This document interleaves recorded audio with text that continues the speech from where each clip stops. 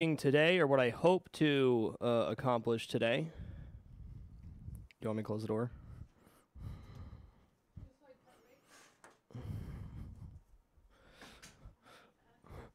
What I'm hoping to accomplish today is get as much pulled off the playfield as I possibly can. The big project today is going to be getting this ramp off. This ramp is one big piece. It encompasses this drop-off lane, the bear kick ramp. It's just one big piece of plastic with a lot of connectors that lead to the bottom of the playfield. So it's going to be interesting. I'm going to have to pull up the playfield and see if it's going to be easier to do it from the bottom or the top. Time will tell. What's up, Osler Dev? This stream is going to be quieter than a normal broadcast, yes, because I'm using XSplit to capture, which does not have microphone boost like OBS does. The volume should be pretty consistent. It's the same setup I used last night, so my voice is also a bit strained, so I may talk slightly quieter than normal. So apologies for any inconvenience. I sincerely hope XSplit gets microphone boost of some sort. JavaScript and Melders, thank you for keeping it dapper, fellas. Insert wall, thank you. You know, Tulu 6, I think I'm really only into solid state. I had to junk my childhood machine, which is electromechanical. I like electromechanical machines, but for streaming, I think solid state's really where it's at. They're a lot more active and fun to watch. This is the first stream of this. We are just getting barely into breaking this thing down. I'm going to do exclam overview here in the chat. I made a short video last night talking about what we're going to be doing and some of the damage that's on this machine. Chat will be open tonight, as it is for most Pinball Cast. So let me just go over. I'm going to go to the handy cam here, and we'll talk about the setup and how we're going to approach this project. Okay, well, maybe I won't do that. Maybe I should not have bound that to F12, but okay. Okay, so here's my setup. I got multicolored electrical tape to mark the Molex clips or any wires that I need to know where they go under the playfield, scissors, bag, Sharpies, micrometer, measuring a few things. I've been to put all this stuff in. There's you guys. And here's the machine. So we're probably going to start just by taking this stuff off, and we'll just kind of work our way up with the end goal of getting this big plastic ramp off in the back. I started peeling up this vinyl overlay. You can see it actually looks pretty nice under there, so I'm kind of excited to get this off eventually. But that's going to be once the once everything else is off. Also got our soldering iron and our notepad. We're going to be writing down the list that we take things off. When I did the Star Trek Next Generation machine, what we did was we wrote down each piece that we took off. So what I'm going to do here is I'm going to take a before and after picture of each thing I take off, and then go back after the fact and mark the pictures similar to what I did. Had some organizational problems with the Star Trek machine. Everything got back on just fine, but I have a much better idea of what I'm doing at this point. So the first thing we're going to do is take a photo of this and this, because that's what we're going to be taking off first. Okay, we'll get a couple wide shots of the playfield here too, so that I can mark something if need be. Okay.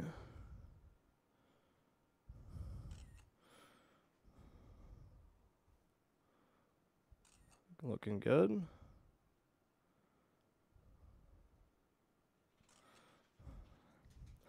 Okay, cool, and we're gonna switch back over here.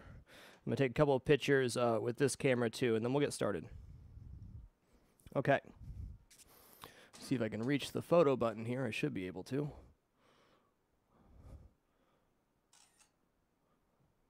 Preferably not with my arm in the shot. Okay, cool. All right. So to begin, we're going to take a picture of what we're going to take off, which is first we're going to take off the lane dividers, these things. Be taking off this and this to begin with. So it's going to get a picture of each. I've already ordered new plastics for this machine, so I can be a little more, well, I can be a little quicker taking stuff off at this point. Okay, cool. Got our handy dandy screwdriver.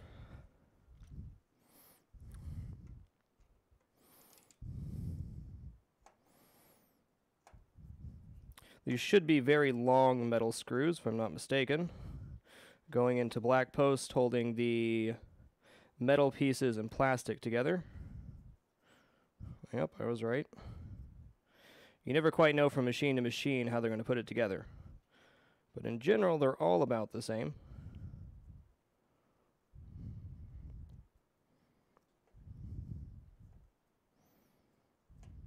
All right.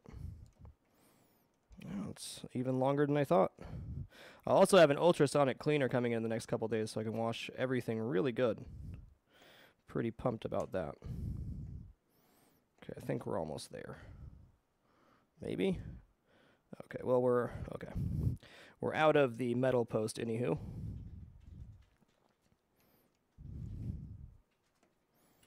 Gonna be taking my sweet time with this project and just kind of doing it at my own pace.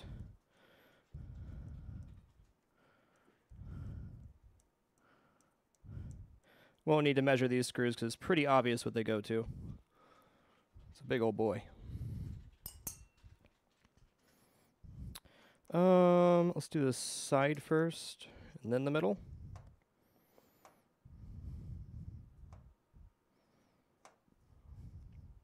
Horvier, thank you for keeping it dapper, sir. Appreciate it. Do.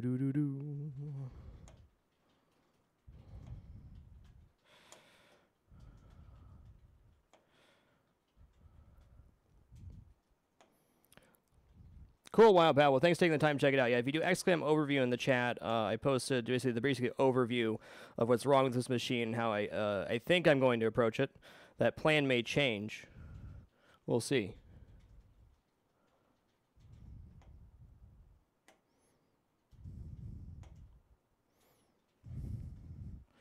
You got that right, Ashley. I appreciate every single person that comes out to watch these streams, no matter how many people there are. Have to keep everything in perspective. Perspective's good. Well, it's almost there. There it goes. Nice. Indeed, Wiz. I got pinball fever right now. I'm like rearing to go here. Can't frickin' wait. Okay, so I gotta be careful with this one because it's jiggling about. Don't want to damage the wood underneath or do something stupid here. Okay, so we can just pull this piece off now and do it manually from there. So there we go. We got the... Oh my god, the dirt under here is insane. Cool, though. Okay. Gonna grabbing onto the post here, which is gonna make it easier to get the screw out. Yeah, Kakaleo, I know more about pinball machines than I did when I started the next generation machine. I'm be messing with a few audio settings over the next couple days. I got this mic setting right now, which is what I used last night. We'll try something different tomorrow. I'm going to do a comparison. I've only used this Shure mic about 3 or 4 times, so I'm still attempting to mess with the audio. Okay, cool.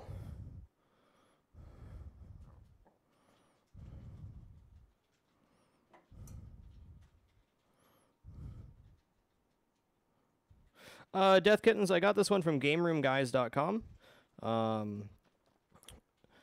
This one's in a little bit rough shape. However, I will say this. When I'm done restoring this machine, I should be able to tackle any project, which I'm pretty excited about. Okay, cool. So we got the 2 pieces here, the metal housing, and then the plastic. These have just little posts in them that just kind of are little plastic clips that slide through the hole. So let's put these here for right now, and we're going to do the other side. I'm going to bag these all together. How long do you think this will take? I am honestly not sure. It's going to take however long it takes. The Star Trek Next Generation machine took me about 3 weeks, but I'm doing way more on this machine than I was that one. So time will tell. This is a much more in-depth project.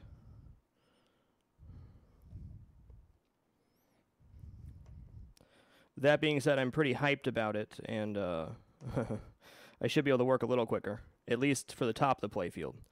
I did not fully depopulate and take everything off the bottom of the Star Trek machine, but I will for this one because I need to redo some paint stuff, take off these overlays that are on the mansion and the power, and reset inserts, and then have it clear coated. So we got a lot of work ahead of us.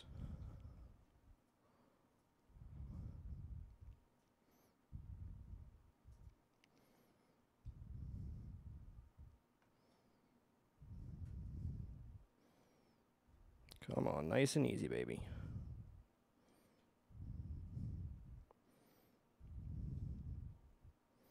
Nice and easy. All right.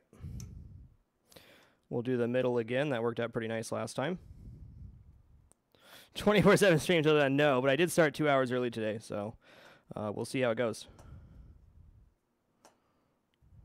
But thank you all for joining. I have to say thank you everybody that did support the Kickstarter to get the pinball studio set up and allow this capture to happen. Pinball has been a real joy for me, and it really filled a gap in my life that I needed. I needed a hobby really bad, and this has been an incredibly exciting venture for me, and something I can really focus my excess energy on. I may seem pretty placated on stream and stuff, but my mind moves a million miles an hour, so it gives me something to focus on, which is very good. Otherwise, I just end up pacing around the house all day, and it's not really healthy. Blind God, I pulled the Playfield on my Star Trek Next Generation machine, but that was really my learning process. This will be more the workshop for repairing pinball machines. So I kind of cut my teeth on the Star Trek Next Generation machine, but I had no idea what I was getting into. I have a much better idea of what I'm getting into at this point. I'm not going to nerf the magnets, no, but I am going to create a heat sink of sorts for them to keep them from damaging the Playfield again. I don't know how bad the burn damage is because I have not seen what's underneath this overlay. It could be anywhere from just a couple little cracks to really bad. So we'll find out when we get that thing off. Dark Samus 79, welcome to the Dapper, sir. A little hand to you. Thanks so much, man. Oh, this one has 4 screws. I didn't even notice that. That's crazy. Okay. So this one's longer than the other. My dang. Nice, Gecko Leo. All of this will be documented on Twitch here and YouTube. And I'm also going to take care to really explain in depth some of the things I'm doing as far as, especially when we get into replacing parts and doing repairs.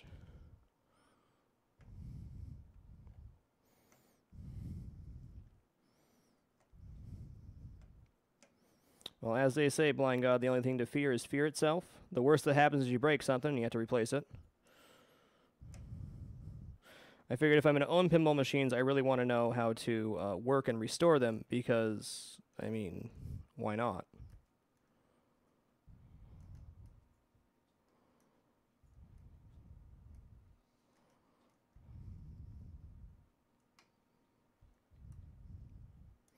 Almost there, baby.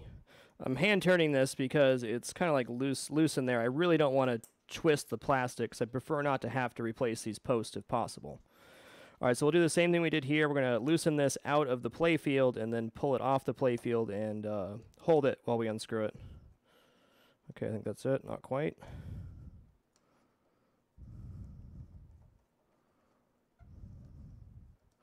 Okay, so the screws go pretty deep into the Playfield. I'd say 3/4 of an inch or so.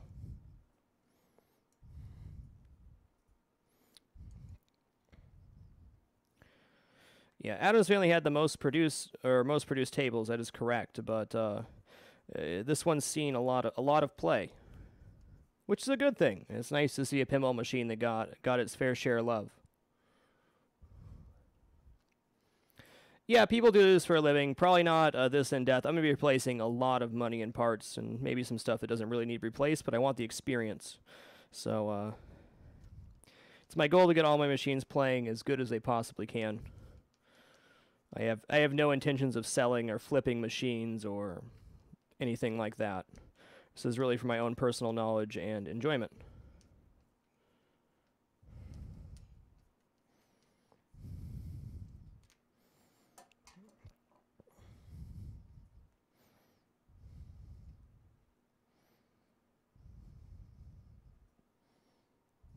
Okay, cool. So we got all the screws out, all 7 of them. We got all our pieces here. And the next step is to bag these and then label. Bag and label everything. Create a list, a numbered list of the order that things get taken off, so you know what order to put them back on in as well.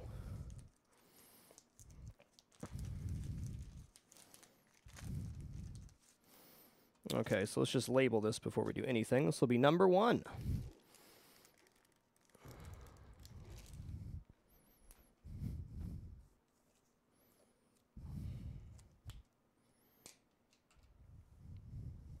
You know, Mirdan, I'm not honestly sure.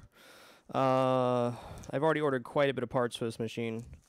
Probably around,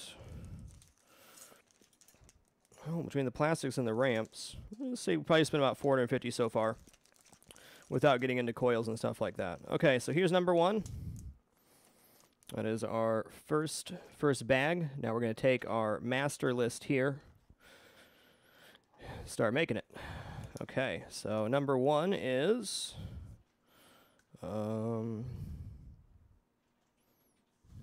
in-lane ramps.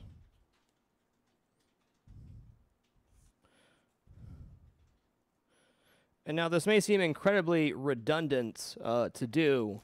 This really would have helped me out last time if I did it. Even though I know it's pretty obvious to me when I look at this piece exactly where it goes on the machine.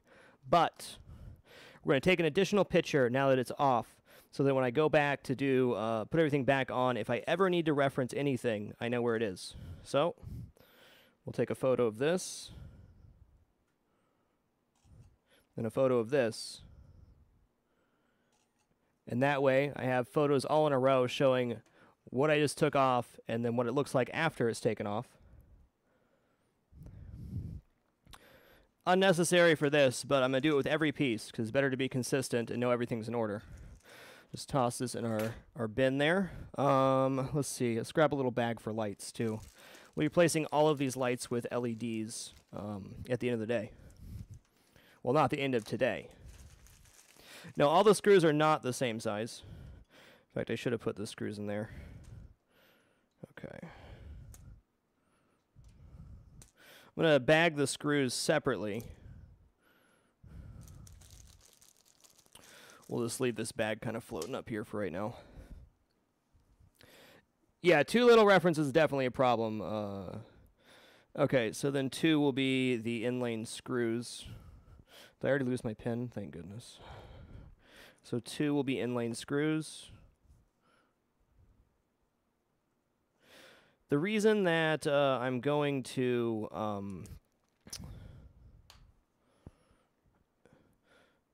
bag the screws separately is 1, they can scratch at the plastic, which is not really an issue here, but 2, I'm going to be ultrasonic washing all the screws anyways, and if I need to go like to the hardware store and replace any screws, it'll be a lot easier to have them bagged separately and not have to dig through a bajillion different things. Okay. This will be 2.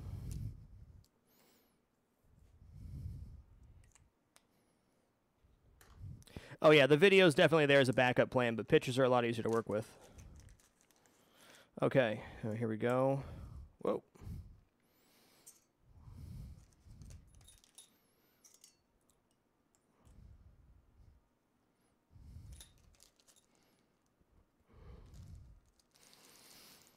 Okay, so there we have it. We've got a little bit of rust on them, but I imagine these might be kind of hard to find. Not a bad idea at all. I'm bagging the screws based on location, but when we get into things that are not unique, like these screws, I will also measure them with a micrometer so that I have a reference point of where they go.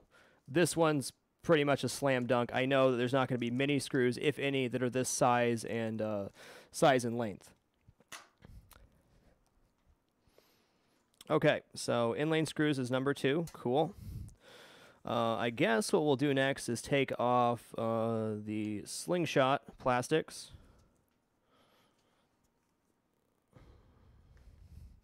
Okay. Parts.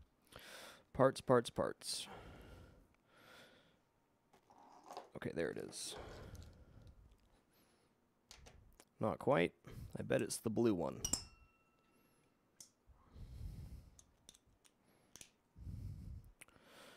blue. Nice.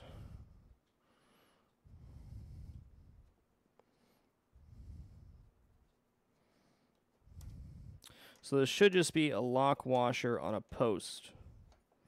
Should be pretty straightforward, I think. Oh, it's a long one, huh? Okay. Oh, the post itself comes out. That's interesting. Okay, I don't think that's what I wanted. In fact, it's not what I wanted. So I'm going to screw this back in and then grab it with pliers on the bottom because I don't want to take out the number 10 post here yet. Actually, that's not number 10. Okay, so we got that back in. So I'm going to have to clamp this with a pair of pliers to get the lock washer off. Okay, let's grab these.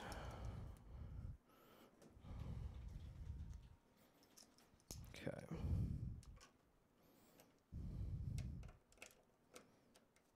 There we go.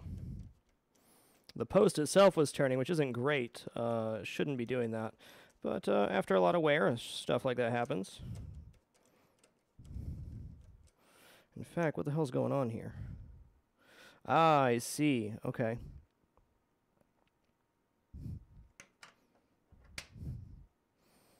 I grabbed it from the wrong spot. Looks like maybe needle nose then. So the post itself is unscrewing, which isn't the end of the world, but I don't want to take the post off yet. That's definitely for a later date. So let's find our needle nose pliers. See if we can get a good clamp on this thing on the bottom.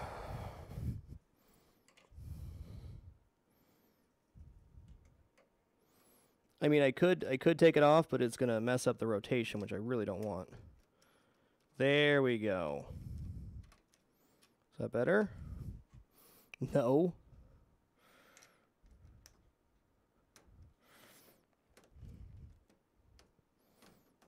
Of course, we're running into our first problem already. Why wouldn't we? Okay. So,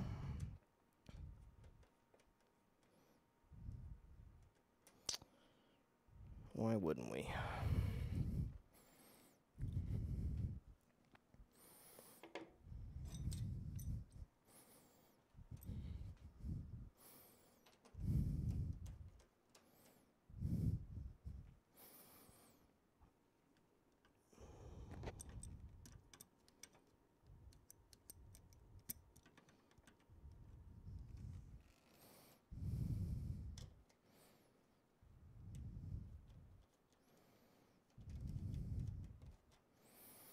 Well, maybe I'll have to take the post out to make this happen. I don't know. Like, the lock washer is pretty not wanting to come off. Well, very well then. I'm going to move to the other side and see if the same thing happens. And if it does, we'll figure it out in a moment.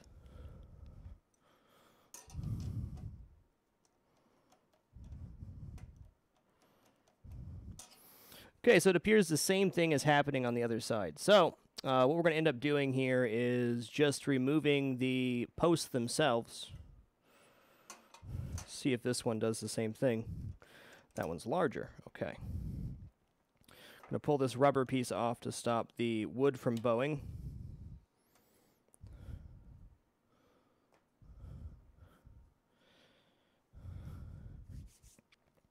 I'm honestly surprised that happened. It's not the end of the world. It's just interesting.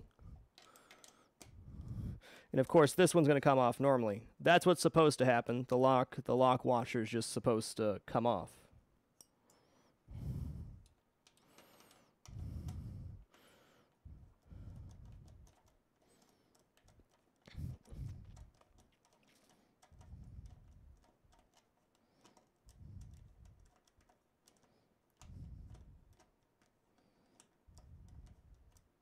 Okay, so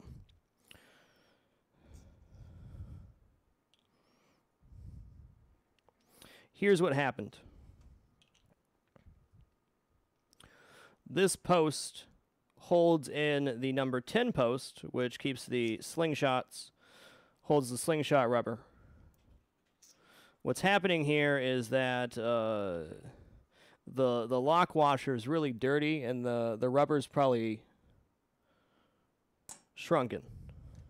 So I need to clamp this and pull off the lock washer, and then maybe put the post back in. I don't know.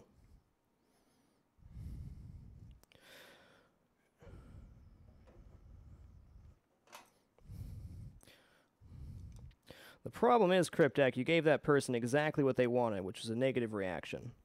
The best reaction when it comes to trolls is no reaction, because then they don't get what they want. How unsatisfying.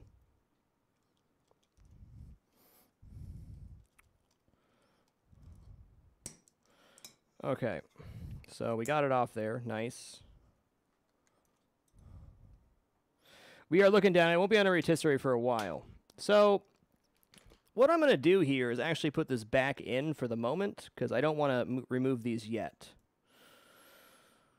There is a metal post down there, so my thought of hurting the wood's not going to happen. Crap, I didn't take a picture of these beforehand. Okay, well, let's do it again. Switch over here.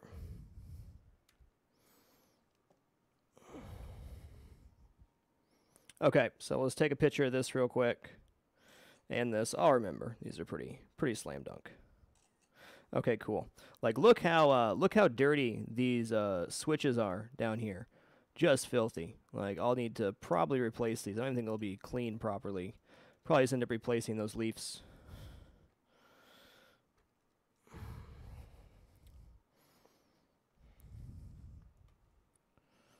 Do-do-do.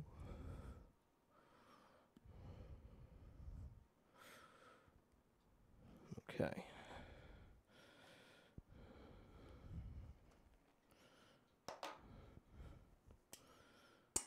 Okay, so we got 2 lock washers. Yeah, I'm definitely going to have to replace these lock washers. No question. Let's try the red one here. Is that good? No. Okay, that'll be good.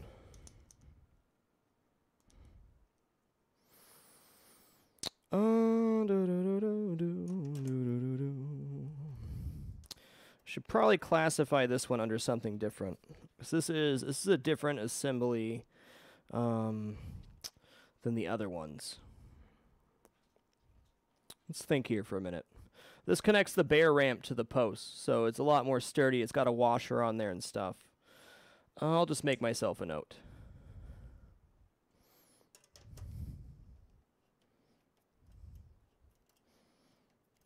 At least this one didn't unscrew the post. Good. Yeah, these lock washers are pretty jacked, so probably replace those. Got a nice washer here. Okay, so then this is... Okay, so we ran into our first hiccup here. I have to remove this this bear ramp to get the slingshot off. Okay, I'm going to classify this under something else. And after we do these slingshots, I'm going to do the bear ramp directly afterwards. So, let's make a bag for ourselves here. Number 3. Number 3 is going to be slingshot plastics.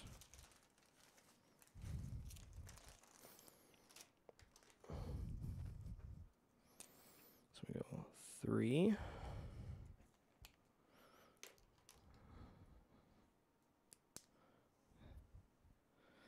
For sure, Fracture. That's a good thing. Thanks for the heads up there. Okay, so 3 is going to be slingshot plastics. Plastic. I'm going to put a note here, replace washers, or replace lock nuts.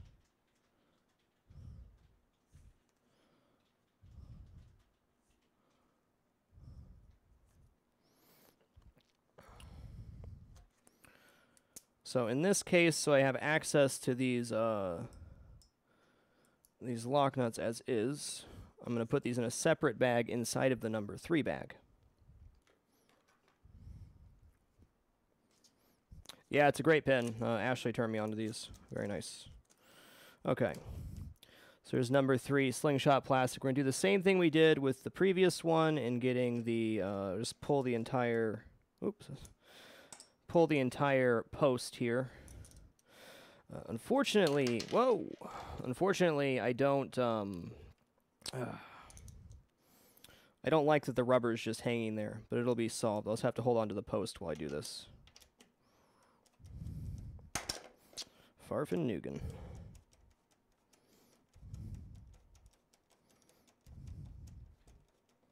Okay. All right, post is out safely. Okay, post is off. Well, I can't help but feel like I goofed there. I should be able to get an adequate grip on this now to get it off. Not too worried about damaging plastics here because we're going to be replacing all the plastics anywho.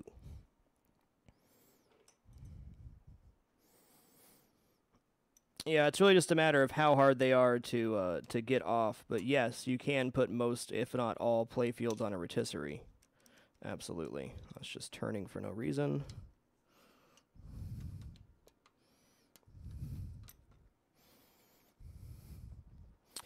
Okay, well, if I did this again, I'd remove the bear ramp first and then go from there. I've already managed to crack the plastic. Don't worry, we're getting new plastics. There we go. Okay.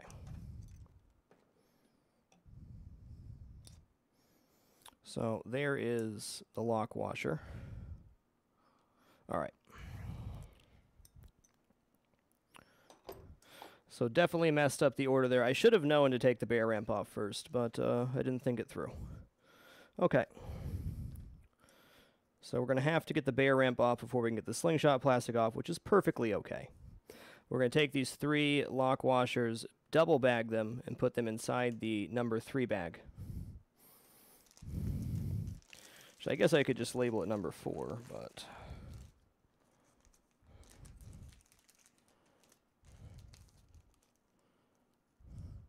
Okay, so we have our 3 lock washers here, which need to be replaced, or lock nuts, excuse me, for sure. And then we have this one, which connects onto the bear ramp, which we're going to put in a separate bag. Don't worry about this post in a minute. Okay, so this will be number 3. It's going to mark this with a red X so I can see it through the bag and know to grab it. Know that those are bad. Even running these through an ultrasonic's not going to replace the, or make the rubber nice and white, so. Pinball industry is actually doing better than ever. Well, not better than ever, but as good as it has been in the past 10 years. Okay, so there's that. Now, getting the bear ramp off is going to be tricky. I'm going to move over to the handy cam here and show you why.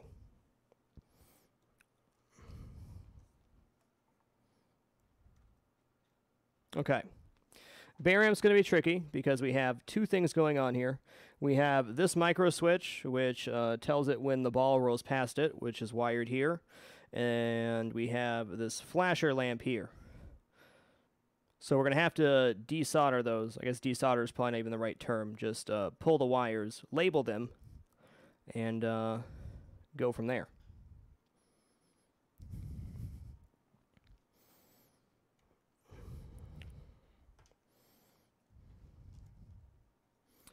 We're also going to want to tape these wires to make sure we know which way they go. Luckily, on all the micro switches, the green wire is on the middle tab, the white wire is on the left tab, and there's a diode connecting the 2. Cutting them's an option, but if I can't find the micro switch I want, then it's easier just to resolder. So.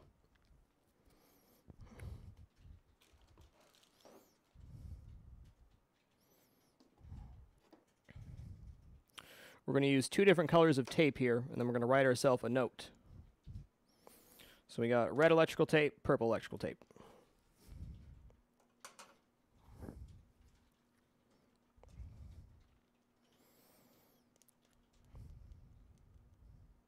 Where did I put my large notebook?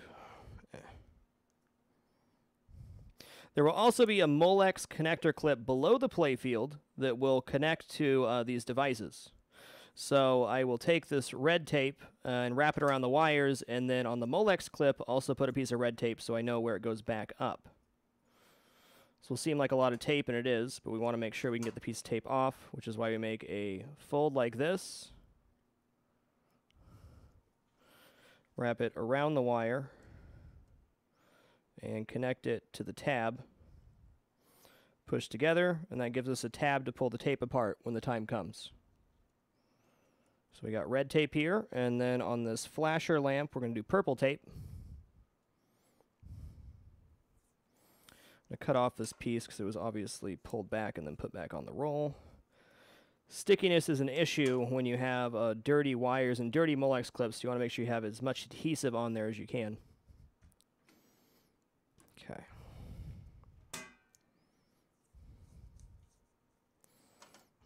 Cut ourselves another piece of tape here.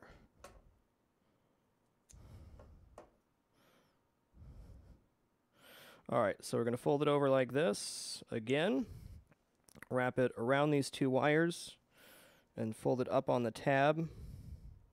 Get in there, wires. Give it a nice squeeze. Cool. Okay, so here we are. Now I have to grab my soldering iron and pull these wires off. How does this tab look on the bottom? Well, that's going to be tricky to get to. We'll make it work, though. Okay.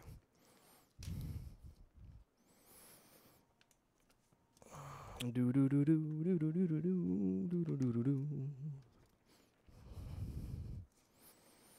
clean up our workstation.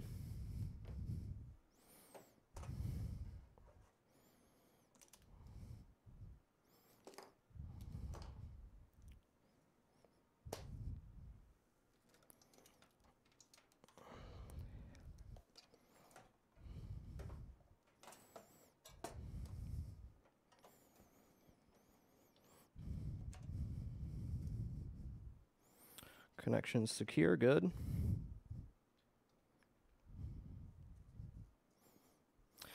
Honestly, soldering was very daunting to me when I first got started into this, but now it's a no-brainer. Honestly, the solder connections in pinball machines are ultra simple.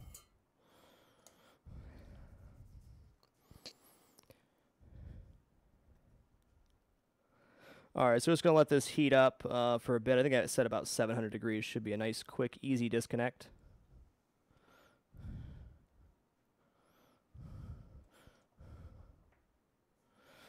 Okay, we also got our tool here.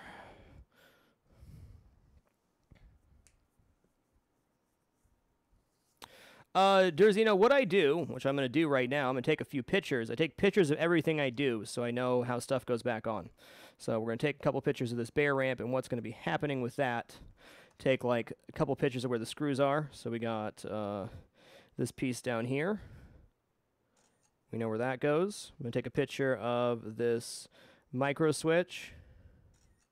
And also going to try to take a picture of the underside here. At least get one of the wires so I can see. Okay, the black is on the far tab here. So we know that's how it goes. I'm honestly not sure if the tabs matter on the flashers, which way they go. But better safe than sorry. And this is the last two screws that will need to be removed for the bear kick ramp.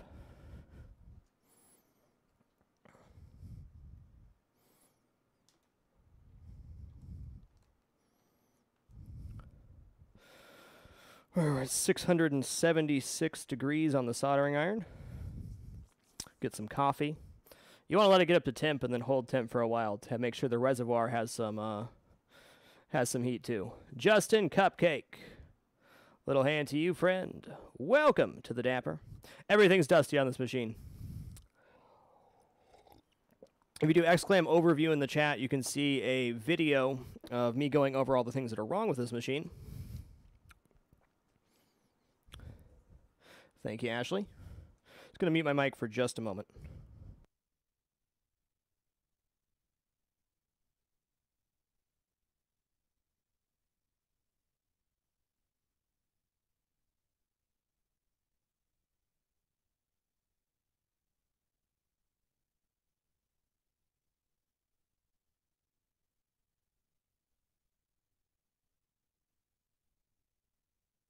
All right, guys. Well, we're at 682. That should be perfectly good. Well, I didn't leave myself much space here. I'm going to grab an alligator clip just to be safe. Don't want to touch my hand to a soldering iron. That hurts. Come on, alligator clip. Where you at? Electrical clips, housings. Da-da-da-da-da-da. There we go. Okay.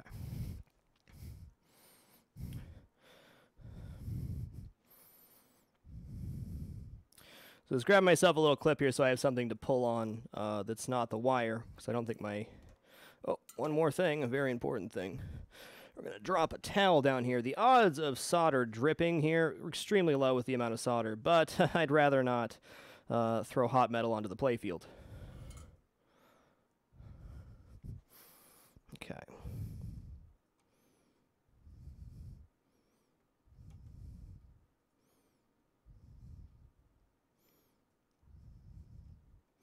You can do it, little buddy. I didn't let my iron heat up for long enough. Now I'm paying the price. I want to get this wire off without removing the diode. Okay, cool, we got there. Good stuff. So there's one wire down. We'll let this heat up for just another minute. In fact, I'm going to pump up the heat to about 720 because I want it to melt quickly and not have to hold it on there.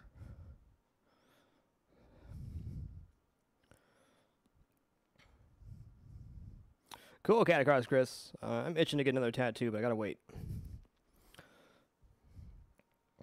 I am desoldering. We're removing these wires because we're going to have to pull the bear ramp off, and there's not a good way to pull the Molex clips through because there's plastic on the machine right now, and the bear kick ramp blocks the plastic, or me getting to the plastic, so I have to desolder the wires to pull the ramp.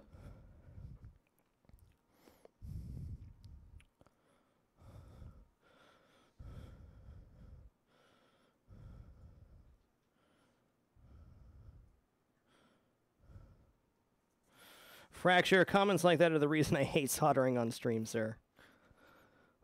I'm just melting solder right now. I'm not actually soldering stuff. I know everybody's better at soldering than me, and I'm okay with that. There we go.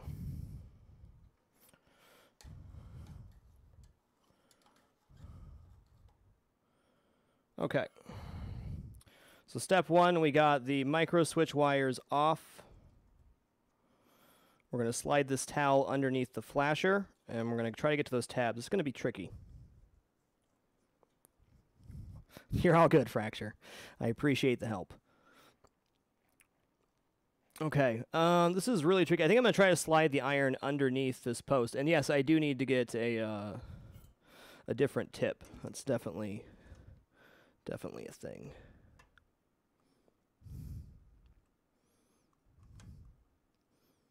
Okay, that was nice and easy. Easier than I thought it was going to be. So there's one wire. Okay. It looks like they got it on the far side of the tab. Very well. That's good enough. Resoldering these is going to be an adventure. I'll get my dad to help with that or something. Okay, I can't see from that angle. Let's see here. Okay.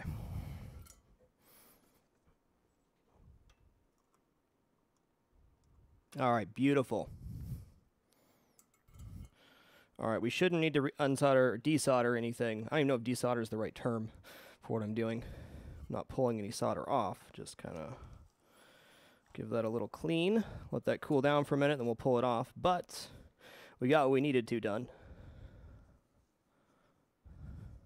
I've heard that these little, was it brass wool or whatever it is, wears your tip down a bit faster. Tips are like, what, $7?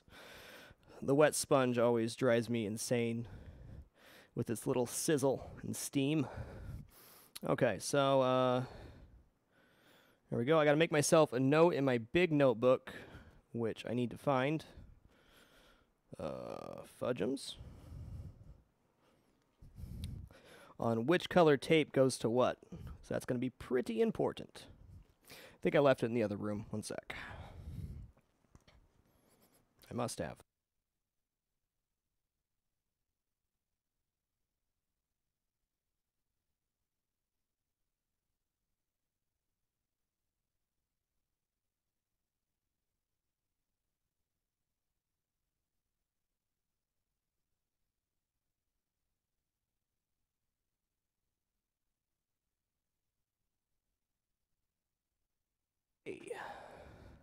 Yeah, there's multiple ways to pronounce it, I believe. Solder, solder, whatever you want to call it. Dude, what the hell did I do with my big notebook?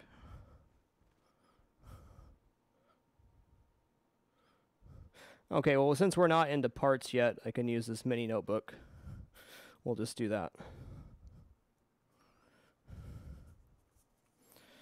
So what I'm going to do here is write down what color tape goes to what.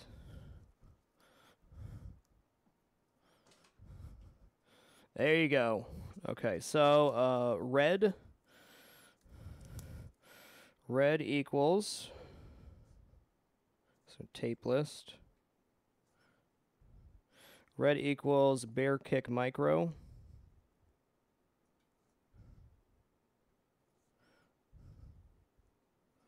And purple, Bear Kick Flasher.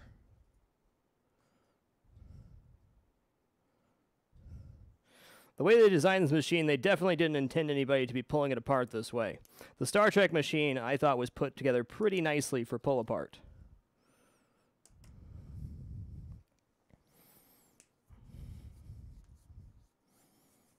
Usually caught out my finger, nice. Alright, this thing's probably still pretty darn hot, so gonna give it another second, and we'll talk about what we're gonna do next. I got one more screw over here, and then the 2 screws up top here. Let's go ahead and pull this one off while we're waiting for the iron to cool down, and then we'll go from there.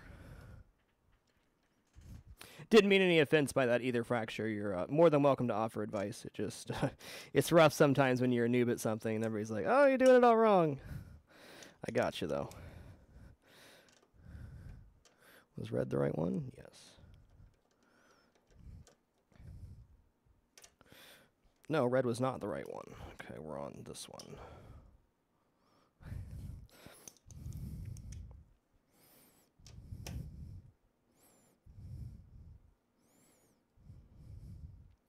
What I might end up doing is extending these wires when I put it back together so that I can solder it while it's not sitting in this position. So this is a real predicament.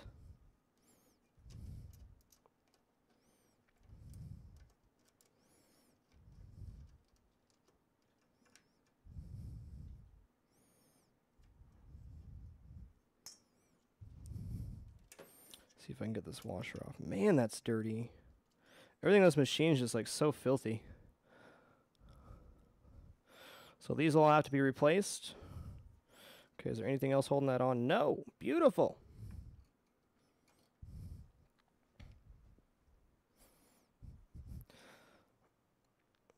Okay.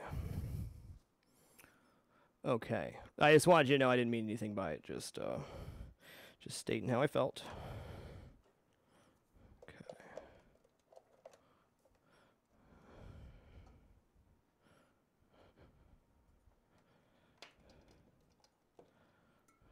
And I do appreciate advice. I actually learned how to solder from a lot of my viewers, so very helpful.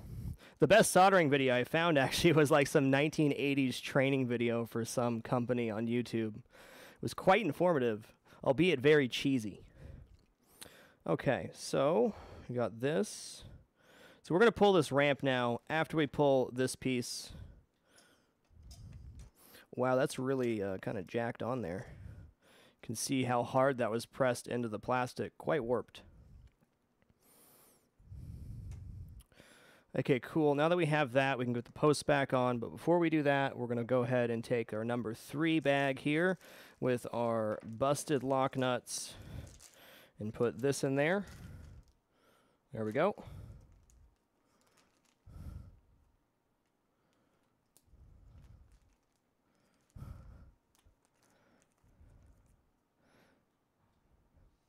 I learned from a black and white NASA video. Now they are sticklers for quality. There you go. Okay, so we'll throw that in the bin. Cool. I'm going to throw this post back on here just for my own purposes, just so I know where the hell I'm at. I'm not sure if I think this is not a number 10 post. I don't even know what these are called. Okay, cool. We'll take these posts off shortly, but this bear ramp's got to go. So we have 2 washers, 2 lock nuts that are completely jacked, a little rusted. The last thing I need to take off for this would be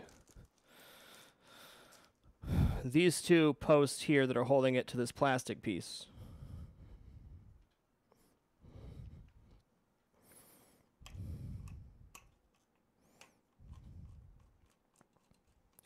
The one thing I wish this machine had that it doesn't is a screw list for, wow, it's a lot shorter than I thought it was going to be. A screw list, so that I could like go out and like order screws and stuff, but not so much.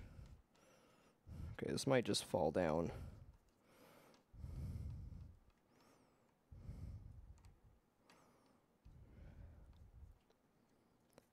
Another reason I tape the wires beforehand is I'm going to pull them through the bottom of the playfield, and I need to know what Molex they connect to so I can label those properly. But on a great note, we got ourselves a bear kick ramp. Nice! This frees up a lot of getting to a lot of plastic pieces, but there's the lamp we desoldered. This light housing pulls off. I might buy a new one, but I'm going to try toss it into ultrasonic to see how it comes out. Crit Plays, Twitch is for gaming content, and this is a classic gaming cabinet. So this is very much falls under the category of gaming. So we're restoring a classic game cab.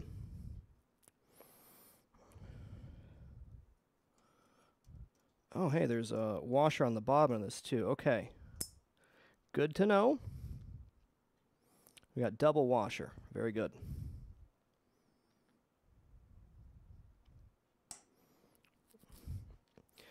Okay, so we have the Slingshot plastic. I got replaced lock nuts as a note. I'm going to put 4 as bear kick screws. I obviously know what the bear kick ramp is. There's not like 18 ramps like the Star Trek machine.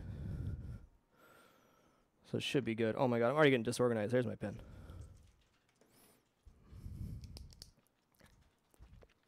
Okay, 4 is going to be bear kick ramp screws and washers. Make myself a note. Small washer on bottom post.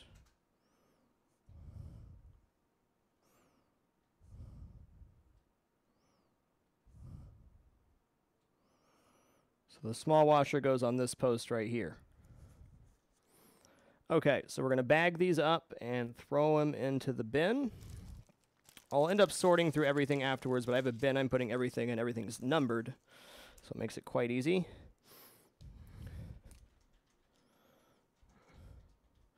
Well, honestly, the bottom of this one's not as terrifying as the Star Trek machine. But I'm also going to mark this with a red X so that I know that these need replaced if I can. If you do exclam overview in the chat, it'll bring up a... oh, goodness. It'll bring up a video of me going over all the stuff that's wrong with the machine. Okay. So this is our number 4. Who knows? These might clean up good in ultrasonic. We'll have to just wait and see. Okay, so there's number 4. I got an X on it because I believe they're going to need to be replaced. If not, wash very thoroughly. Okay, number 4 is done. We got our bear kick ramp off. Amazing.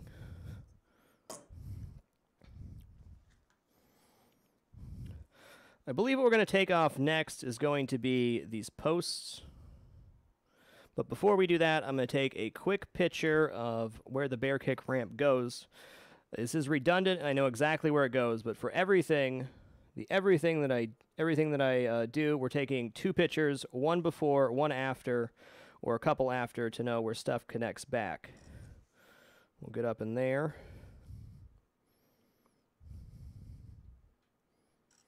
Pretty straightforward, and that post as well.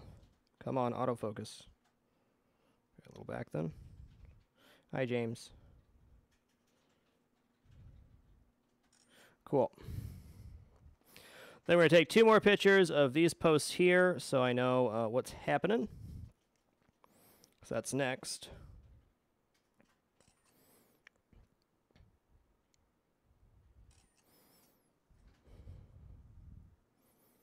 Okay.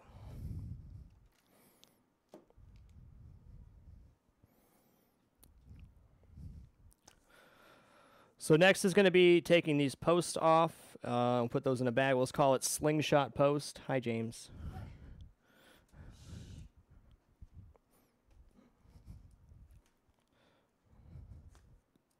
All right, 5 will be Slingshot post.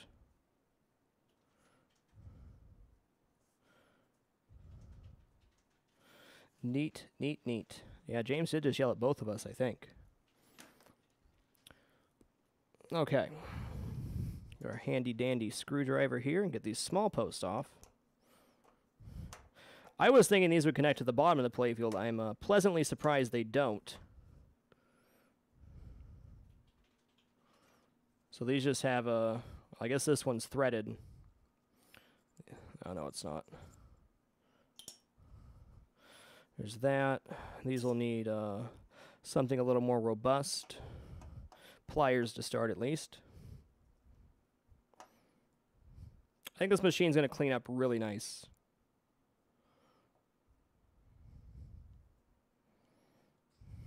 Okay. Let's go ahead and grab... We'll start with pliers. These should come off relatively easily once it gets started. This one might just unscrew hand. Yeah, there we go. So that one was already loose.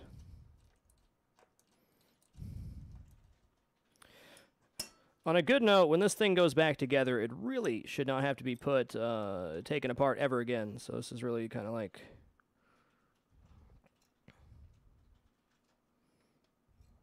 Okay, you don't want to do that. That's fine. I understand. Well, let's grab actual pliers.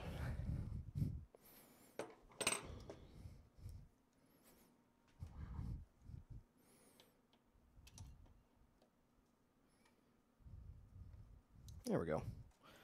Nice and easy. I think these will come out of an ultrasonic looking brand new. Time will tell. I'll be taking everything off the playfield. It's got this overlay on there, this, and on the house, which I'm going to remove. Going to be getting it repaint. Well, I'll repaint what I can and then clear coat it. Have somebody clear coat it. So... I'll replace the Mylar pieces, of course, too, and add a few Mylar where they should have originally, like where this bear kick drops down.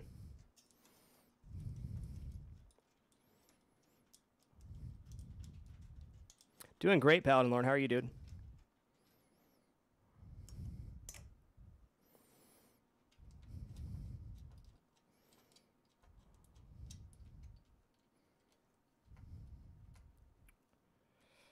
Okay.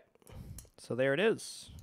Now I'll take a bag labeled number 5 for Slingshot posts.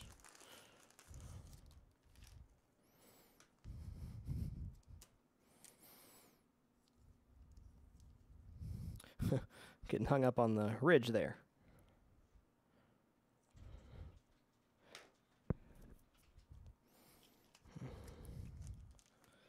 Yeah, every time I start a project, it's like, oh, it's going to take so long, and then, you know, we're ahead of pace. So we're just dropping these in here. They're equal on both sides, so no need to separate the left and the right. There we go. Gonna bring the camera back just to show you guys the damage here and how dirty this damn thing is. Okay. Like right here, you can see the wood is completely jacked from the ball dropping so many times. And you can just see the level of dirt that's under here. It's even wiping off, but oh boy.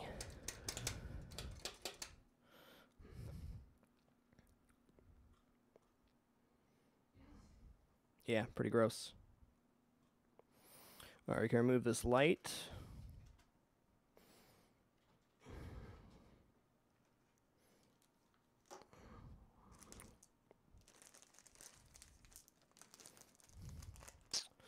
Man, I really need that big notebook. I don't know where it is. Yeah. I know. It's not on the bottom side of the computer? Nope. Oh, here it is.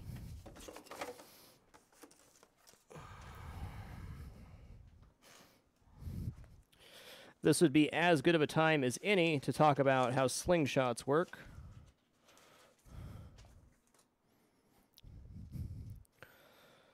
That was definitely one of the questions people had on how it works, so... Well, darn, I don't know what time... I don't have a time marker here. Cheese and rice.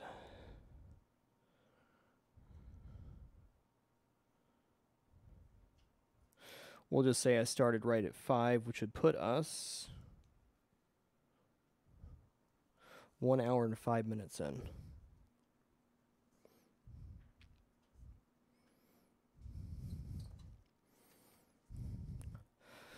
Okay, we're going to hop over to this camera here real quick, and we'll talk about how the slingshots work on a pinball machine. Okay, so here is our slingshot mechanism. How a slingshot works is the rubber is laid across these leaf switches. When the ball touches this, the things connect, which causes this arm to kick out. And that's how the slingshots kick the ball back and forth on both sides. So the rubber just lays here and keeps the switch pretty close. Ball touches this, and then it kicks the thing out. It's just got a solenoid under there, which kicks the arm out repeatedly. Pretty slam dunk, but that is how slingshot works on pretty much every pinball machine ever made. I've never seen any different. These switches are going to need to be replaced for sure. But that's for another time. Are you guys seeing any tearing on the stream? Like, no tearing? Cool. Interlacing's been like a weird thing for the past couple weeks for me. I don't shake it on camera again. I was facing it a little bit. Yeah, it's cool. Okay, so there's that. What to do next?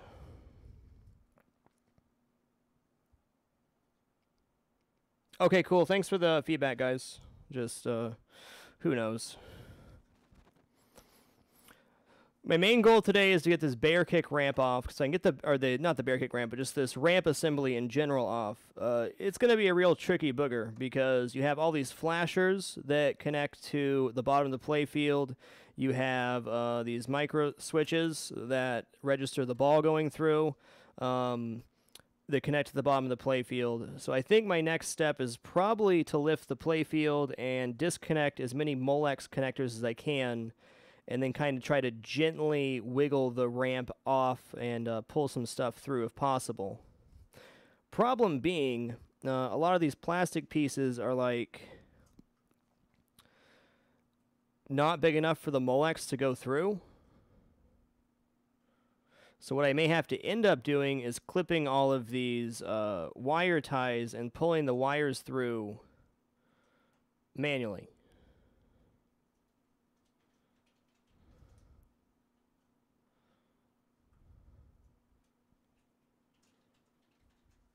Oh, that's probably an exposure setting. Hold on a second. I can fix that. That's different than tearing. Let's go exposure, manual. No, that's not what I did.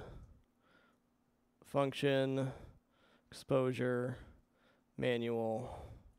We'll bump it up a smidge. Why are you doing this to me, machine? Come on. Why are you only letting me go down and not up? That doesn't even make sense, dude. Oh, because I did that. Okay, auto. Function. Automatic, okay. Function, exposure, manual. It has to be a contrast issue. Whatever. That's all right. We'll live. That's too bright, though. Too much, too much. That looks pretty good.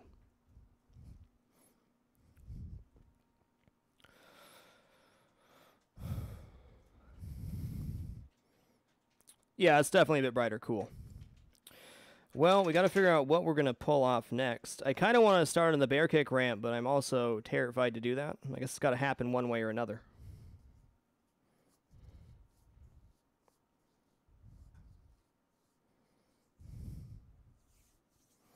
Okay, let me take a quick break and wash my hands. They're quite dirty, and then we'll pull the playfield up and start looking at how many Molex connectors are actually under there.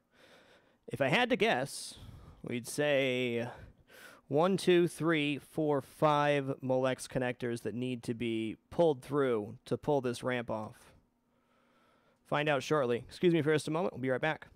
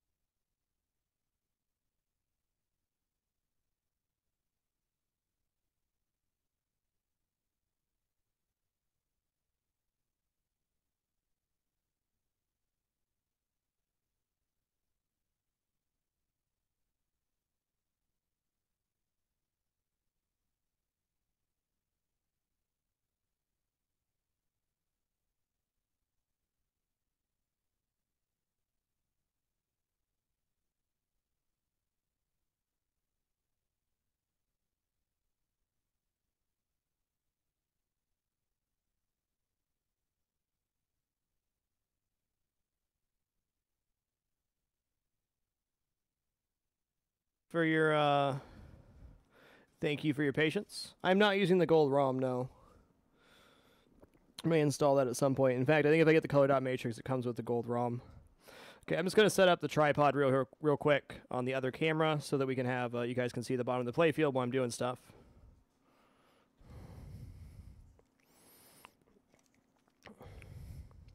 Sounds about right, Paladin Lord. Okay. See if that's a decent view. Not really. Okay, there we go. Okay, close the door again.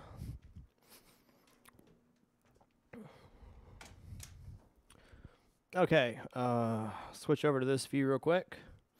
Hey guys. All right.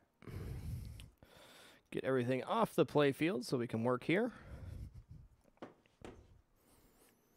Let's take note of the wire colors before we do anything here. We got white and yellow, green and looks like what was blue at one point.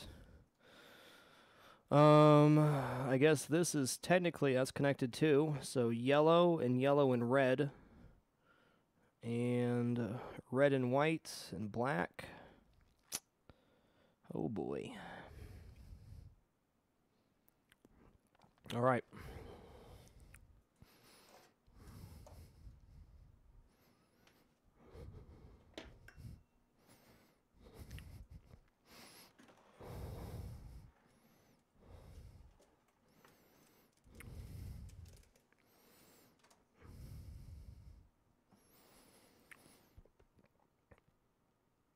Honestly, not as bad as I thought.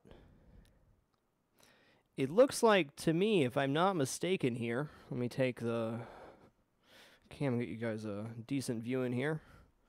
Get some better lighting over here.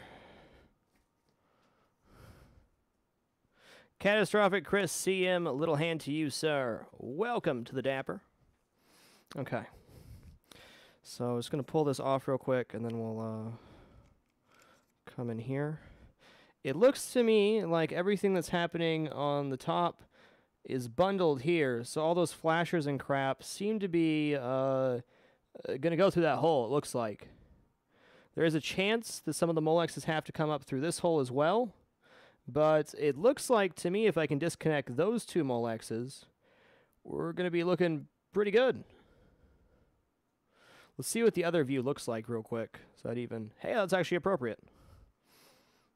It is less scary than the next generation machine, to be honest. There's a lot less going on the bottom of the playfield. No underground subway ramps or other crazy crap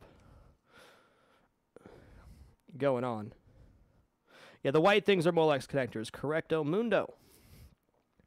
Molex connectors suck to get apart, but we'll manage. Okay, switch back here real quick.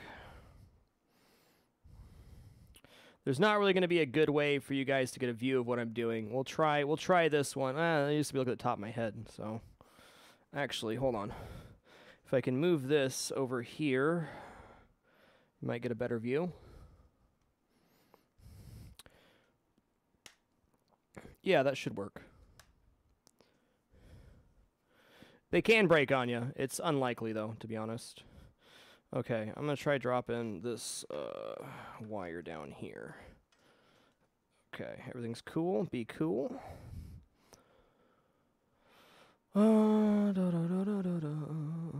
Okay, first things first, I'm going to need to make tape. Actually, I can do the tape later. Okay, so let's go ahead and throw... got green. I already used, what, purple and red. We'll do green and orange here. Granted, you can also tell by the the wires connecting to each other, but doesn't hurt to be redundant. Okay.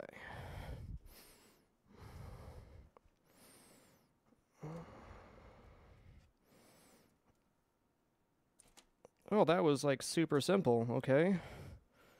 I don't know what that connects to, but lucky day for me. Molex connector slid off no problem. What do I do with my freaking scissors? Okay.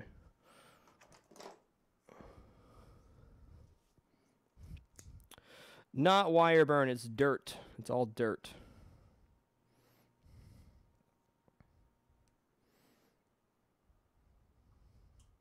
Oh yeah, considering how bad it can be, it's actually not too bad at all. It's just got a lot of dirt and stuff. Because it's definitely an area where there was smoking, is what it boils down to. So, we're going to put this on the Molex connector. We're going to do the same thing we did with the other one. Let me see if I can demonstrate here for the camera. I'll get this one cut first.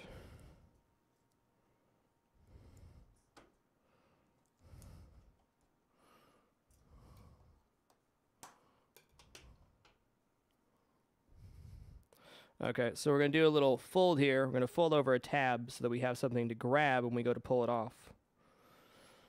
We're going to press it down real firm on the Molex. So we get a really nice press on that to make sure it's not going to go anywhere, because this is all going to get pulled out anyways, and I don't want to lose my place.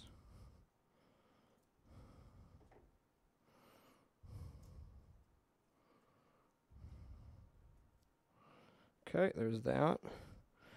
And one more here. Alright, those are good. Those came apart a lot easier than I thought they were going to. The ones on the next generation machine were a real friggin' pain. The problem is I've got to make sure I get everything I need to disconnected, because if I don't disconnect properly, what's going to happen is the ramp's going to be loose, and then when I go to flip the machine up, it's going to pull something it's not supposed to. Man, these are like a breeze. Amazing.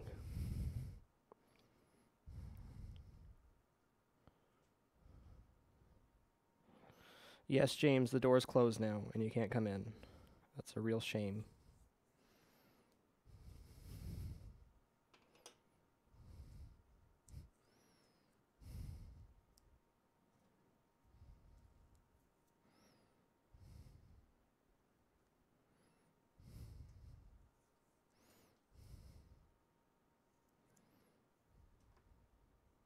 I know, Paladin. That's how I'm feeling right now. Maybe I just got lucky. There's going to be one that's like glued together. Just wait for it. Just wait for it. Okay, here's the orange one. Same thing, we're going to fold over a tab so we have something to grab later. I'm going to seal this on there as good as we can. Give it a nice press.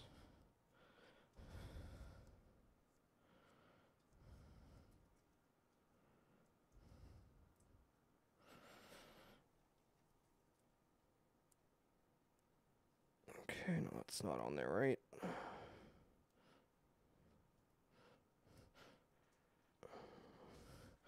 Okay, orange to orange, and then we have this one left.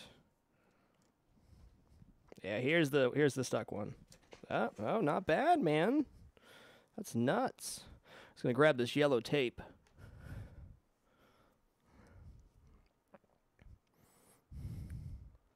Nah, not for this, Saphod. I can always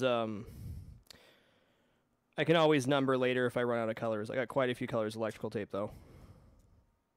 All right, Gecko Leo, catch you later. We can always number tape later if we need to, but in general, there's only so many Molex connectors and so many different colors of wires.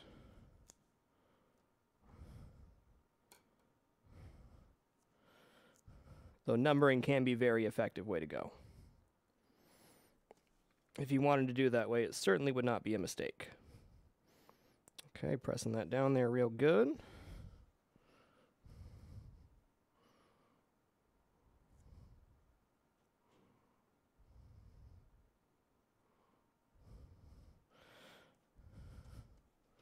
Nothing wrong with being thorough, Carlo. Okay, let me just, I'm just going to kind of tilt this back real quick and take a look. Okay, so it looks to me like, yeah, we're going to have to get the stuff over here too. Which is going to be a pain in my ass, but that's okay. I might as well just disconnect all the Molexes that go through this hole. I guess it's only 2. Any other weird Molexes happening? No, that one goes through that one. There's only 2 that goes through this. So we'll get these done now. And once we pull them through the Playfield, it gets a little bit easier. But that should be the last 2 remaining Molex clips to get the bear kick ramp out. Cool.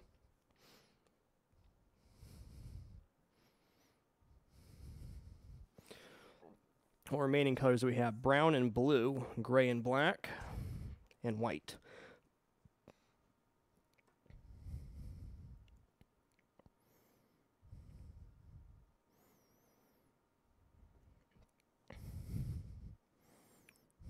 Okay.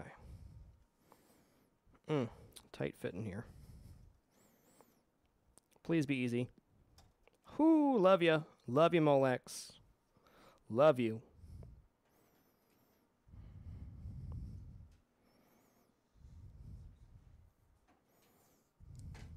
Right now we are disconnecting the Molex clips that will allow us to pull up the bear kick ramp off the Playfield. Oh, James, you're just something today. You are just a cat.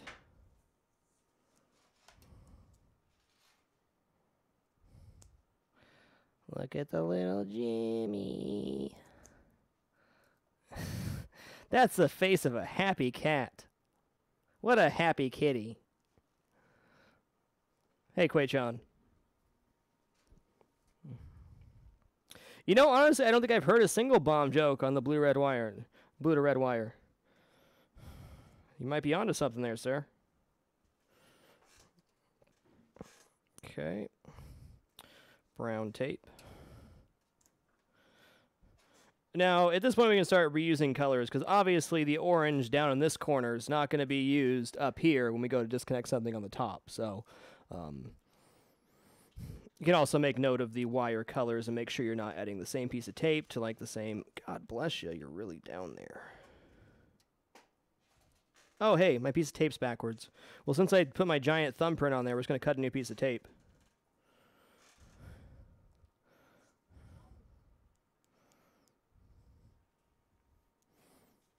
Yep, that's my best fed ferret right there. She's a queen.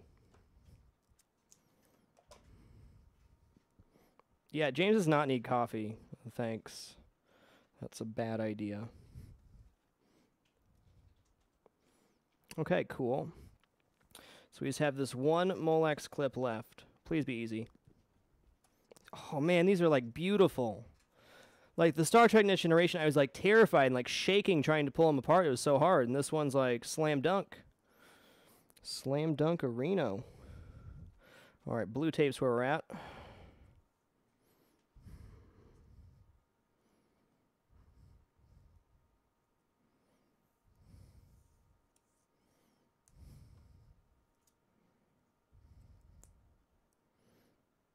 James is a her, yes. And the reason James is a her is orange cats are about 90% being males. When Ashley got her, couldn't tell if it's a boy or a girl, so you just assume it's a boy. All right.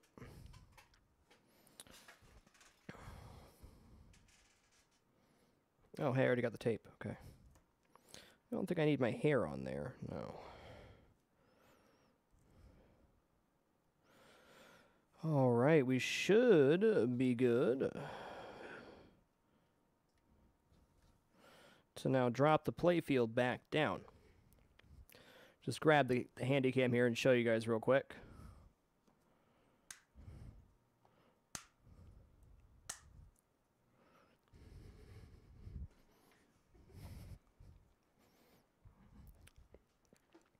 You're being a James. Just stop. Okay. So what we just did was labeled the Molex clips that are going to be pulled through the top of the playfield to remove the bear kick ramp. I think I got them all. We got 3 down there and 2 over here for a total of 5, which is what I said before. So that should be right. The tape's simply to signify which Molex connector goes to which Molex connector. And now you want out, James. That's great. That's great. I'm not going to let you out, James. Okay.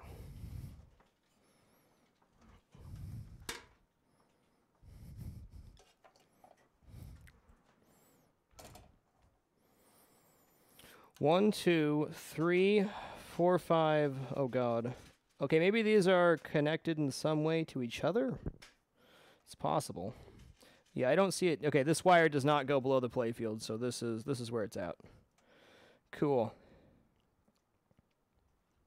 Now the terrifying work begins. Okay. Oh, that light's really blowing that out, isn't it? There we go. Here, James, let me let you out, since, you know, you just scratched to get in, and now you can go out, and then you can come back in about 5 minutes.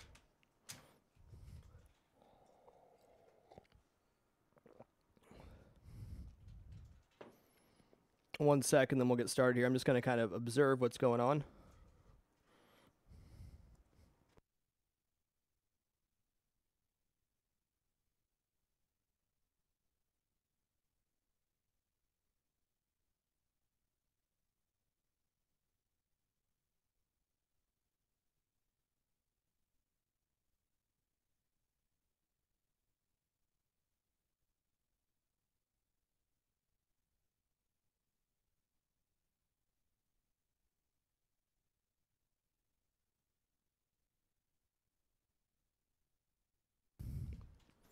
So it looks to me like we have 1, 2, 3, 4, 5 connecting screws that hold the bear kick ramp in place. In addition to the ramp screws, there's 1, 2, 3, 4. So that's nine screws in total that I have to remove to get this ramp off the playfield. Once we get this ramp off the playfield, it really opens up the opportunities of what I have to remove. But before we do that, let's remove this back piece here, because this is going to free up a little room for me to reach those screws. I don't even know what to call that. Not back glass. Playfield glass slot. So we'll make a note here. Oh my God. Okay, hold on. Before I do anything else, I got to organize my friggin' table. Can't stand it.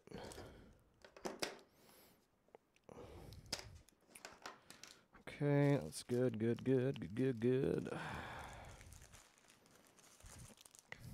Yeah, it's actually a lot more organized than you think on the underside of the playfield. Looks terrifying, is kind of terrifying, but it's everything has a place, you know?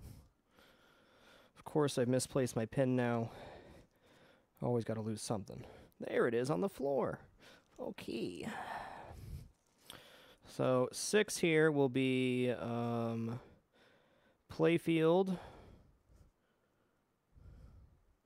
glass holder, screws. Look here, it's 1, 2, 3, 4, 5 hex nuts.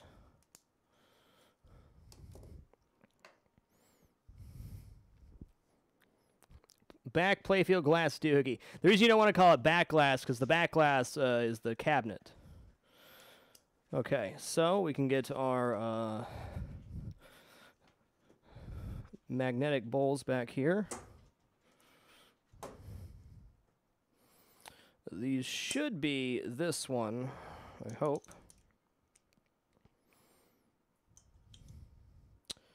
I don't think I'm going to be putting many mods on this machine. I really only care about how the game plays.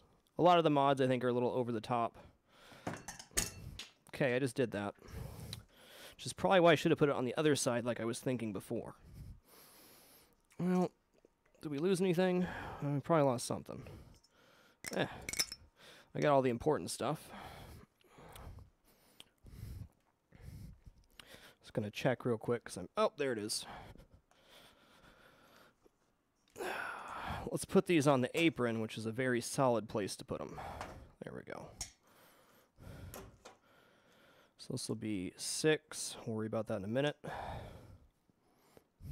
Yeah, magnetic bowls are great. Fan-friggin-tastic. Okay.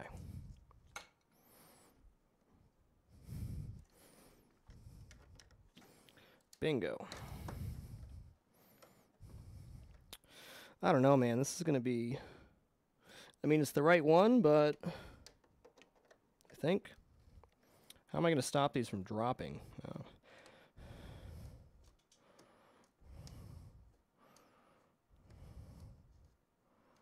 Got it. Those are a lot longer than I was expecting.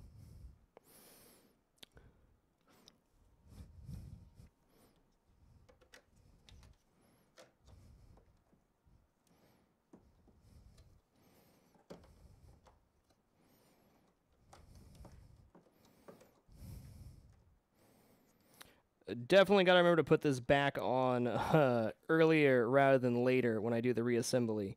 It'll be a lot easier to get in there when there's not a playfield in there. I'll probably leave myself a note. Okay.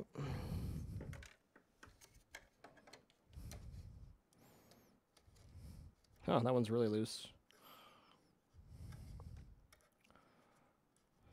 Wait, am I even on there? No, it's not loose. I didn't even get attached there. Well, that makes sense.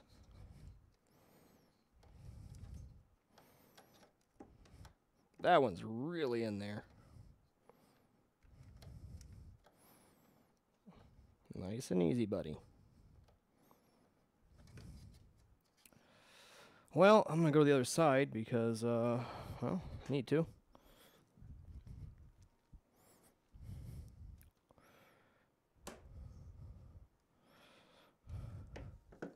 What can I say, Zaphod? I just can't be tamed.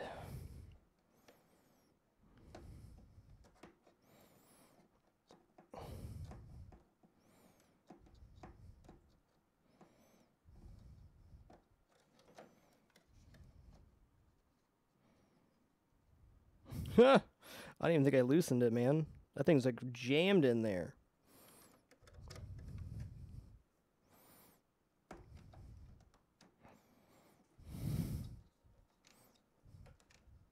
You know, it'd probably help if I turn counterclockwise. Yeah. That'd probably be a huge help.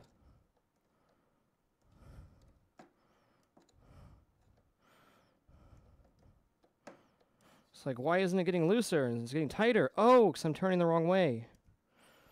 I'm smart.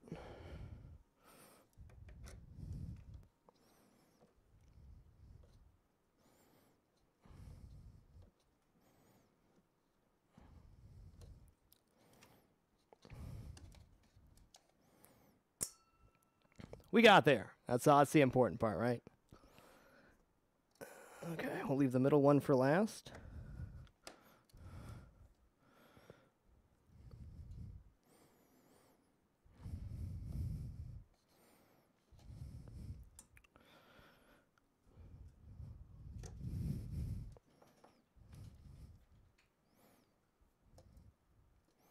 Oh, that's a dusty son of a gun.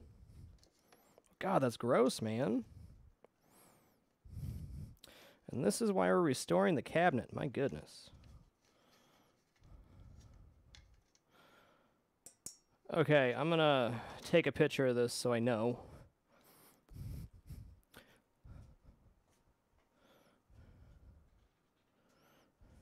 I don't know if we've updated the gear list with the Shure mic yet. Might comment if you exclaim setup, exclaim EQ, it should bring up the list. Okay, we're gonna take a picture of this. Look how gross that is, huh? Yucky.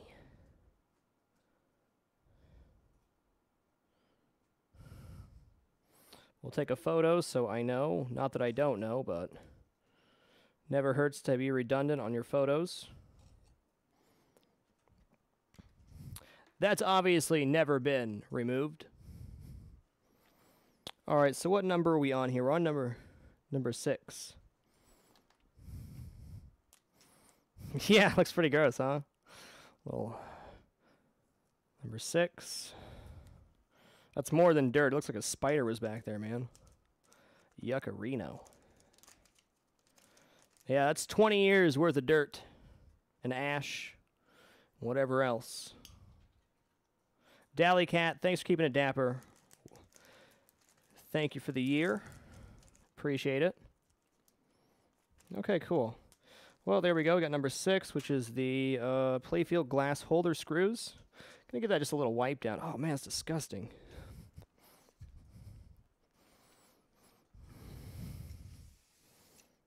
Get at least wiped down, sir. My goodness. Oh yeah, that's nice. Some sort of giant alien spider. Nailed it, sir. Okay. Now it should be a little easier to work back here, so that's good. On to the bear kick ramp. We're going to say, let's start with the ramp screws first. We'll bag those separately.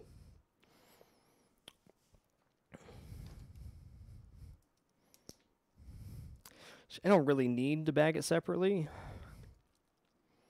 It never hurts. Okay, so we're going to go 7. 7 is ramp flap screws.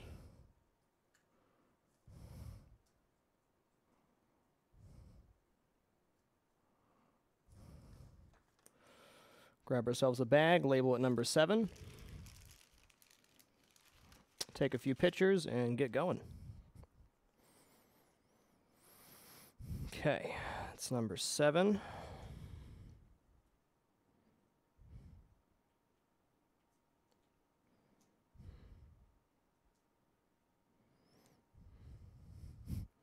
That's right, Carlo. That's right. Okay, so I did that. That's good. Take a few pictures of these ramp flaps, and then we'll remove the screws.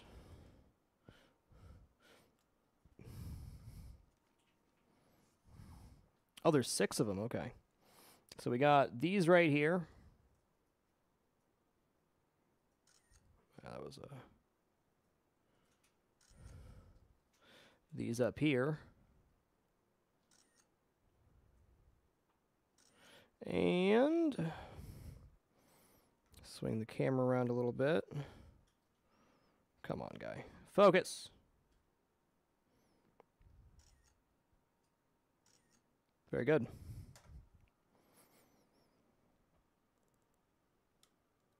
All right. There you go, Armstrong. There you go. All right. Probably work from the other side. Let's drop this here.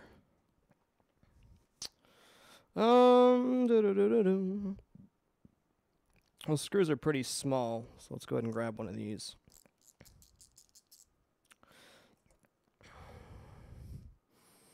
That should be about right.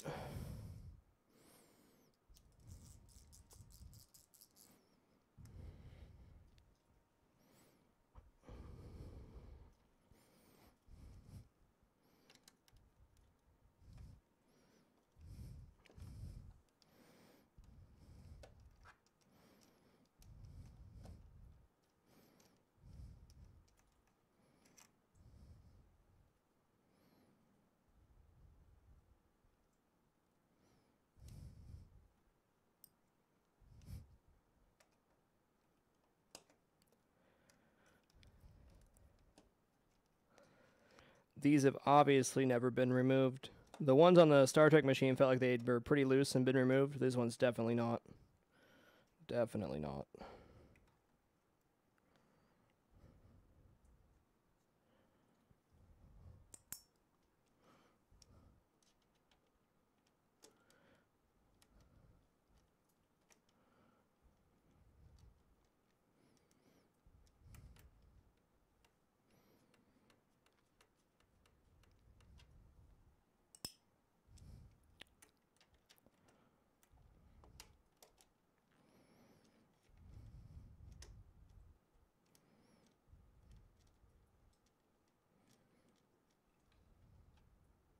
Not quite.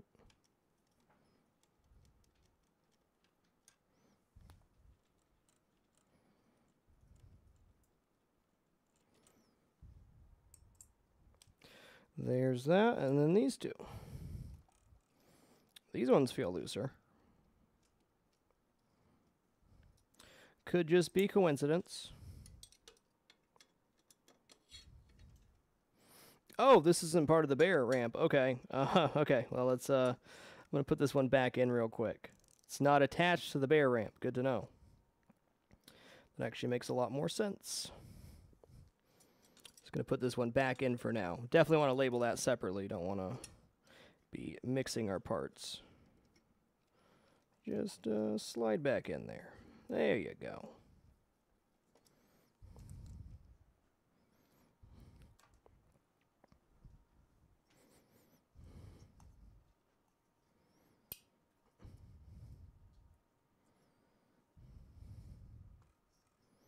This is probably a once-in-a-lifetime experience for a pinball machine, what I'm doing right here.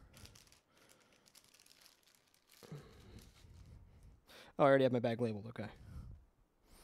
Hey, Tubble.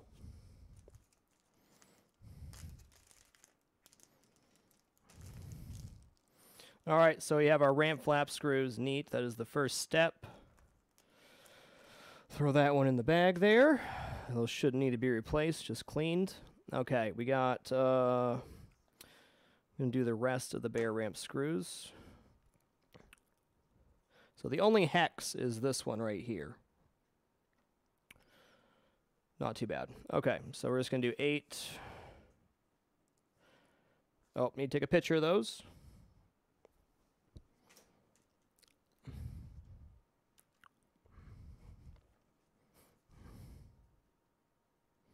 Take a before and after picture of everything I remove. This way I'll always have a photo reference for later.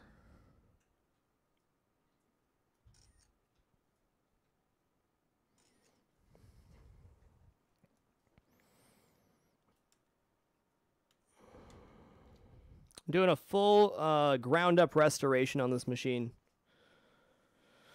I wouldn't say restoring to original quality, but getting it as close as I can. Okay, next pictures are going to be the screws that go on the bear ramp. Oh, I shouldn't have switched away. Okay, here we go. So we have this post back here.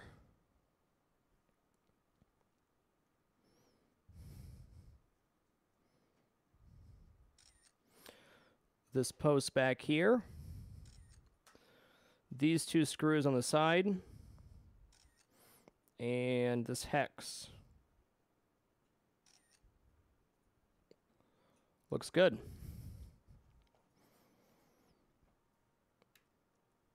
Oh, wrong one. There we go.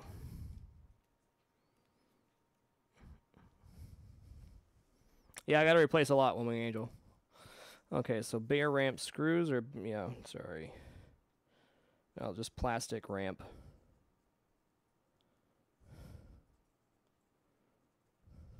Screws is number 8, so let's get our bag labeled number 8 and then go from there. Hey, nice ankle spanking.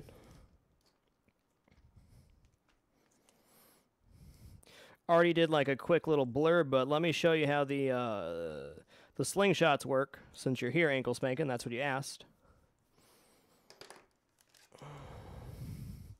So here's how the slingshot, mechanisms work for a pinball machine. The rubber lays over these leaf switches. When the ball touches the rubber, it touches the connector, which then kicks out this arm, which is how the slingshots work for kicking the ball out. So I know that was the question you asked, how it works. Pretty simple. Just the rubber lays over these two. When it gets pressed in on either side, the arm kicks out.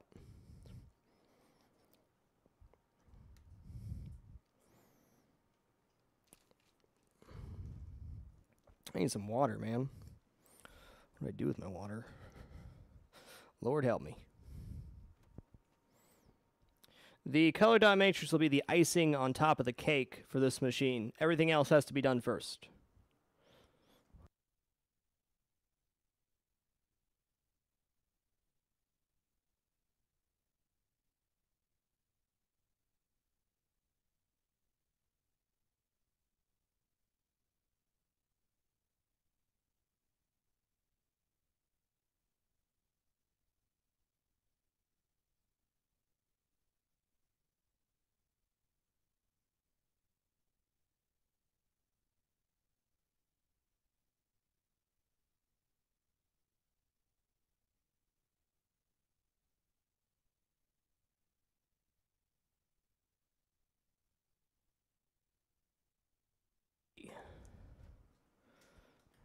Yeah, the color dot matrix, exactly. Icing on top of the cake. That'll be like the last thing to get installed.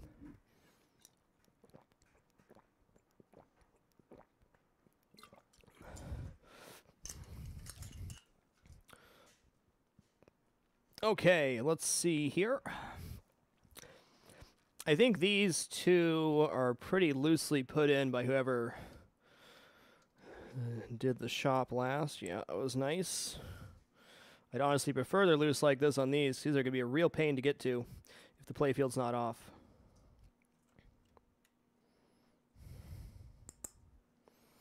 Okay, that was easy. Maybe too easy. Grab my other screwdriver for these.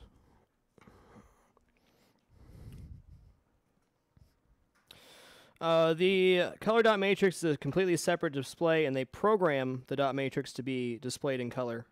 So it is not a natural thing. Oh God, please tell me that's not true.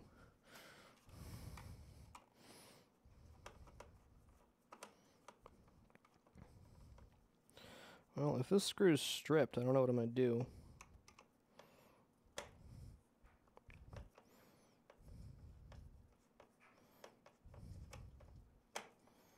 This one's not, so that's good.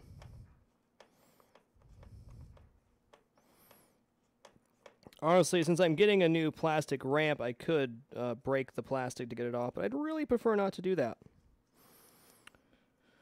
Okay.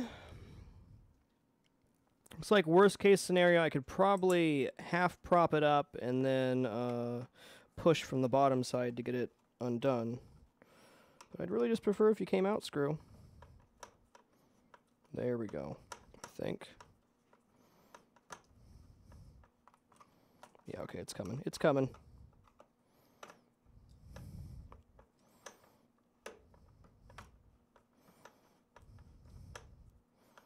Gonna make sure I'm not doing too much pressure here when it pops out. It's definitely stripped though. Okay, there it goes.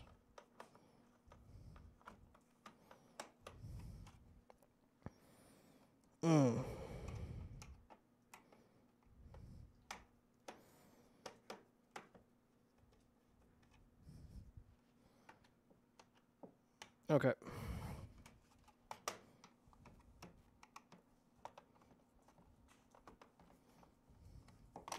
There we go.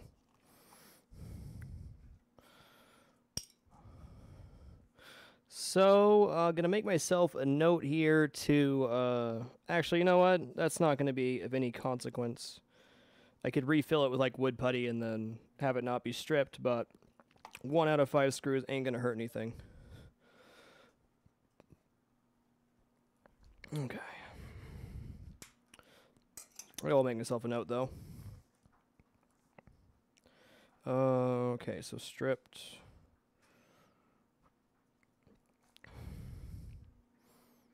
Oh, wow, they're mechanical.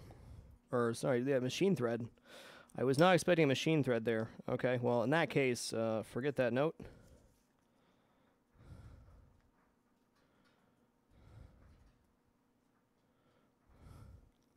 Yeah, I had enough leverage on the side there. Okay, this is going to be a tricky one. I might have to like just kind of really slowly do it with pliers because it's right up against the wood. Actually, here's what I can do. I can prop it up halfway. That's going to be the way to go. Okay.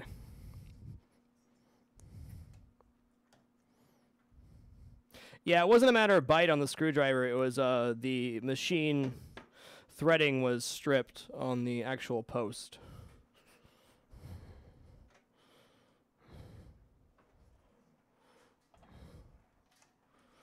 Okay, we're going to prop this up halfway. Use the kickstand here.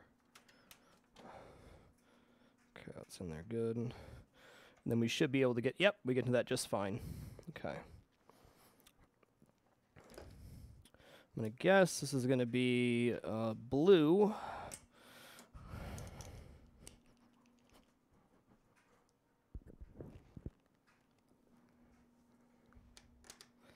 I was right.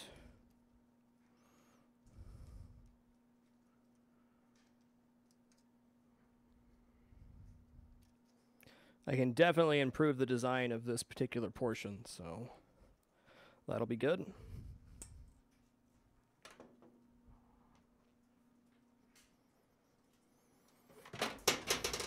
Oh, that was unintended. No harm done. Okay, so I believe the ramp should be disconnected now. Yeah, it feels pretty loose. Okay, well, let's get these screws into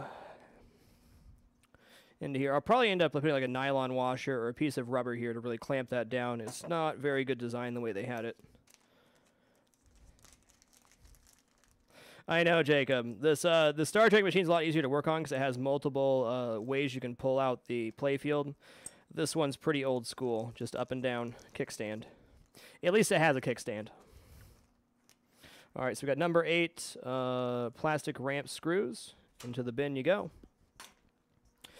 Now we get to start pulling up the bear kick ramp here and see if 1, we're stuck anywhere, and 2, if I properly disconnected all the Molexes.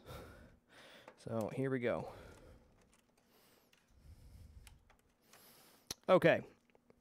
So we're catching on, oh, hold on a second. What are we catching on? Okay, there's a piece of metal, a metal that connects here, which unfortunately looks like it, no, it does not. So it connects to, oh, that shouldn't make it stick at all. What we're sticking on is this pop bumper cap. So we're going to pull that off first. I'm going to bag it separately. We're going to head over here and make a picture here, just to let myself know that this has to get connected after the ramp. Okay. We'll take a picture when it's off too. Let's grab our notebook and make a note of ourselves.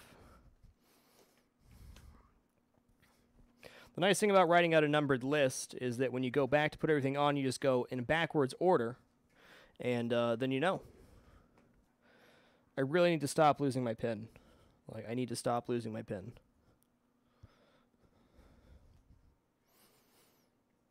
This is number 3, losing my pen today. Farfennugan. There it is. Okay, number 9. Clear pop bumper cap.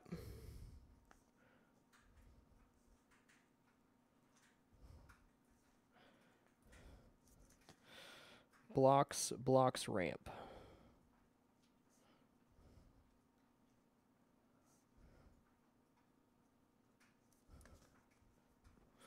Okay, cool.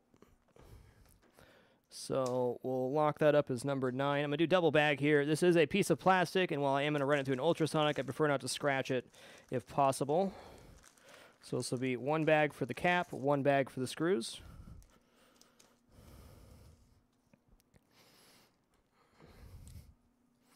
Number 9.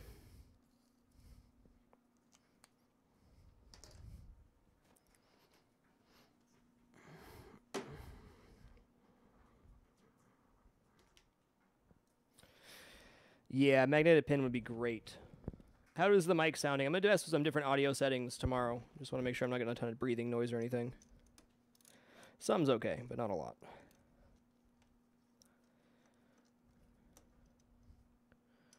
Well, these caps are pretty jacked. Maybe I'll order new caps.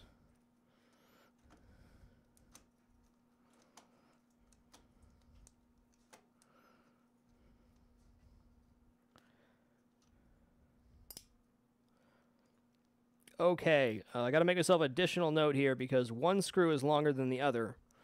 I don't want to goof that.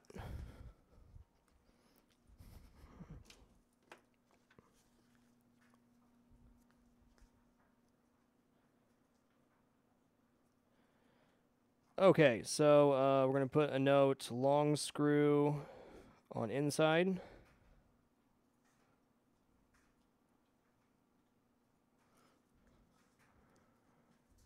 Well, if you hear any breathing, just let me know. I'll adjust the mic. It moves around a lot, so that's that.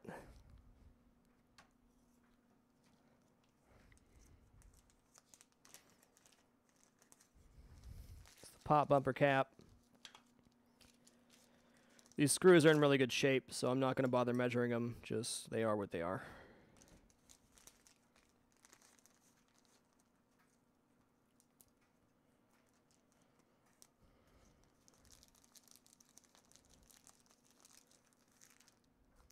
Yeah, I tend to nose breathe when I'm thinking, which is probably why it sounds that way. Okay, so there's number 9, clear pop bumper cap with the screws. I'm going to make myself a note on my big notebook. Here, this is going to be my part list, or potential part list. So I'm going to look these up. We're just going to put on a maybe list, pop bumper caps.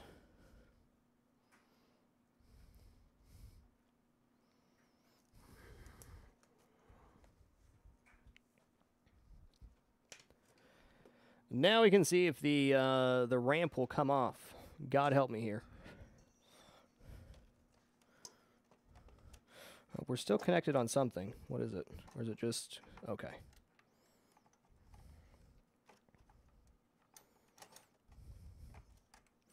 Oh, hey. This thing.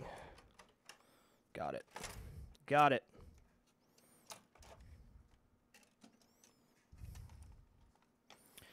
Okay, so we've just opened Pandora's box here. Let's see if I can get these pull through. Okay, they made the hole big enough. Thank you, Pat Lawyer. Or Lawler, excuse me. Boom! Done. That came out a lot easier than I thought it was going to. And actually, there's only 2 Molex connectors on the entire thing.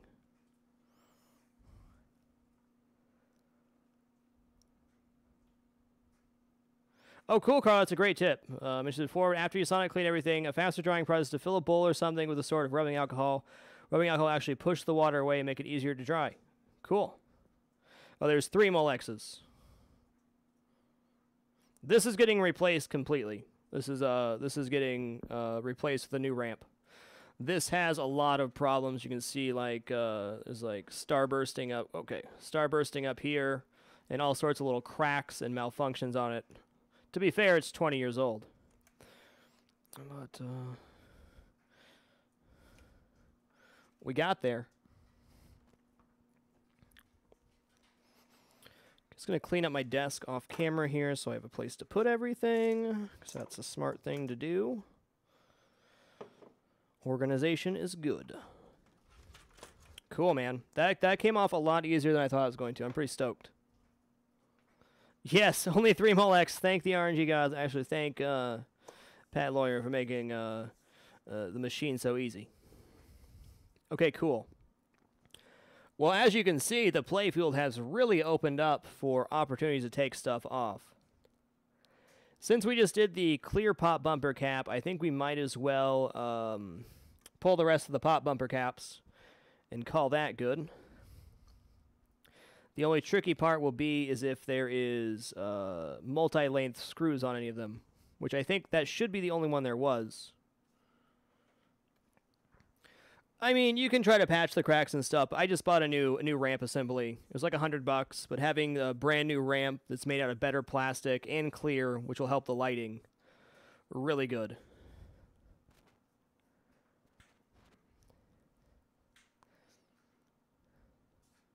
No, no, no, Paladin, no, no. Everything has a place and a place for everything. What time do we got going on right now? 7 o'clock. I'm gonna take like a 2 to 3 minute break here. Just stretch out, sit down for a second, and then we'll start pulling stuff. I'm like, this is going way faster than I thought it was going to.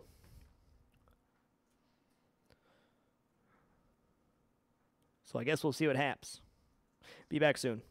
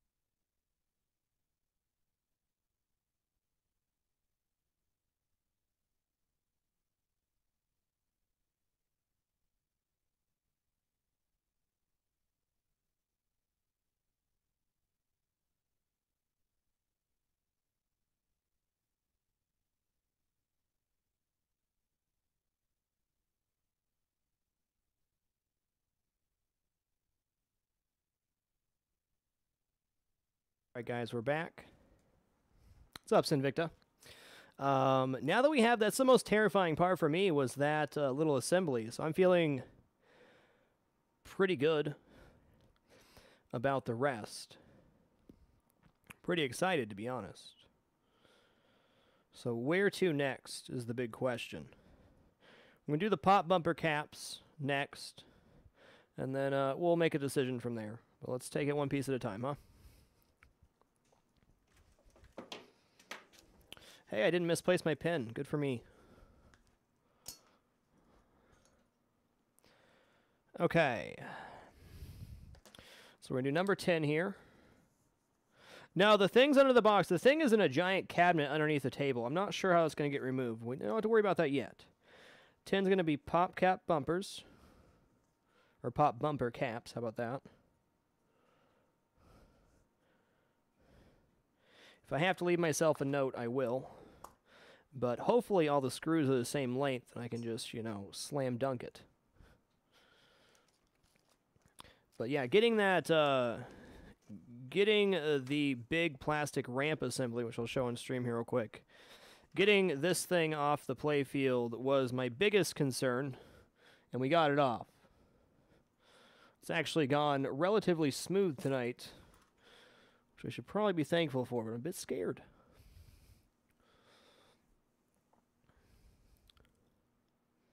Okay.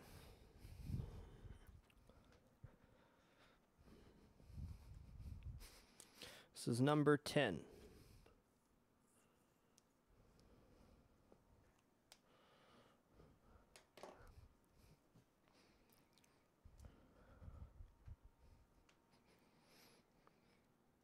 We did the clear cap first in a separate bag because it was blocking the ramp assembly from coming off the playfield.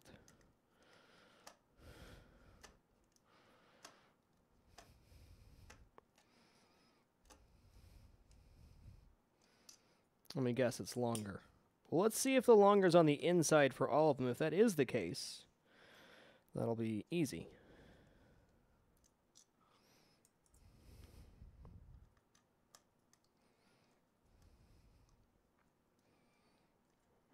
Okay, this one does not have longer screws. Fair enough.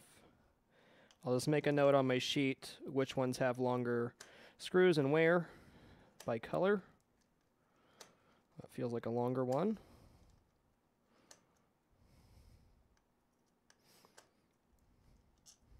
Yep. Ooh, that's extra long. Oh, boy.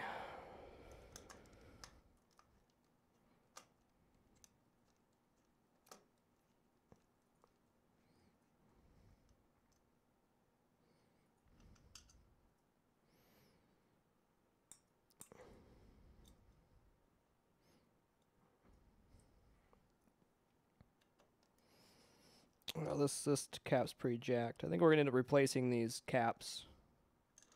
Screws are okay, though. Ooh. That was pretty crispy.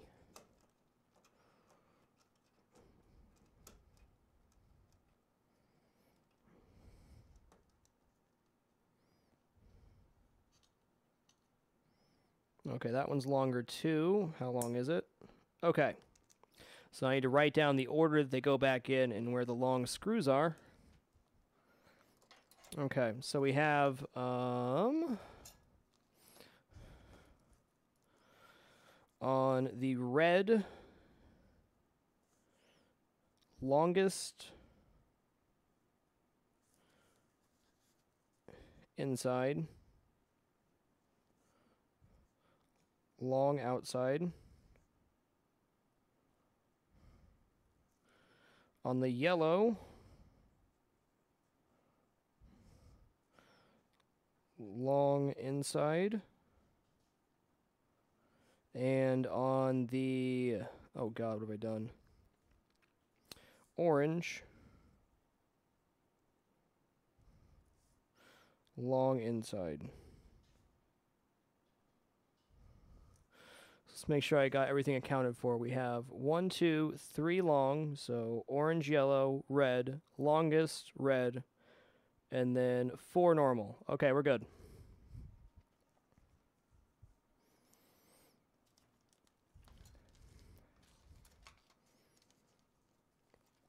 So we're going to take our caps here.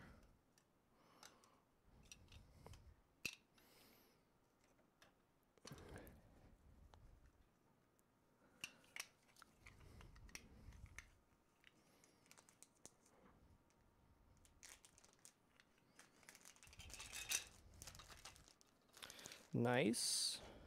And I'll separately bag the screws.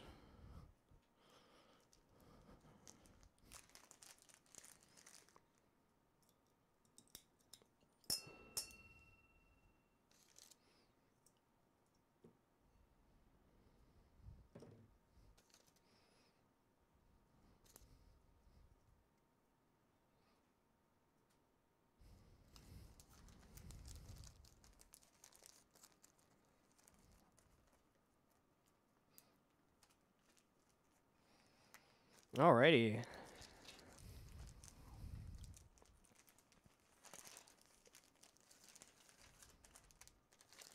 Cool, so we got our pop bumper caps and screws.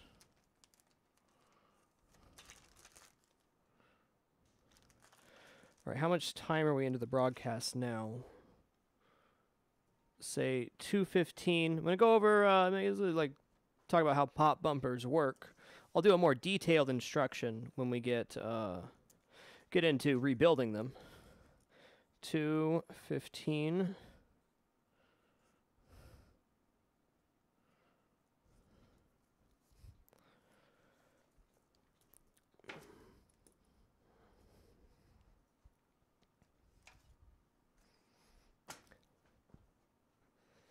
Oh, hey, I didn't take pictures of those. Shame on me.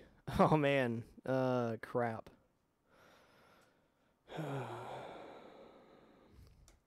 Let me take these back out and put them on so I can take a picture. So I at least know what colors go where. Big mistake. Then we'll talk about pop bumpers. Okay, we had yellow, orange, blue, red, clear. Just going to grab a picture of this real quick so we know what goes where.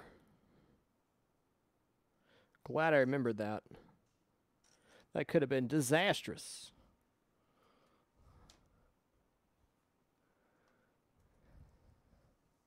Yeah, we're good there, Carl. I mean, mostly got the ultrasonic for the metal pieces and screws and stuff.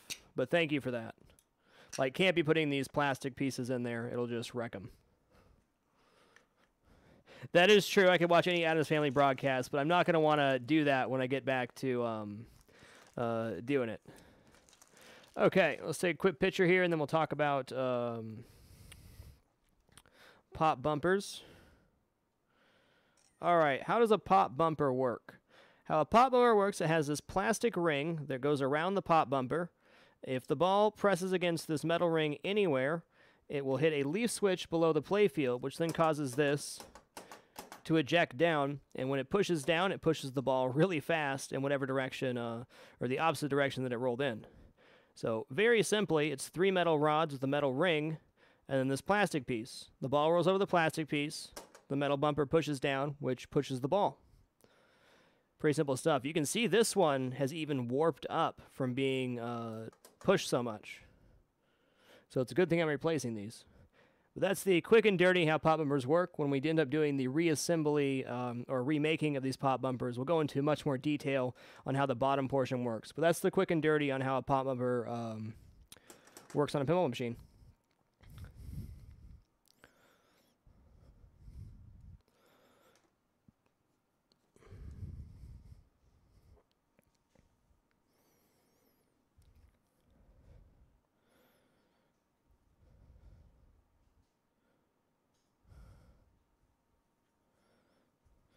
I'm going to do like an in-depth tutorial when we get to rebuilding the things, but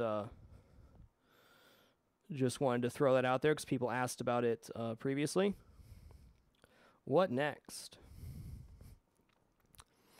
Let's take off this swamp plastic. So simple, so efficient. It's going a ton faster than I thought it would too, Osler, which I'm excited about, but yeah, way, way faster than I thought. Okay, so we'll take a picture of this swamp plastic and write this down. Okay, so we're good here. We got a good picture of where things go. Number 11 will be swamp cover.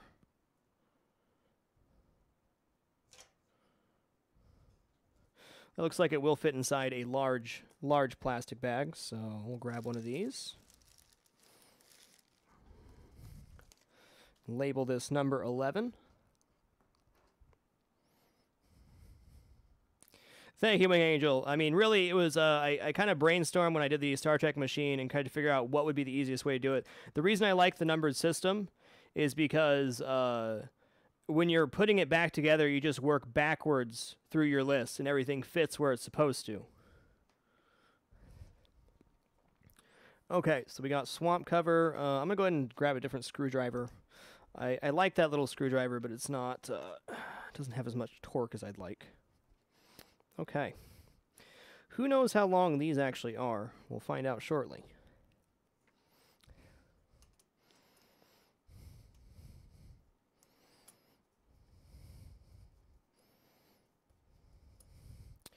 I think that's pretty stripped.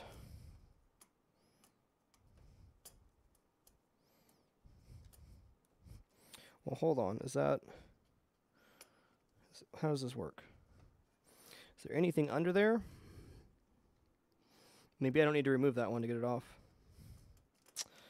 I don't want to leave it on there, though, so there's that.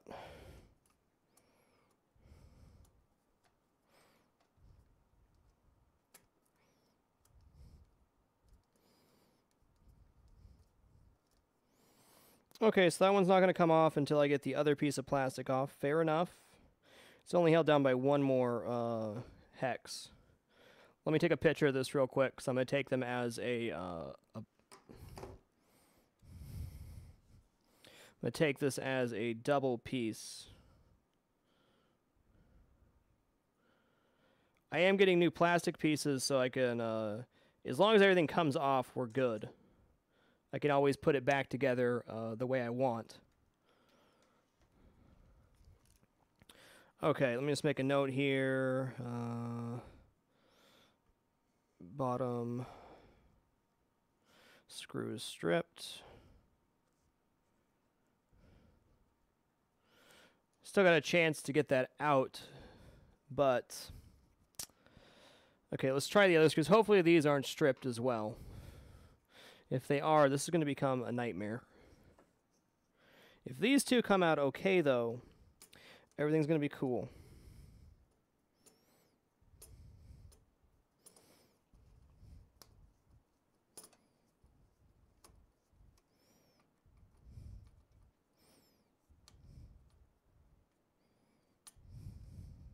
Okay, I need a bigger screwdriver.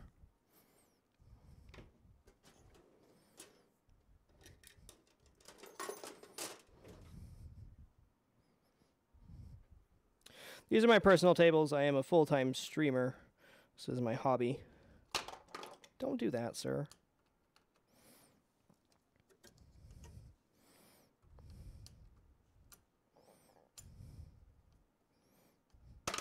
Ha! Mr. Butterfingers today. Okay, well that sucks. So it appears that all of this stuff is kind of fused together. So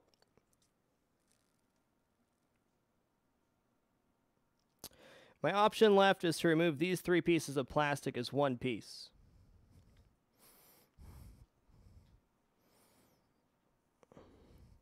Playfield surfaces are generally silk screened.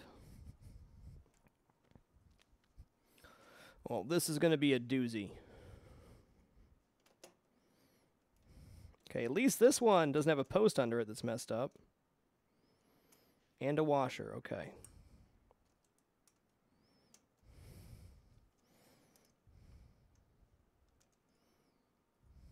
It's not supposed to be all one piece, but it's got a bunch of strip screws, so I'm going to have to remove it as one piece. Not the end of the world. Once again, I'm buying all new plastics for this machine, so I can just put them together the way I think is best and not worry about it. If I didn't have new plastics, this would be really bad. But it all comes off as one piece. Oh, look, there's lock nuts on the bottom. Well, that sure makes sense why I couldn't get them apart. So this will go back on as one piece, but I can disassemble it. Why would they do that, man? Okay, cool. Well, I need to get a picture of this because this became a much bigger thing than I thought it was going to be. I'm going to put this on the paper here so I can see it better.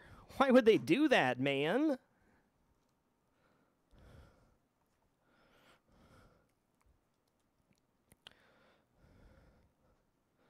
Okay, so we're going to take a picture of this so we can see which way it goes back on.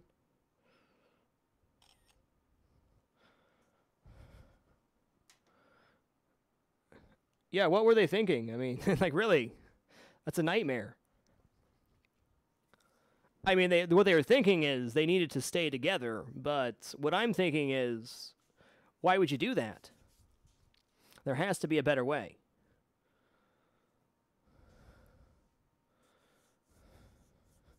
Okay, well,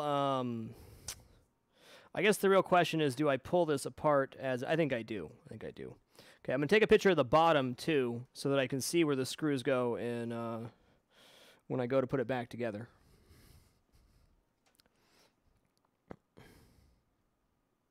Nope, just dirty, 20 years old, probably around cigarette smoke and God knows what else. Lots of dust. Keep in mind these plastics are 23 years old now. So this machine's seen a lot of stuff in its time. Okay, I'm going to have to get 2 pieces here to make this work. I'm definitely going to bag this all the same.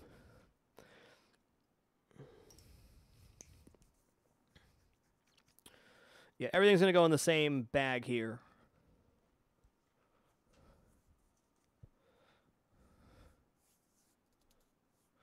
I believe original Jam Bunjo. Marco Specialties generally has the new old stock parts. That's what they gave me for the Star Trek Next Generation. So I would assume that, but I can't guarantee it's that. I won't know till I get it, which will be another couple days.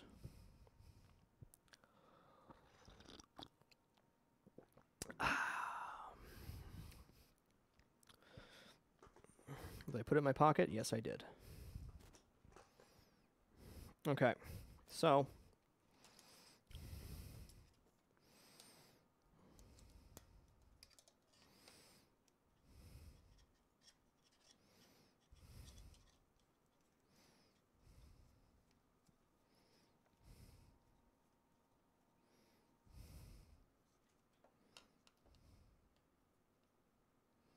okay, there's that.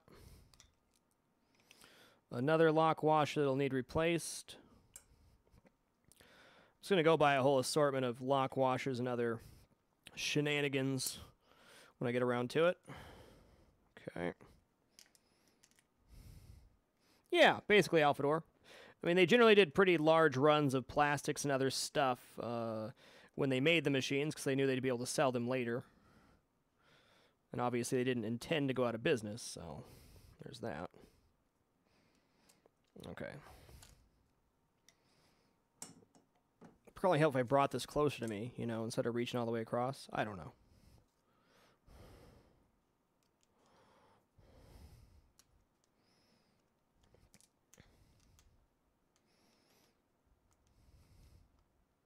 Actually, the plastics have this really nice protective coating on them when they produce them.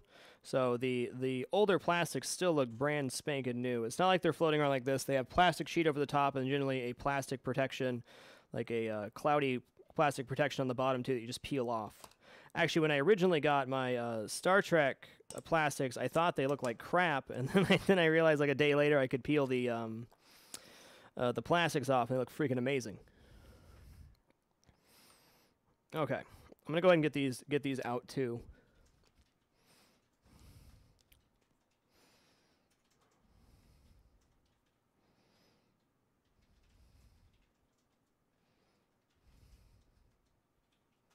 There you go, Badongadong. Thank you, sir. Appreciate it. Glad you could bring your wealth of knowledge back again. You're the one that helped me with the Star Trek machine, yeah? Maybe they reused the original art. Maybe I was mistaken. It had a gold stamp on it that said official. Official Williams pinball part. Probably just means they had the right to use it. No, it's not cellophane. It's different. Bob doing his job. Thanks for keeping it dapper, sir. Appreciate it, man.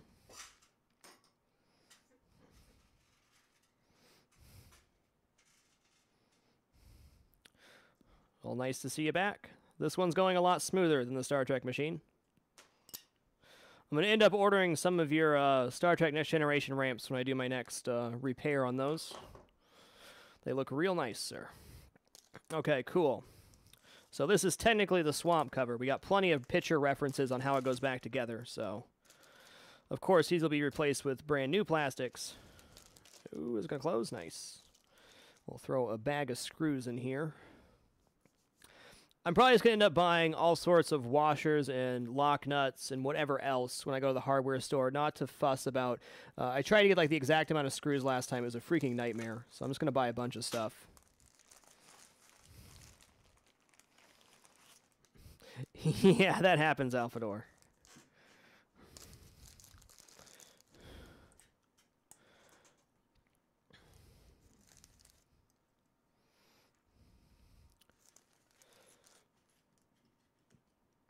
What appeared to be a nightmare turned out to be okay. Yeah, for sure. It's always better to buy new screws and stuff. However, a lot of the stuff they use for these machines, it's really hard to locate the screws. Like finding hex nut machine screws is nigh impossible these days. Okay, cool. There we go. Number 11, swamp cover, which turned out to be way more than I thought it was going to be. Neat. Okay. Now I can remove this piece of tinfoil I jammed in here. I jammed a piece of tinfoil in here because the ball was getting stuck on the swamp. Once I had the machine properly and fully leveled, that shouldn't be a problem, but if not, I can manufacture some sort of sheet metal dealio.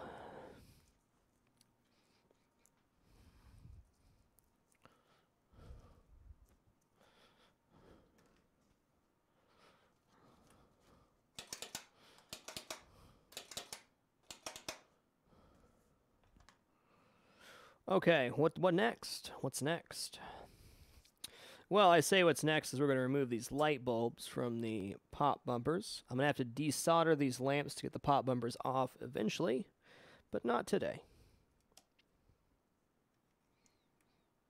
Dealio is definitely a technical term. Also, whatchamacallit, gadget, doodad, and thingamabob. All right.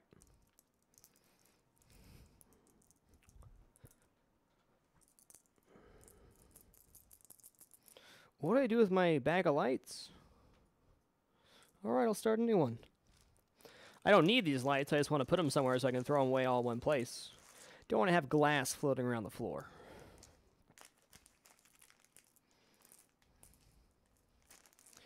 Do wacky. That's a good one, too. What's a who's-its? There you go. Thingamabob, also known as a thingamajig. That's right. Okay. Well, we got these set of posts we can remove. Oh, goodness. Oh, goodness. I missed a washer. Oh, goodness.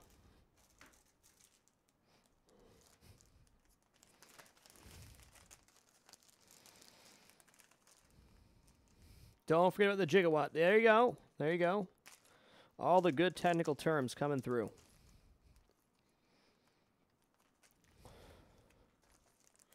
Oh, Awfulmonger says no.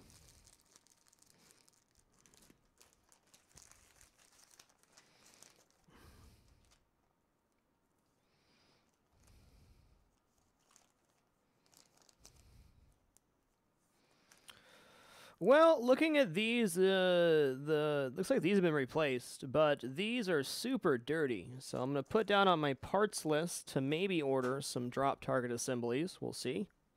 Put that on the maybe list as well. We start parting stuff out.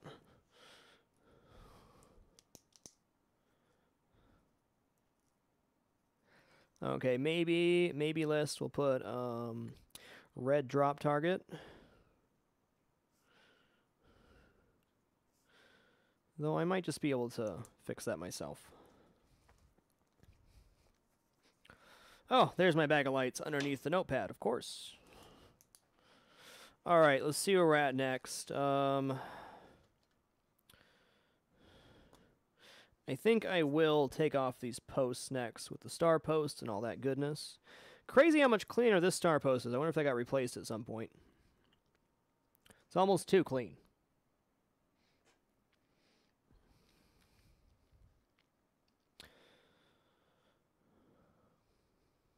That looks like a double, it's a double star post. Something, something.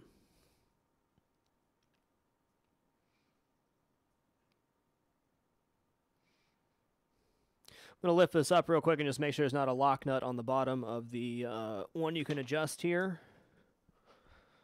Just a quick lift.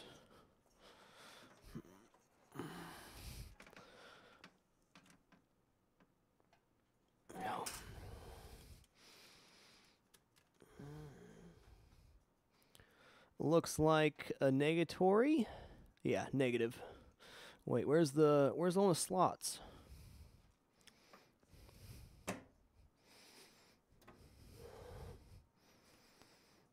Okay, so it's right here. Oh, damn. Okay. Oh, we're good.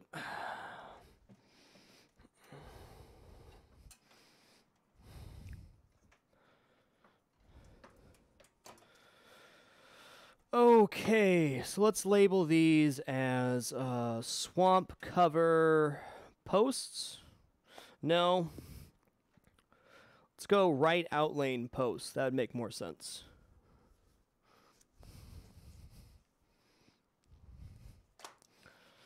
Number 12. Right.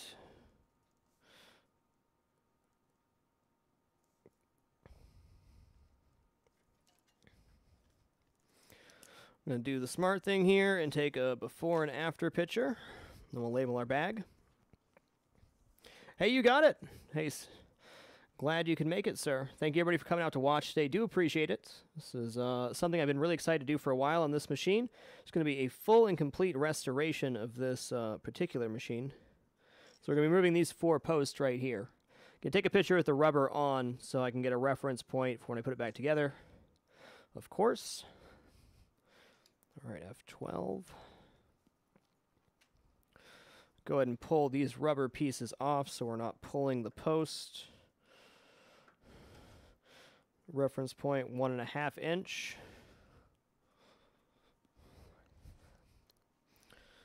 I don't need the rubber pieces. I'll be replacing those for sure.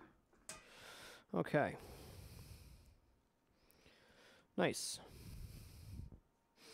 Get our metal bowl back. Start unscrewing these. Oh, this one's filthy. Looks like also an additional double star post. Yep, that'll probably get replaced. In fact, I'll write that on my list here shortly. These come out way easier than I want them to.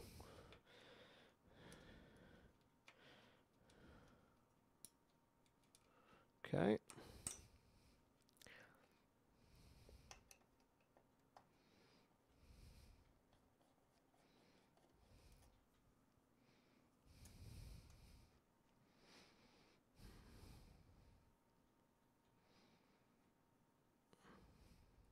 This one will be a lot more organized on YouTube and stuff. I really had no idea what I was doing with the Star Trek table. I mean, I think I did a pretty good job, but I I really didn't know what I was doing, so how to organize like the content and how to go about it was much different than I was really just trying to learn more than anything else.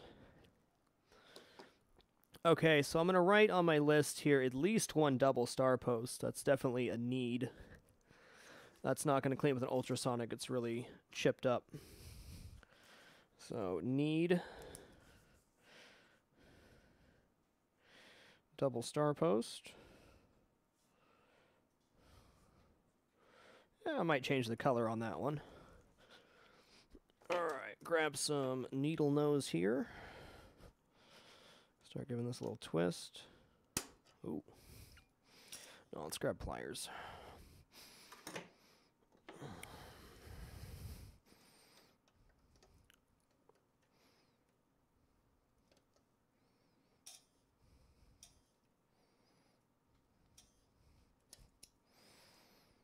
No, that's really in there. Okay, it's going to be a long process. Fair enough.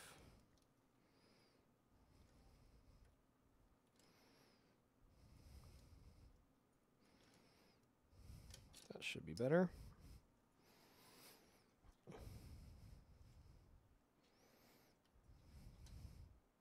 Thank you, Chivalrous. Oh.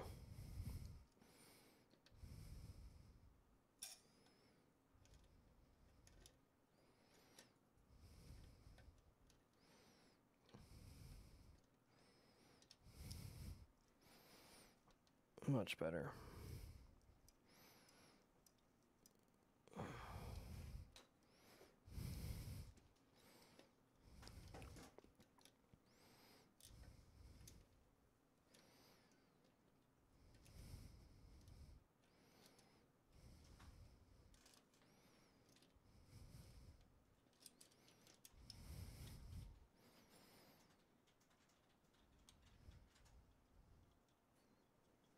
Please stop putting cheeses in the coin slot. Thank you for your understanding. Alright, so that star post is jagged. This one had to be replaced. It looks so much better than the other one. It's like night and day. In fact, the top of this one's lower, so I bet I can just get the hex around that. Make my life a lot easier. If I can remember where I put it. Note for next time, I'm gonna make sure I have a spot for my tools that's consistent. Oh, hey, look, it's right on the thing. How nice. It's gonna be just right.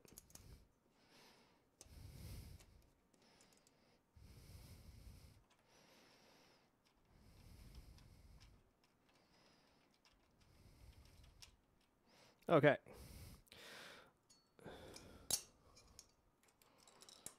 You can see the difference between these two right here. Slight difference.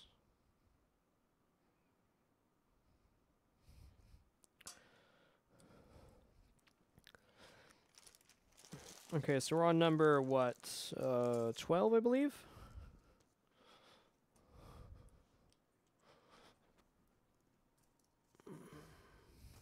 Yep, 12 right outlane posts.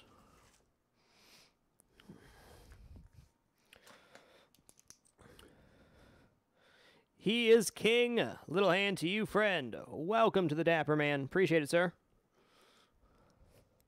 Generally, pinball streams are on Sunday, but I could not contain my freaking hype to start this project.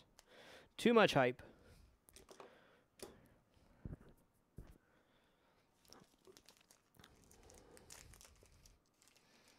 Okay. I think these will clean up great in an ultrasonic. If not, we'll get new ones, but I think it will.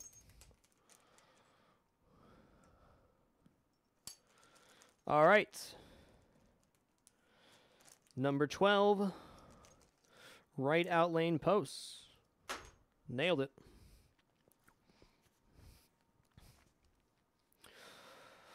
All right, what do we start on next? Cool Diarrhea. Well, all broadcasts are uploaded to YouTube within a couple days, and there's always the VODs, but glad you could be here tonight. I wonder what's the deal with these. What's the dealio? Man, there's so much dirt back here. It's crazy. Okay. There has to be a connecting point underneath. Yes, it is underneath. Okay. I think this vault ramp can come off. It's amazing it's just on there with 2 screws. Yeah, just pull all the fresh parts out. I ordered a lot of parts for this thing, so we'll see what happens. Okay, we're going to move the vault ramp next.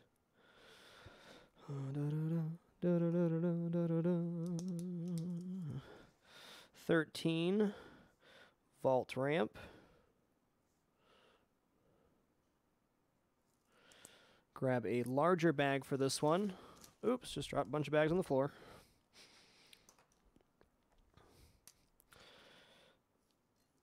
$13. Here's the machine I prepped earlier. It's going to be the end result.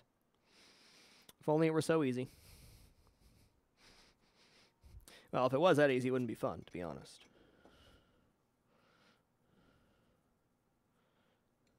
One thing I'm going to have to learn, which is going to be a new skill for this machine, is how to do rivets.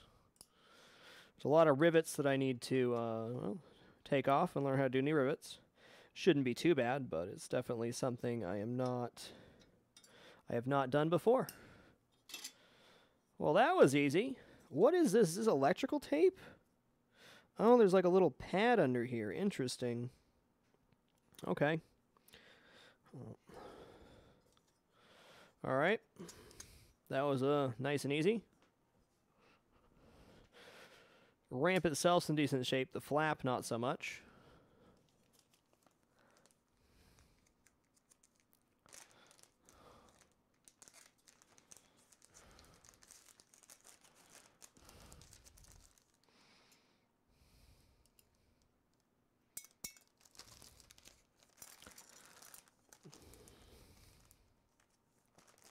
Man, oh man, it's so dirty back there.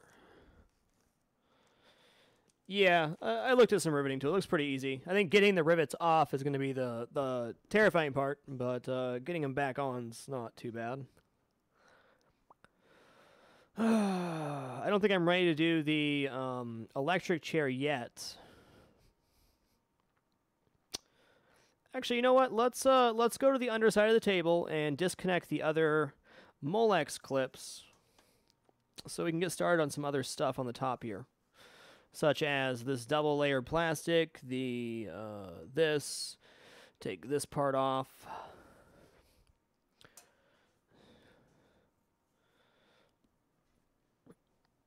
Also just going to pull up a few of these miscellaneous rubber pieces for my own sanity. Oh, that's really on there. Hot diggity. All right, needle nose pliers then for later. What is a Molex clip? Good question. Let's go over that real quick. Good question.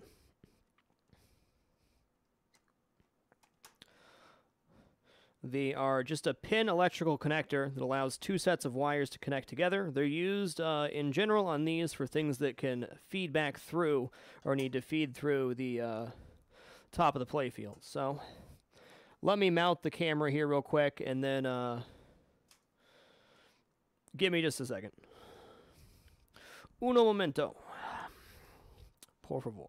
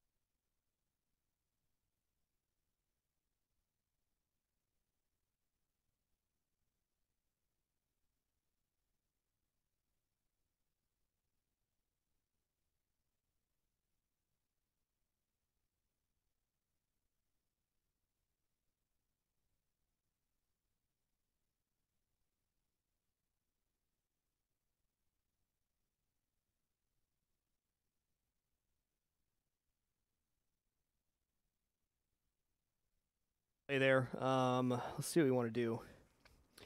Did I get a picture of what I just did? What did I even just pull off? The vault ramp, I did not.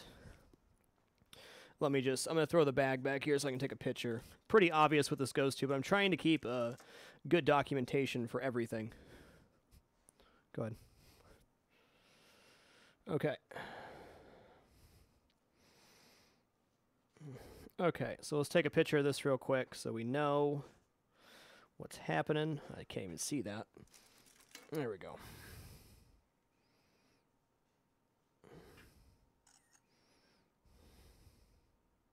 All right.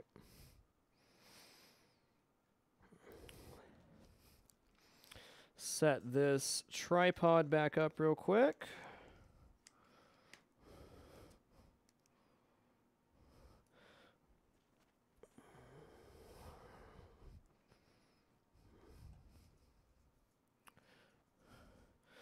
I saw somebody take off a rivet, these style of rivets with a Dremel tool. Seemed like a pretty safe way to do it on more sensitive stuff like plastics. I think if you use a drill bit, you're running the risk of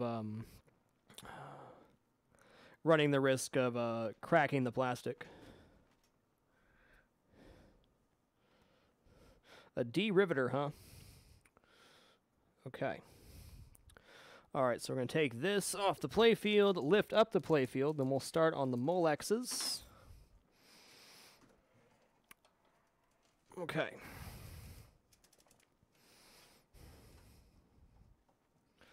Molex clips are these white things. They just connect two sets of wires together. You can see we've already removed a couple down here.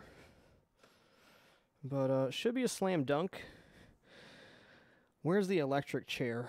The electric chair has the kick up, so it should be... Well, I'm way off here. Way off. Should be... There's the magnets. Is this it? That can't be it. Or maybe it can. Why am I so discombobulated right now? Oh, it might be that simple. Okay. Now this is the electric chair right here. So this kicks it back out. Cool. Pretty much going to disconnect all the Molexes except for these fuses here. Oh, if this connects in, why is there even a Molex there? I mean, it's not going to hurt anything to disconnect them, but... Okay, here's the electric chair right here.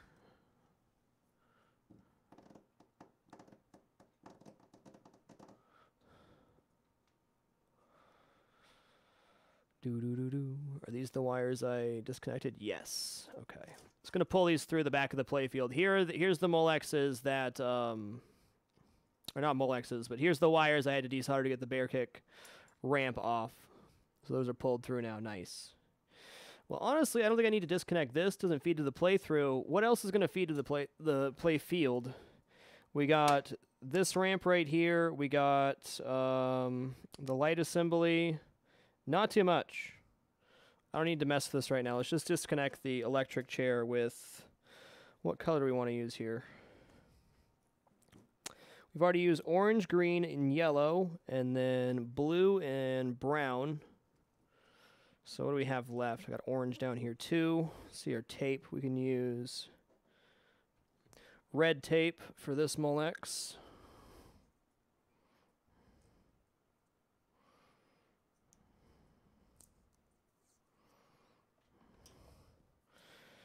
Honestly, if it's on a different part of the playfield, it's not like a nightmare. And obviously, you can look at the wire colors and say, you know, okay, well, as long as you're not like doing a red-yellow wire to another red-yellow wire with the same color, you're in okay shape. But we'll go red for this one. Red for the electrical chair.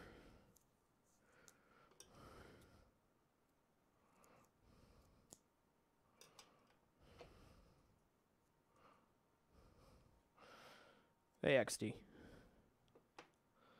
Okay, so we're going to pull apart this Molex. The Molexes on this machine, no jinx, have been really easy. God, why did I say anything? Okay, there we go. Nice. Really easy to work with.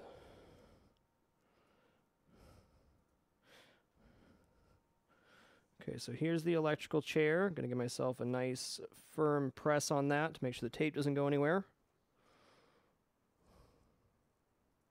It's not as bad as you think, and Wolf. Unless you're going to completely depopulate the playfield, you don't have too much to worry about. It's really not as bad as it seems. Okay, so that's everything that feeds up through the electrical chair, it looks like to me. What else is feeding up the playfield is a good question. Okay, we have this piece of plastic right here. So we have 2 things, 3 things, 4. So there's 4 right here. These are all going to feed up through the playfield at some point.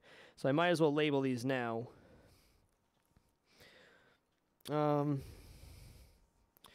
Definitely safe to reuse a color, but do I want to? Okay, we got purple left for Molexes. We got, okay, so purple is the only color I have not used for Molex. But since these are so far removed from the other pieces, and none of the wires are the same color, we'll use purple on this one because it's close, and then we can reuse a couple colors.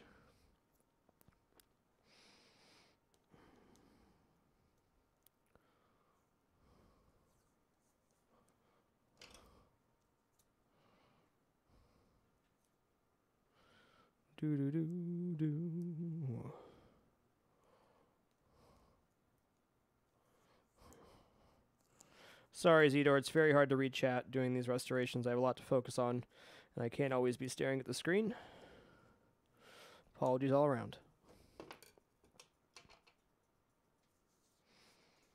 A lot of hex wood screws, Sinvicta.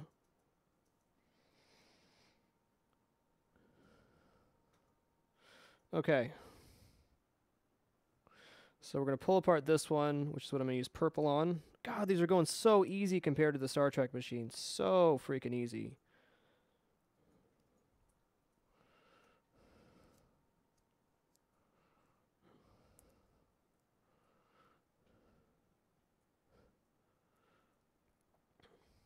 Okay. So there's that, and then we'll go orange, yellow, blue.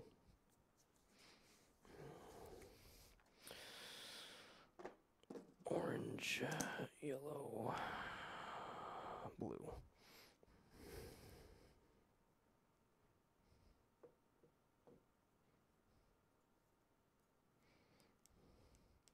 How many different colors of tape do I have? 1, 2, 3, 4, 5, 6, 7, 8, 9. Maybe 10 somewhere. Probably misplaced a roll somewhere. Wow. Let's not scissor myself. Thanks. All right, orange.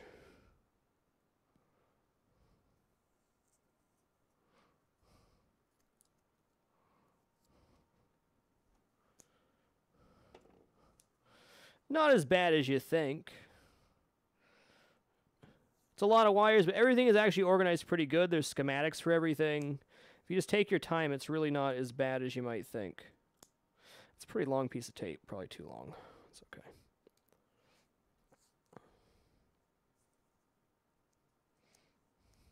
Hey, there's the red wire joke. Somebody actually mentioned that earlier. I didn't think anybody had done it, but I guess some of you did now.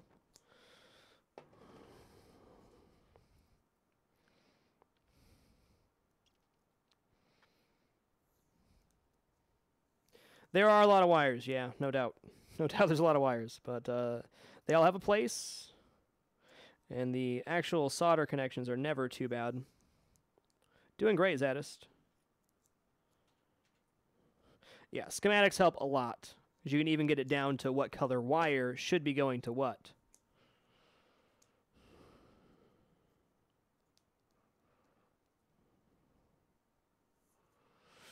Toxic Thorn, I don't know if Pinball Arcade's on Android. I know it's on iOS. It's probably Pinball FX, Zen Pinball, a couple others. Yeah, I think it is too.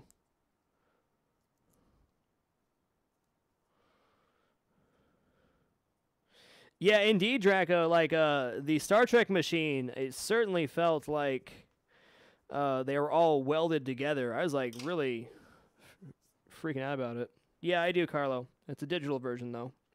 Okay. So we got our purple done here. We're going to pull this one apart. God, they're so easy on this machine. I'm so happy. We'll go orange for this. Make ourselves a little tab. It's very important you make that tab because then it gives you something to grip when you want to go pull it off. Okay, orange.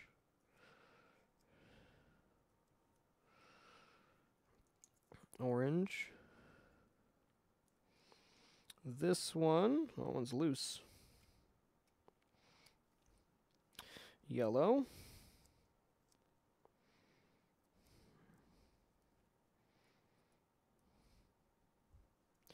Honestly, making really great pace tonight. I was not expecting to be even this far done at the end of the night. I guess I always underestimate what I can get done. I think my previous experience with the Star Trek machine is helping out a lot. Okay, now we're on to blue. For a little baby one. A nice firm press. Well, I guess I gave myself an extra color, so I might as well see if there's anything else that feeds up through the playfield. Is there anything else that's going to feed up into the playfield? There's got to be something on here. There's always something. No, I already got that one. I got those. Uh-huh. I don't know what this is, but I'm going to pull it apart and label it. God, they're so easy. Why are you so easy?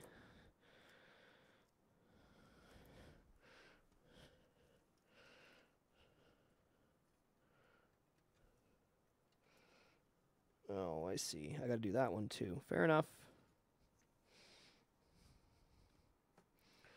The other side here. Yeah. Okay. So one more color. We'll find something. Oh God, don't drop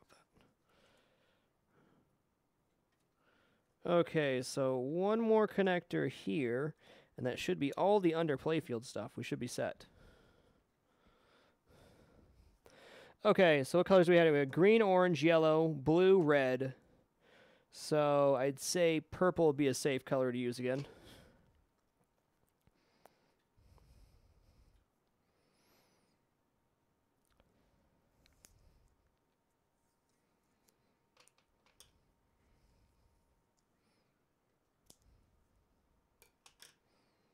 Yes, I am restoring my own machine. My job is streaming. Oh, hey, I only got one piece of purple. That was not smart. Now I have to walk all the way back. Shame on me.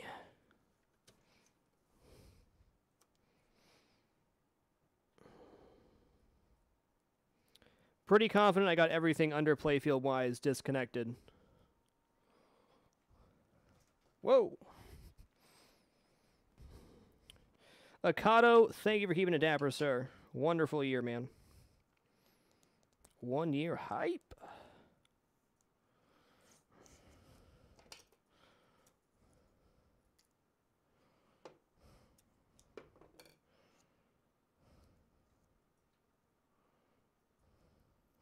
Yeah, isn't that the pain of it though? In DL, you get a ferret, and then you're like, oh, well, I'll get another one. Even though it's destroying everything, and then one passes, and you're like, well, I guess we'll have to get another one then. And then one passes, you're like, I guess I'll have to get another one. You're kind of like, you buy them, you're stuck with them for near forever.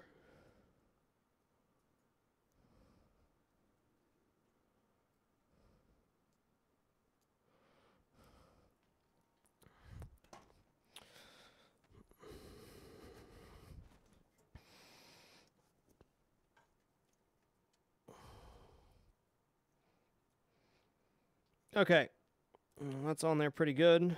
Okay, we should have everything off that I need to.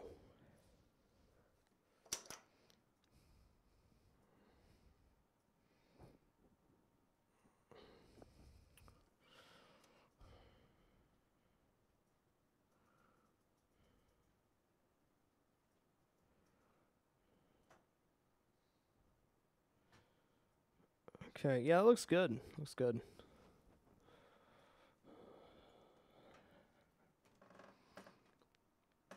Okay.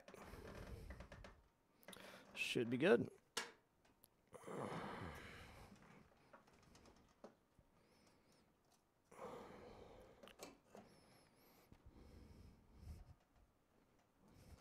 Whoa, don't rock it over. Please don't feed, guys. You're feeding. You're feeding. Okay, so that's all our Molex connectors. I believe it's all of them. Gonna pull this off the tripod real quick, get it out of the way so I stop tripping over that cord.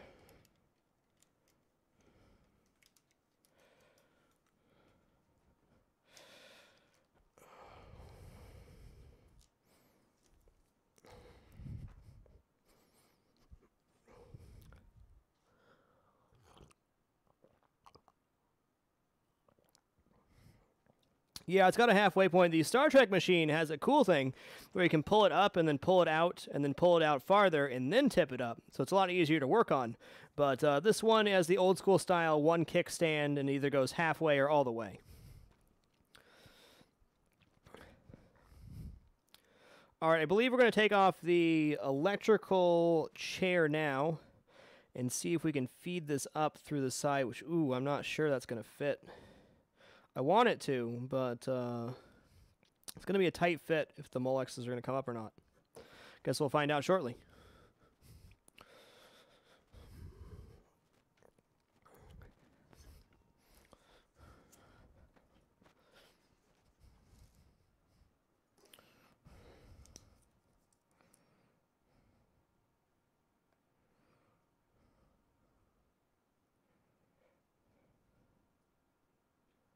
Okay, 14 electrical chair.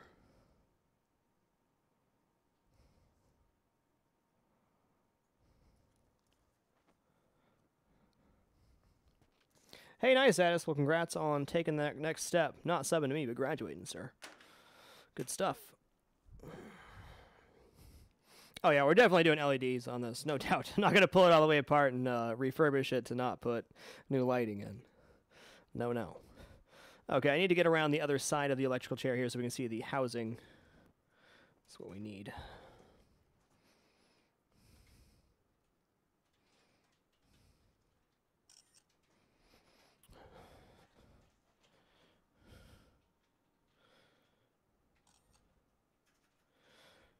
I mean, Beishan, my personal opinion, if you're going to buy a pinball machine, you might as well learn how to work on them a little bit. You don't have to do anything this in-depth to a pinball machine ever. I mean, I could have just played it till it died.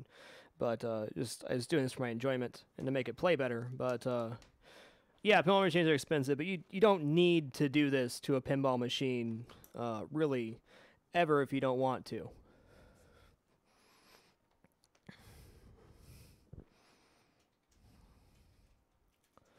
Yeah, you can pull the contacts out of the Molex, but you really don't want to do that. Let's get my metal bowl back here.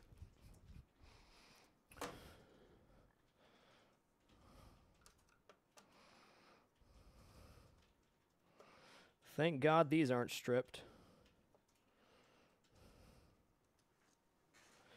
Yeah, frost is just not quite as bright as standard LEDs, but it's still way lighter than general illumination. For pinball capturing, I'm not going with the ultra super bright LEDs. I think it kind of messes with the capture. Okay, cool. I'll probably replace the livers with different colors, Afod. I don't mind the yellow, but these need to be replaced. Okay. Well,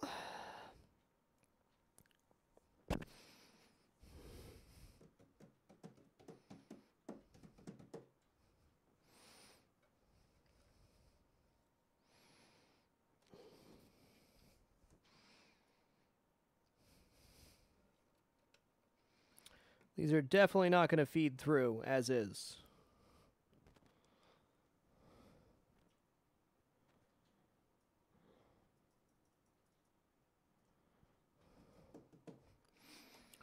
So, what are we going to have to do?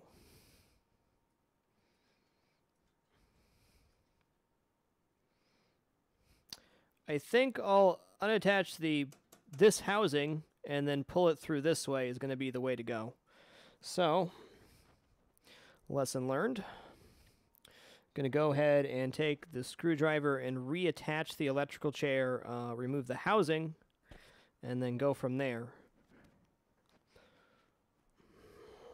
Okay, let's grab our list, make a note, remove housing first.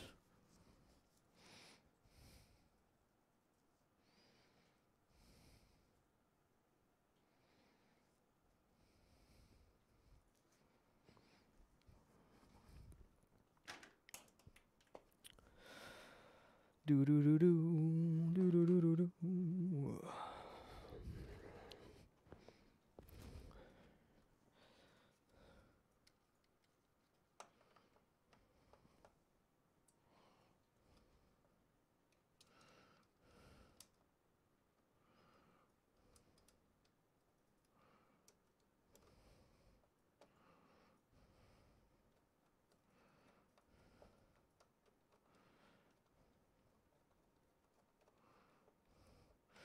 Alright, just kind of getting it half in there. Should be good.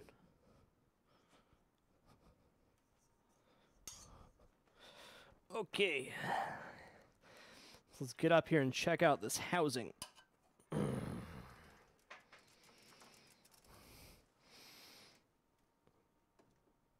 Well, okay, and we got 1, 2. Is that it?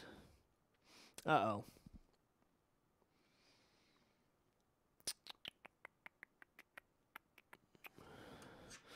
Fortunately, not as simple as I would have hoped.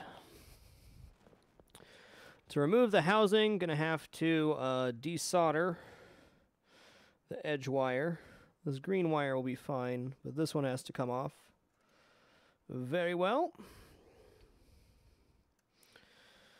It's gonna have to happen no matter what. It's only held on there by 2 hex screws, 4 hex screws, 3 hex screws, excuse me.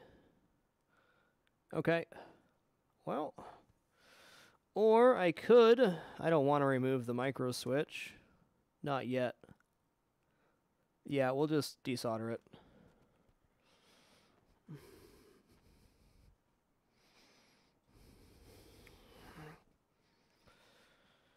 Okay, so I need to make myself a note when I wrap these wires in tape. Same go as last time. Green in the middle. Tab's effed. Yeah, okay, so green in the middle, and then the two wires. Why is it 2 wires? I'll bet one's for something else. Okay. So I got a mini notebook talking about what wires I taped off. So right now all we have is red and purple. Red is the Bear Kick micro switch. Purple is the Bear Kick flasher. It's not as much of a cluster as you might think. There's actually a method to the madness. We'll do yellow for the electrical table. Makes sense. Or electrical chair. No, I have not, Frank Tinsley. I'm only interested in pinball machines.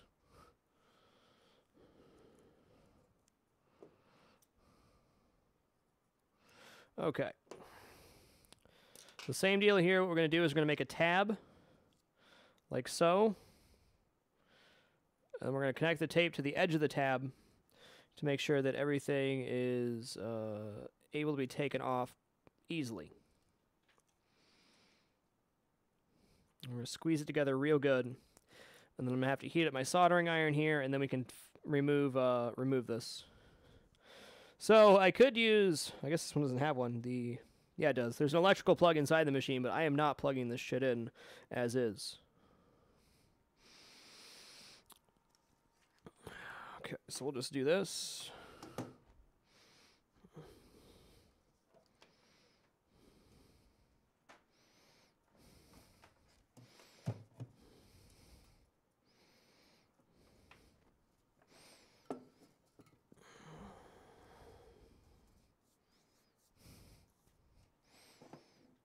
Really don't need a multimeter at this point. If there's a problem in the machine, that's when you break out the multimeter. But as is, should not be any issue. Definitely on my list of stuff to buy, but unless there's a problem with the boards themselves, you really have no need. Alright, this will take a minute or so to heat up. I'm going to take a quick break and sit down. My feet are getting a bit tired. So thank you all for your patience. I'll be back in like 2 minutes, and by that time my soldering iron will be nice and hot, and then we will do that. The sub has been replaced very recently.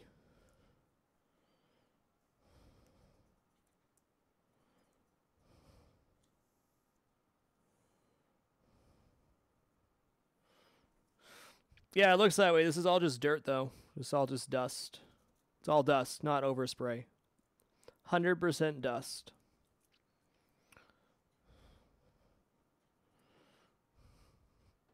Yeah, for sure I can, XD. That'll make you feel better. It's not touching. It wasn't even close. It was about 3 inches. But sure.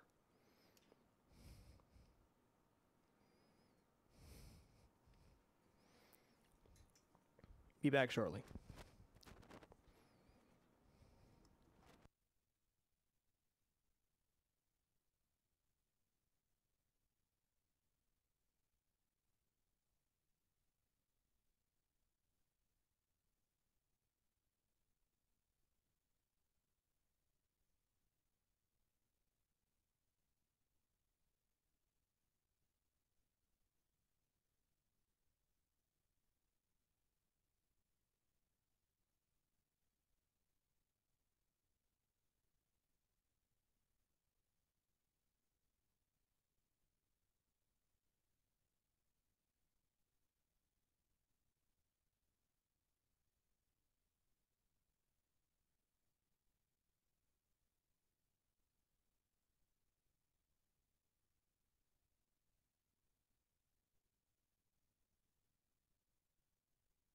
Thank you for keeping it dapper, sir. Appreciate it, man.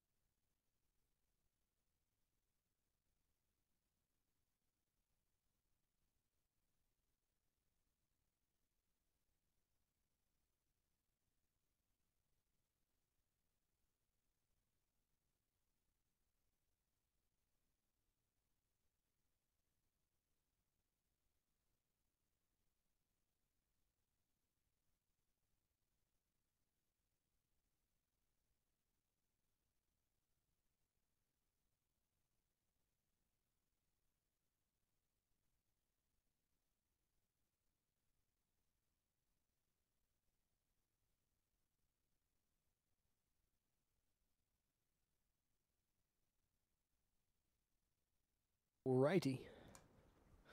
All right, so let me write this down on my notepad and also write a note for the part that we're about to remove. Okay, so we got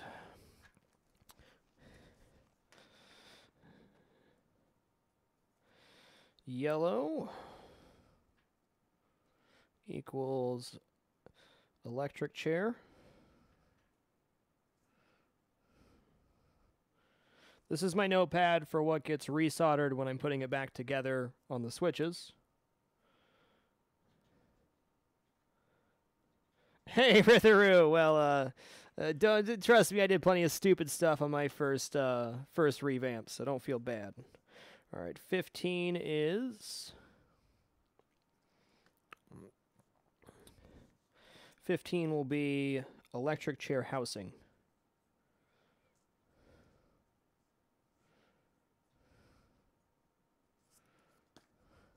He is Driz.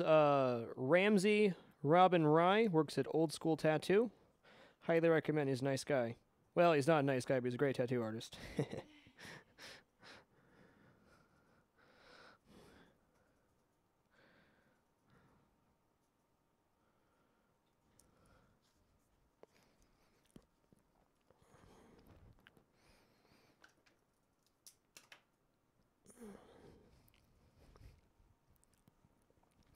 Let's see what our temp's at here. Temp is at, yeah, we're good. Okay, let me grab a towel real quick to make sure no solder drips on anything.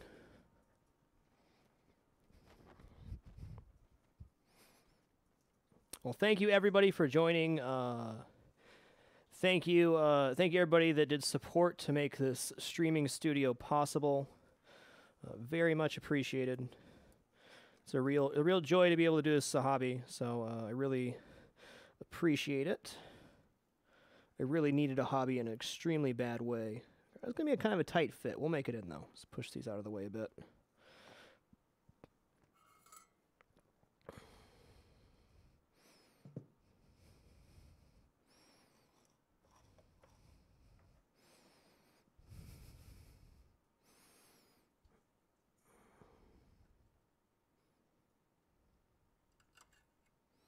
Nice and easy. Cool. Didn't mess with the diode either. That's good.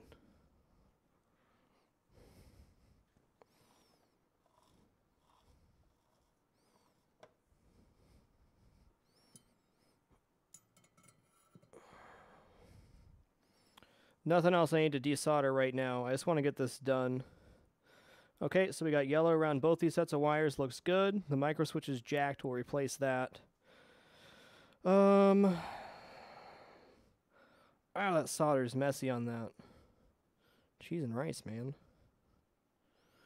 Well, I'll fix that the way I see fit when we get around to it.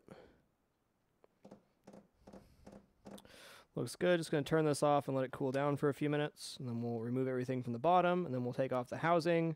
And then we will pull the electric chair. Easy money.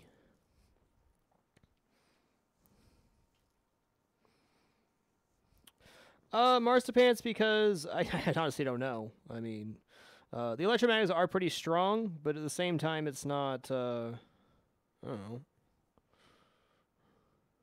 It's not like there's a hard drive in there or anything.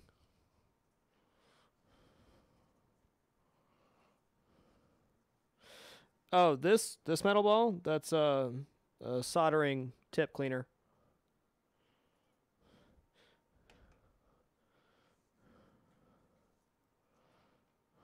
Hey, Rockar. Nice to see you, sir.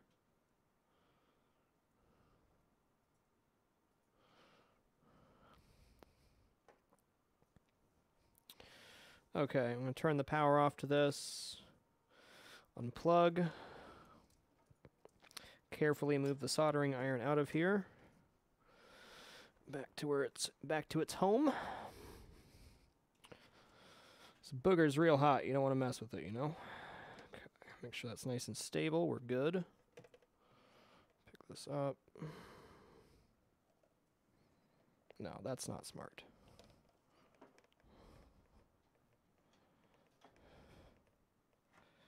Okay. Well, I'm making a fool of myself here, but okay. Put that down on the floor. Pull this up slowly. There we go. Fire Bandicoot, we're depopulating the top of the playfield for the Addams Family pinball machine right now to get it ready for a playfield pull. Well, more like personal difficulties. That's probably about the least graceful way I could have done that, but hey, we got there. Okay, cool. So what we just did is we desoldered the micro switch that's holding the electrical chair housing. So I can now remove the housing piece, and once I remove the housing piece, I can remove the electrical chair from the top.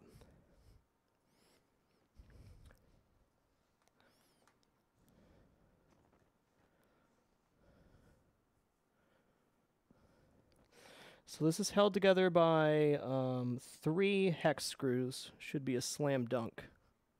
Just got to get the right tip. We'll be good to go. Whoa, don't get caught on that, please.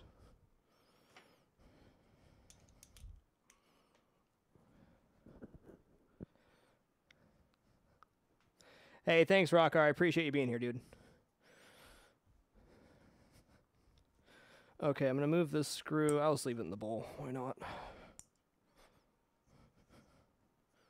Yeah, this one's getting everything taken off the bottom of the playfield as well. So this is much, much, much more intense than my previous project. See if we can get in here effectively. Well, I don't know if I'd call that effective, but we got in there. How am I going to prop this thing from falling when I get there is a good question.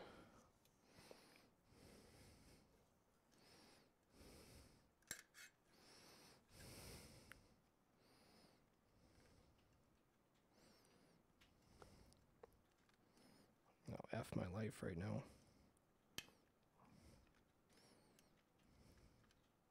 Nice. Well, I guess I could jam a towel. I think it's going to be okay. The wires should hold it. What's the worst that could happen? On a good note, when I go to put this stuff back on, it's going to be a lot frickin' easier, because I'll do it on the rotisserie.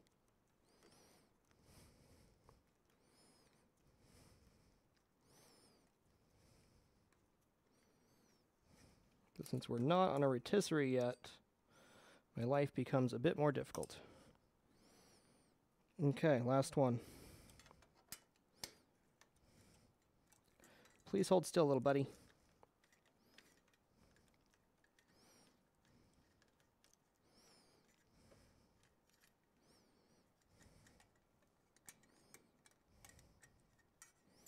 Okay.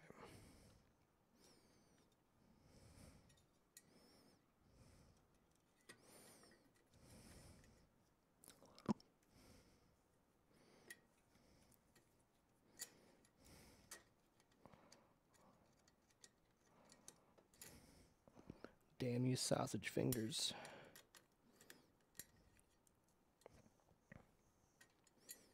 Okay.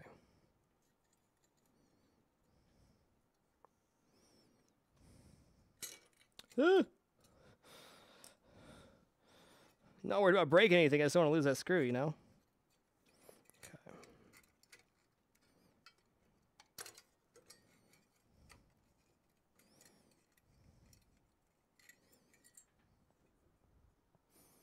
We got there. Cool. This thing is utterly filthy, as expected.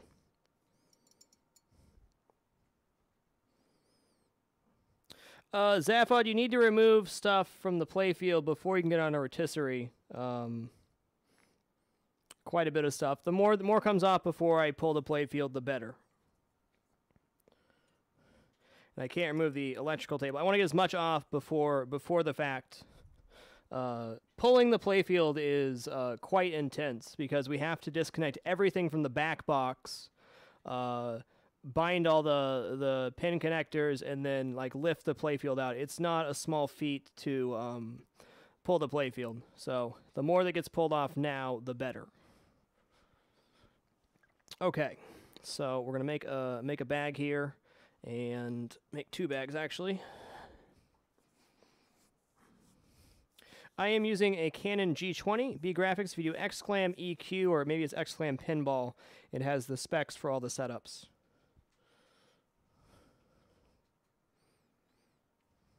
How heavy is the playfield? The playfield itself's probably, with all the stuff on it, maybe 50, 60 pounds. With the cabinet and everything else, about 275. Okay.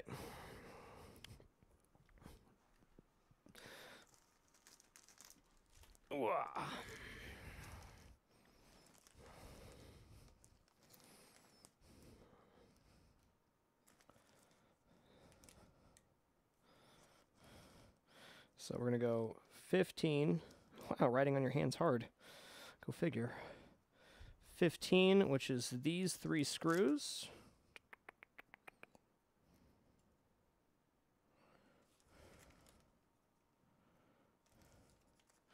Rollover switches that don't work. Well, I can actually show you right now what's probably wrong with your rollover switches. In fact, I'll do that for you. Rollover switch is okay, let's get the camera right here. There's a tiny piece of metal in here, but anyways. On the micro switch right here is probably what's wrong. Either your tab's busted, which makes it not click down. But if you look on your micro switch, there's a little piece of plastic inside here, which tells it if it's clicking down or not. Only a couple things can go wrong on manual switches. Either the piece of metal breaks, the tab stops clicking, or you start getting corrosion on your solder, like you can see on those tabs. So this micro switch will be replaced.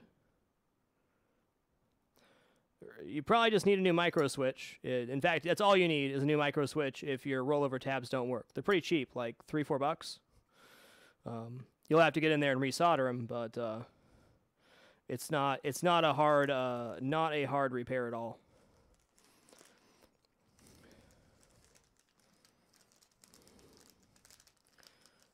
A lot of times your connection will like become corroded.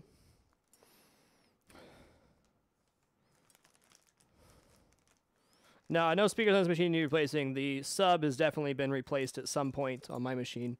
Okay, so now we can drop the Playfield back down and take off this electrical chair. We got there, boys.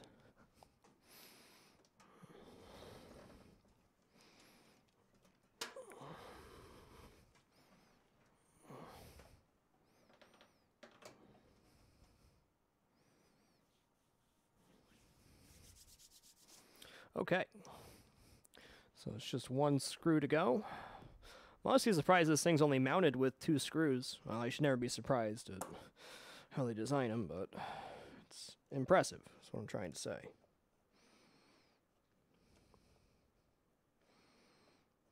Man, the amount of dirt back here is just absolutely ludicrous.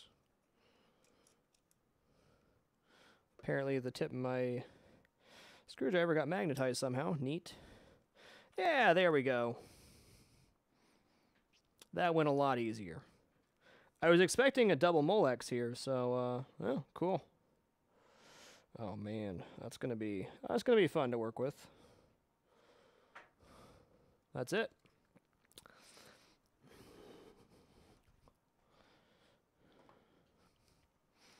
So this will be number 14.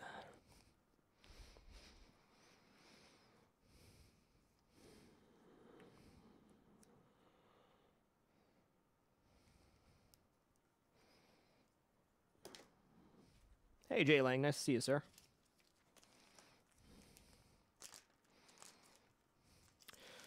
Okay, now we'll take a picture of this as well. Gotta make sure I'm doing this the right way. I really should have taken a picture of that underhousing, but we'll figure that out later. All right, photos taken. The outside of this is really messed up. I'm looking forward to fixing this. It'll be fun. Sand it down, some wood putty.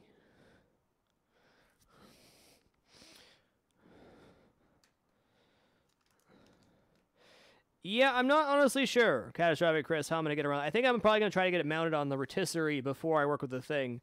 Ideally, I'm going to have the Playfield laying upside down before I start working on much of the bottom.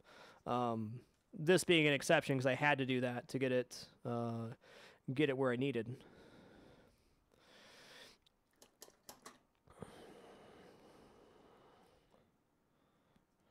Okay, so this will go in the bag labeled 14.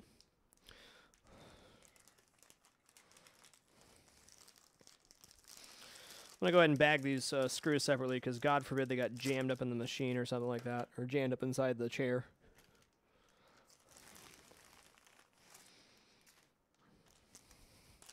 Glad you enjoy it, Forgotten One. I really enjoy doing this. It's a pleasure.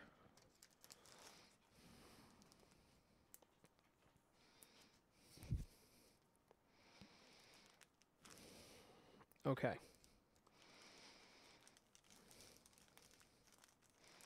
Yeah, I'll put LEDs in this one. I already ordered the kit.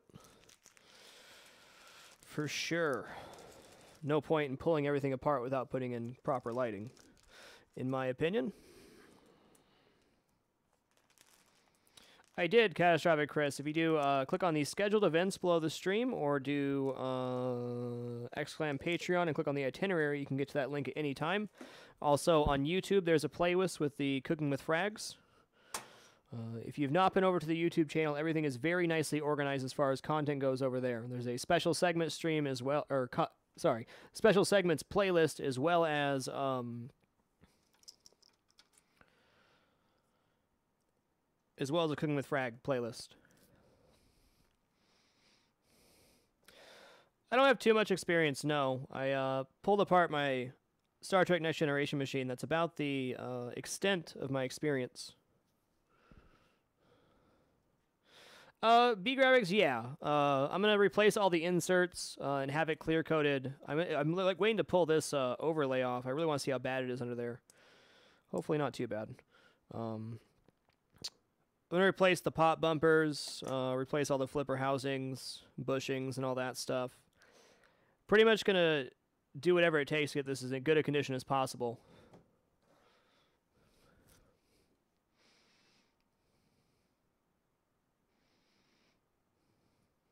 Cool. Pork chops is a good place to start, sir. If I don't say so myself. Okay, well, rather than remove this bug piece separately, I think I'll just pull off the whole piece, and then when I get my new plastics, piece it back together that way. That seems legit. Okay, let's do that next. We'll call that bookcase back plastic.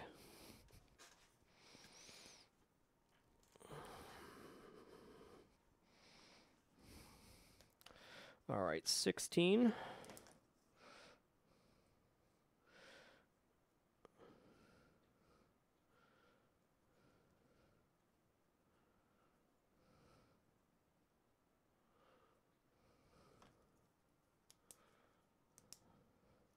Yeah, I have, Furry Messiah. I have. It's not going to work for this vinyl overlay or this thing, but the Mylar, I'm going to try to do the canned air.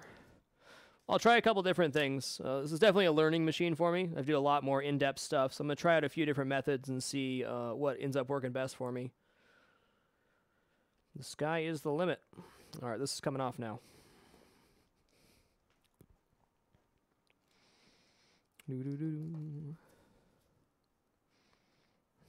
Yeah, well, this one's unplugged, luckily, V-Graphics. I don't like getting zapped. It's no fun.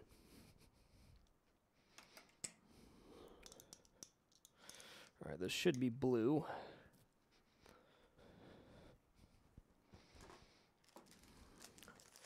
Let's do a big bag here. I think this one could use a big one.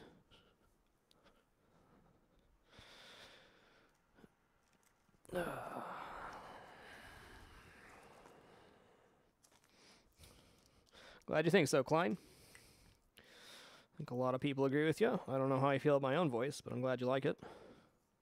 Wait, this is 16, right? 16? 16, all right. 1, 6.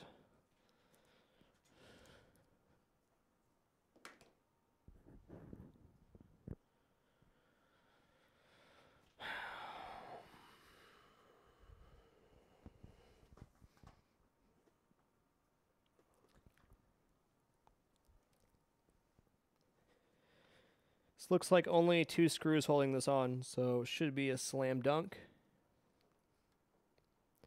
Delbog is going a lot quicker than I expected, so that's good. A lot quicker than I expected.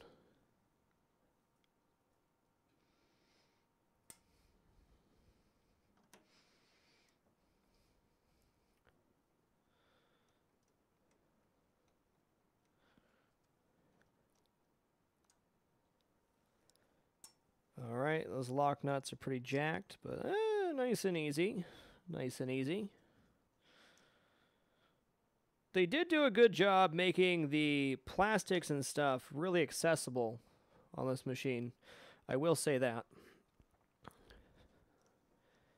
Once I get the new plastic pieces in, then that's when I'll worry about pulling this apart and reassembling it.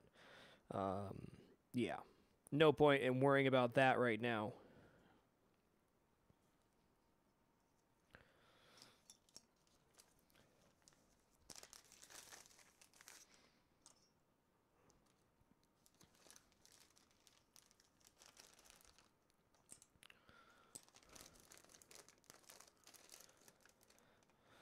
Alrighty, number 16, slam dunk.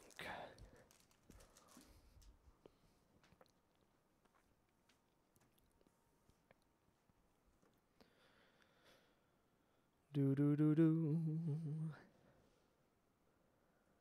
Alright, let's go the Pugsley plastic next. Yeah, it really is coming apart a lot quicker. I think part of it's I have a better idea. I feel like I'm still pacing myself pretty slow, but a lot more methodical this time around.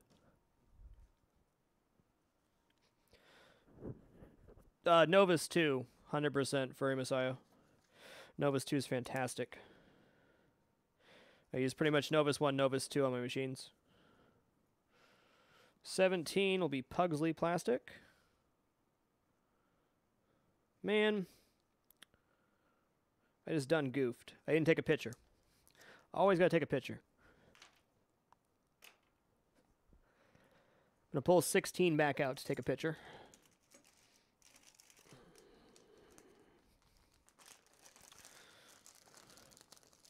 Restoration's going to take as long as it's going to take. It's my first big restoration, so honestly, I don't know on this machine. I would say upwards of 100 hours would be my guess. Okay, so we're going to take a picture here of the before and after.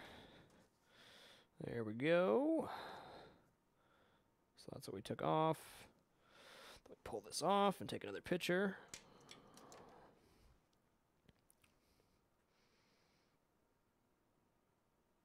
Done. And then we'll take a picture of the Pugsley plastic while we're here.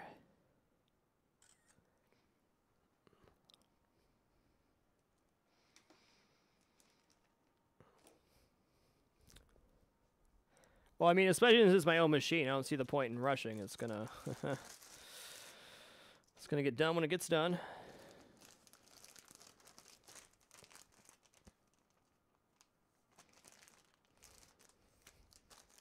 Okay. So that's 16 in the bucket. Then we'll load up 17 here, which is a small piece, so we'll grab a small bag.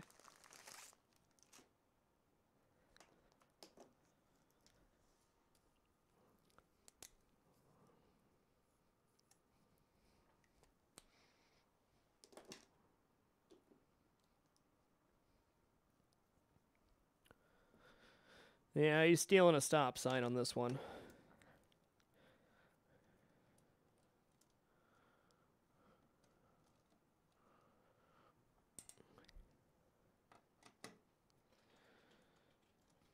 So many little pieces of plastic on this one. It's kind of weird. I mean, on mine, it's just odd. Slam dunk a doodle.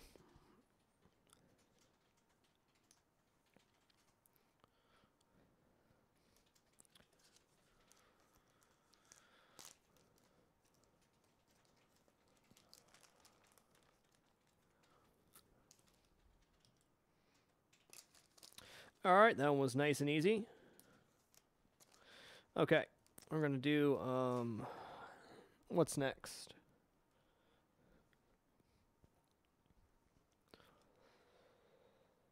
Let's do these. No.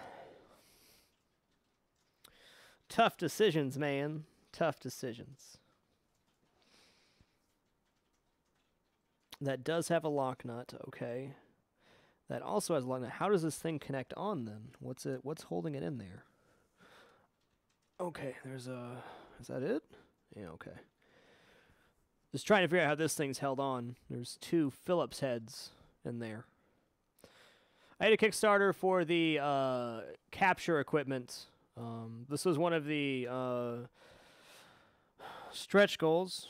Raised way more than I thought I was going to, so this was one of the stretch goals. I'm really looking forward to getting this thing back to working order. I don't have the link handy because it was, I don't know, it was last year in November. Maybe somebody can hunt it down. What a weird thing to put there. Matt, Yeah. I suppose a link in the chat. You should look at it. Out of stock, but I ordered the yellow. yeah, this is an overlay thing. Oh, okay. Let's see it. Looks like we crashed the site. I'm not sold on doing an overlay for the sticker because I think it'll stick and then it'll eventually the ball will roll over it and it'll get jacked. It looks really nice though.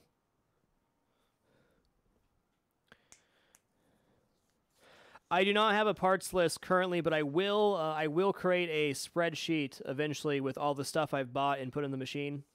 100%. Right now I've ordered a new, let's see, I can just go over kind of what I bought so far because I haven't bought too much. I bought new plastic ramp assembly. I bought 5 pop bumper assemblies for this, new plastics, rubbers, of course, and that's really about where I stopped on this machine. I'll also be doing a full coil replacement at the end of the day, but I'm going to kind of wait till I get to the underside of the playfield to start ordering micro switches and stuff of that nature.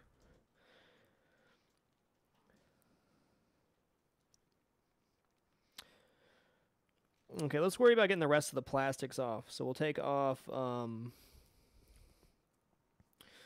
this riveted? Oof. Okay, so it looks like this is connected. So confusing.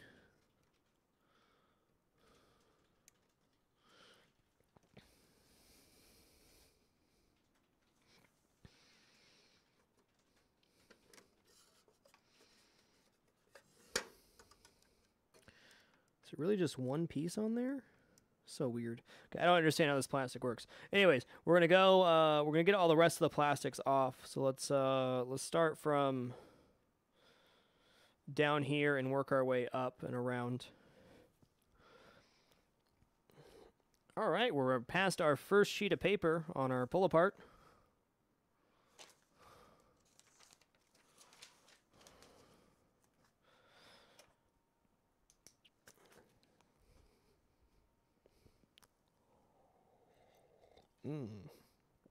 Good old lukewarm coffee. All right, so 18 is going to be mini flipper double plastic.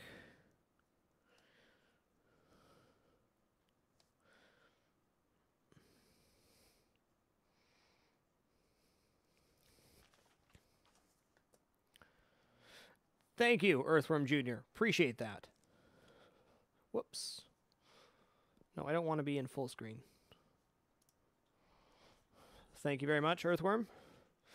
Keep me honest. Oh, don't do that.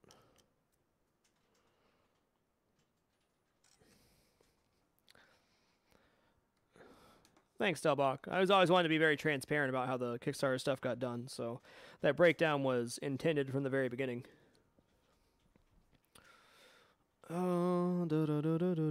Where was I? Double housing. Okay, so it looks like to me this is held on by 2 Phillips head screws down these little grooves.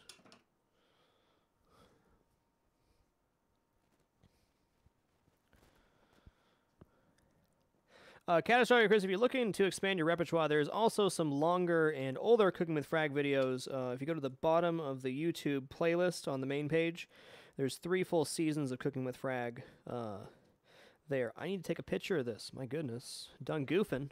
Don't goof.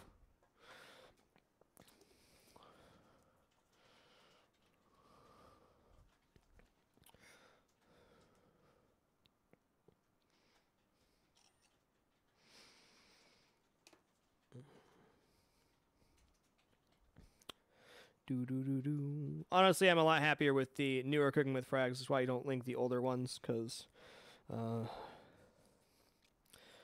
wasn't as prepared to do them the right way back then. Okay. Well, I can tell these are going to be a bitch to get back in. Looks like I'll be buying myself a magnetic screwdriver kit.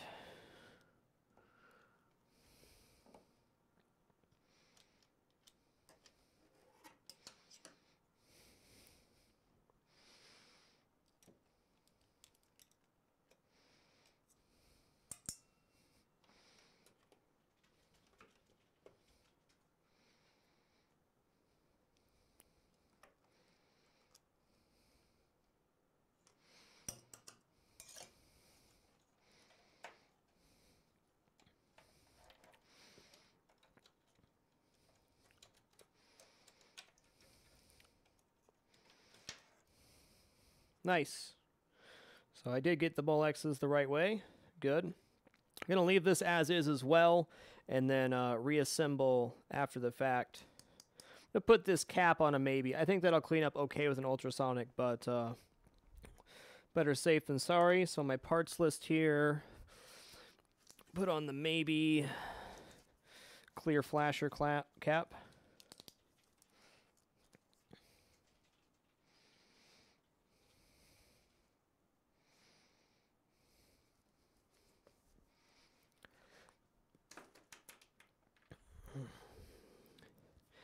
18. Mini flipper double post. Let's take our picture and then put it in the bag. Oh, trust me, I'm scared, Zoa, but we're doing it. Okay.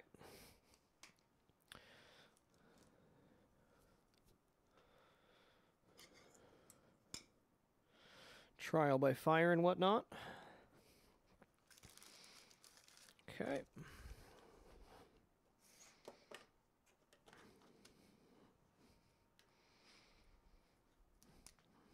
$18. Good evening, big old Pete.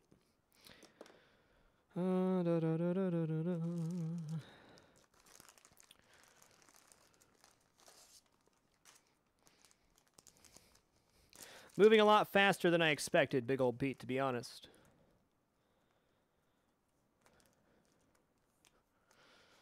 Yeah, documentation's so important. Already took the picture of the out. We're good. Got a picture of the in and the out.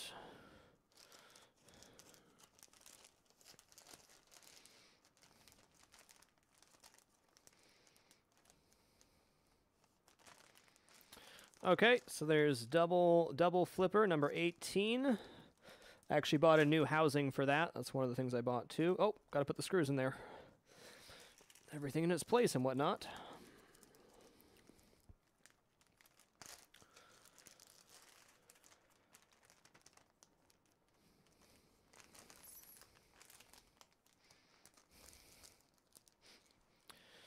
Next, we'll be taking off this little mini plastic, what the hell you want to call that?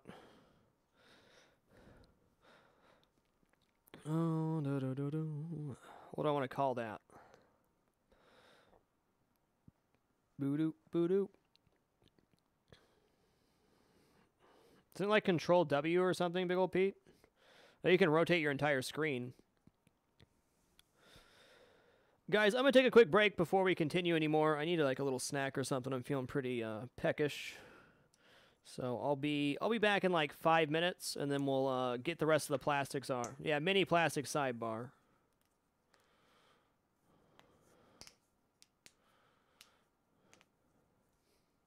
So thank you for your patience and understanding. We'll be back in just a moment, and then we'll get all the plastics off and then kind of really decide where to go from there. It looks to me as if I'm going to need to remove the thing before I can put it on a rotisserie. Control W, close the tab. Sorry, sir. Sorry. I was wrong. My bad. Wonder how many viewers I just lost for saying that. Hey-o. Be back soon.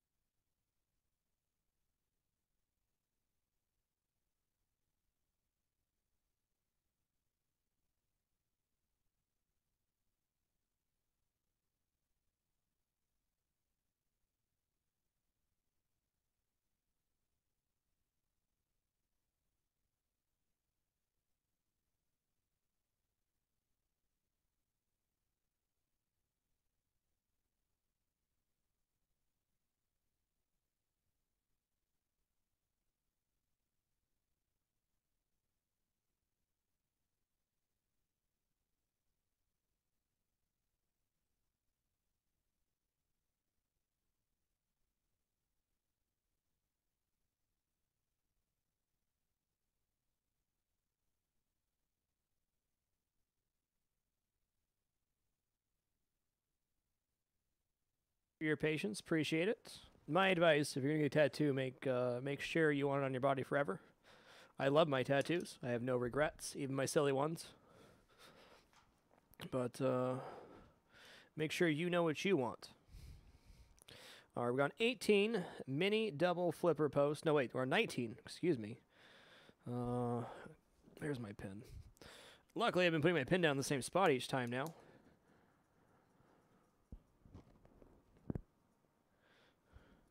All right, 19. What do I want to call this?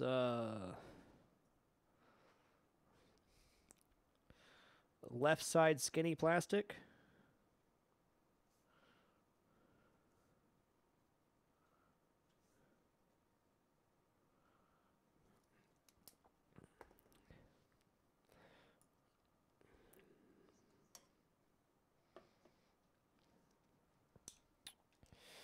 This should fit in a skinny.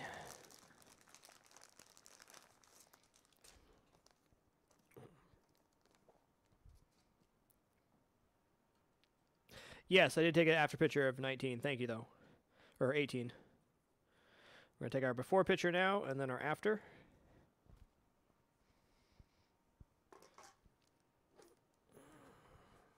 Well, Rail would more be talking about metal piece. As long as I can remember it, that's all that matters. Here's the before.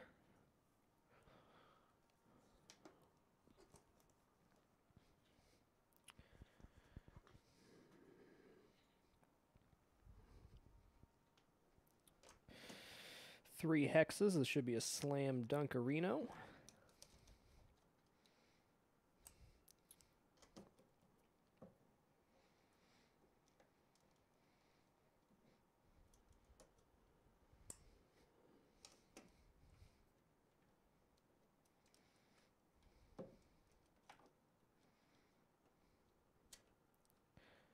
Since we're getting all new plastics, I'm not going to bother separately bagging the hexes.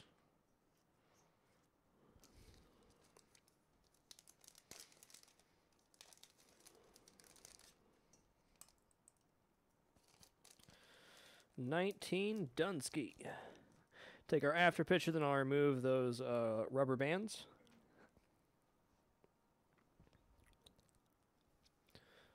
Honestly, very much, I don't really care. Vehicle, buddy, thank you for keeping it dapper, sir. Appreciate it. Chop suey, because when I go to put it back together, if I ever have a question if where something goes, I have before and after picture of every single thing I remove from the machine, so I can look and say, oh, that's where that goes. And that's what it looks like when it's not on there.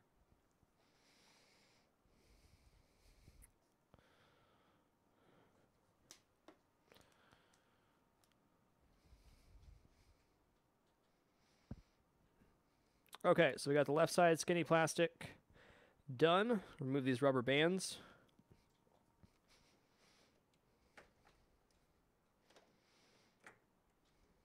God, it's so dirty under there.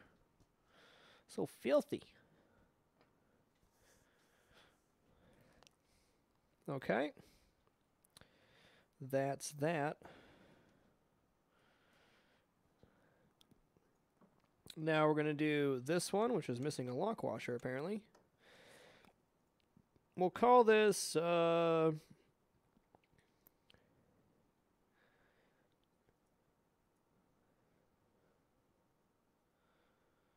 this would be staircase. So we'll call this left green... that's too long. Pop bumper plastic.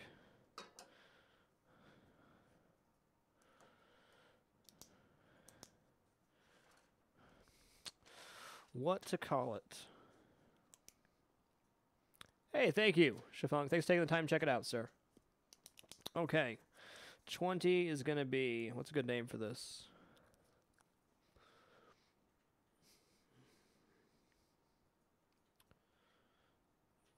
Let's call it pop bumper entrance plastic.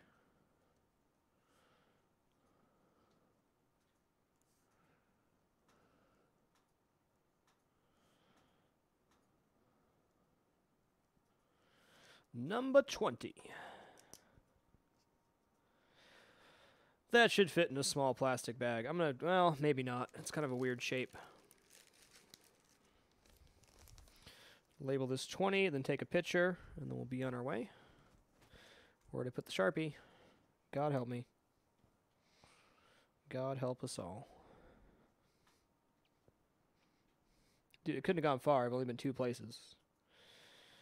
Help me, Tom Cruise. There it is. 20.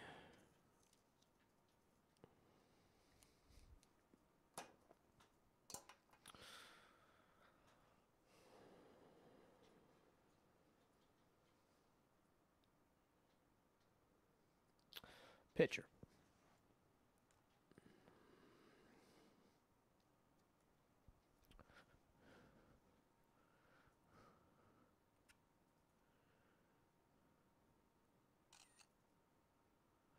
Let's take a picture from a little farther back so I know. There we go. That's better.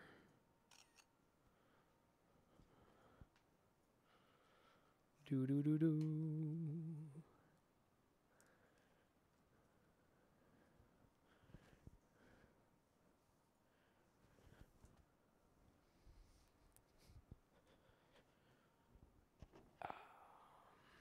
Getting old. Pulled some weird muscle in my arm doing this. Getting old, man.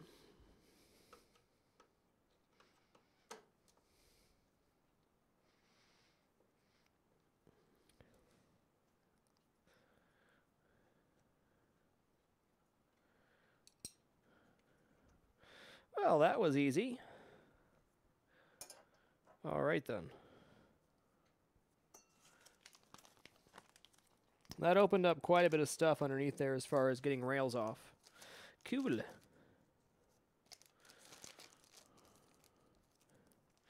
$20 is Dunsky. Oh, we played this machine quite a few times on stream. It works. It's just not in great condition.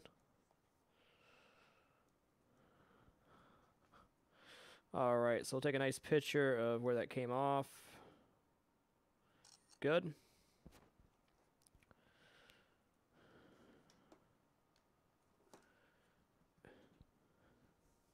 CK Live, we're starting a full restoration of the Addams Family pinball machine. So we're completely depopulating and then repopulating. I'm going to do everything, have it re-clear coated, the works. It was working. It just it needed some help.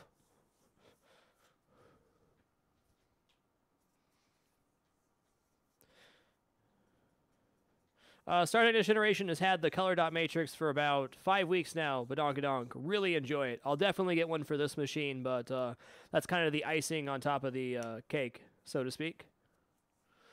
Okay, next we're going to do the, what is it be, staircase mini green plastic? Sure. Which is going to be this piece right here. I'm doing a ground-up restoration of this machine, so the inside of the cabinet's really dirty, the wires are really dirty, putting all new plastics in, replacing all the coils, having the Playfield re-clear-coated, resetting the inserts, you name it, I'm going to do it on this machine. By the time I'm done with this machine, I should be able to tackle any pinball project that gets thrown at me. Okay, so 21 is going to be staircase... mini green plastic.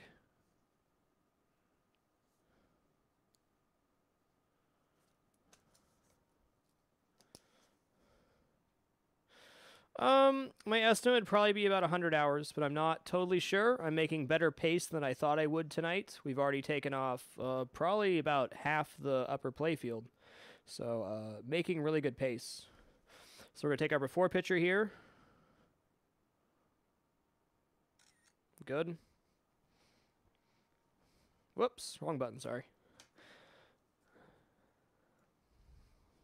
Okay. So that is 21. Get ourselves a bag and label it. There is no hope for the big deal machine, no. It's too far gone. So 21.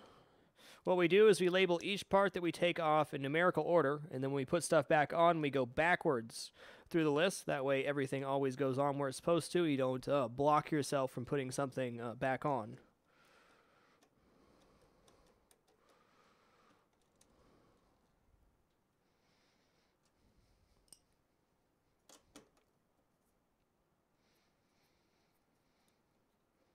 So many posts. Okay, there's that. And this. Slam dunk. We'll take our after picture and then pull these rubber bands off.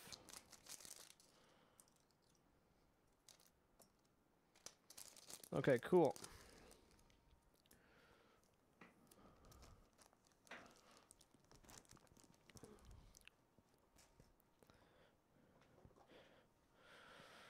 Badonkadonk, because I haven't gotten to the back glass yet, so I wasn't sure how far I was going to get tonight, so there's no way I'm getting it on a rotisserie during the stream. So basically, now that I'm here, I might as well pull everything I can before getting on a rotisserie. Is basically what it is. I mean, yeah, I could pull the back off and then start pulling it, but I haven't even touched the back box yet, or labeled or pulled any of the pin connectors. Though I would imagine the next stream we do, it'll probably be on a rotisserie. Okay. After picture. I figured I'd get as much as I could done today and then, you know, do the rest later. Whoops.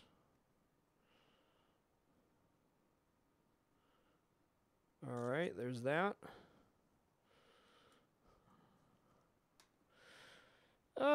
Not as bad as you might think, TWF. Okay, so there's that.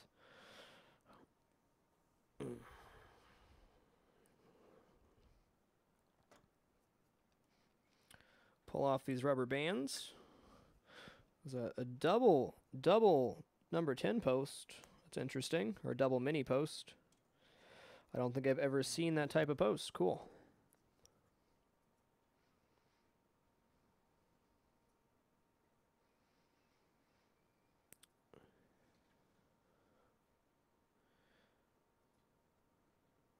When is actual pinball played? I do both restorations and playing on stream. If you want to catch pinball gameplay, including this machine, you can head over to YouTube. I have a playlist with all my pinball stuff over there, best scores and whatnot.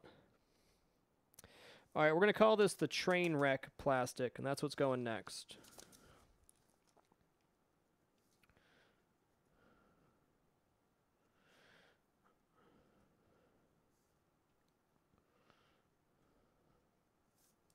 Number 22. I don't think that's going to fit in a standard size bag. I'm going to go grab a Ziploc real quick.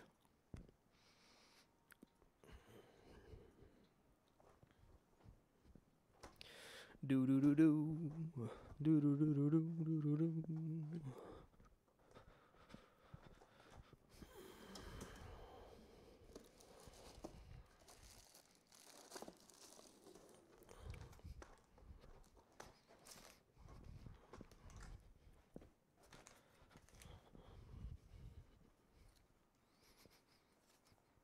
Okay, so this will be 22.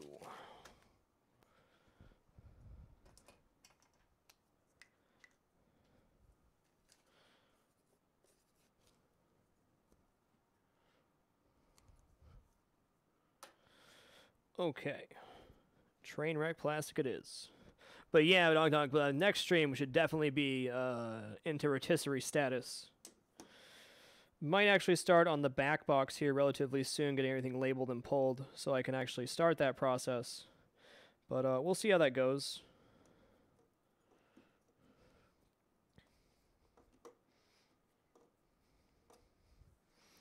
Oh, okay. Cool.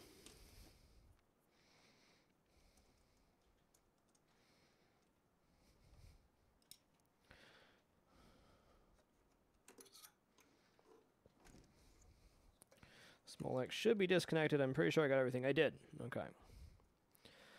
We'll de-rivet this and fix it later.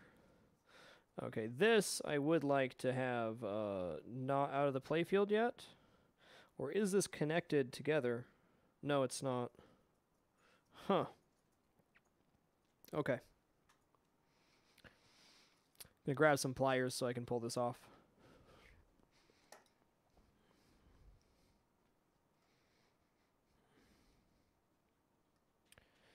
Yeah, for sure. I'm really, I don't know what the underside of this is going to look like. There's the vinyl overlay on the power, and there's an overlay on the house. So we're really going to see where we're at when those two things come off. I don't know what it looks like under there. Hopefully okay. Okay, I'm just going to put this post back in where it was. I'm really surprised they went with a wood screw here. But who am I to judge? Okay, that's back in there good. Now we can bag and tag this. Oh, hey, I didn't take a picture. Whoops-a-daisy. Just lay that kind of back on there half-assed. We'll take a picture, then take a before and after.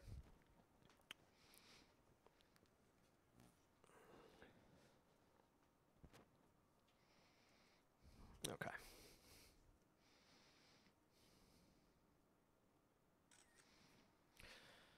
Alrighty.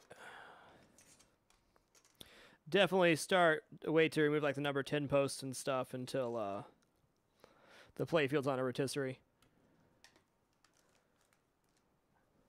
Alrighty. So this is done, number 22.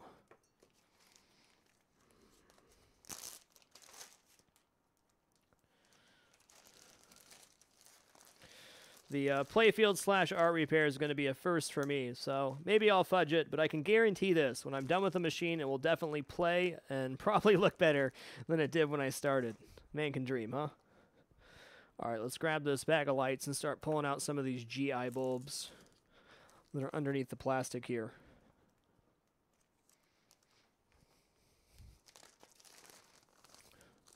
Believe it or not, that camera's only going at 1280 by 720. It could be 1920 by 1080, but I opted for the 60 frames per second this time around. Ooh, that one's a little crunchy. Don't be so spicy. Hey, at least it's not rusted.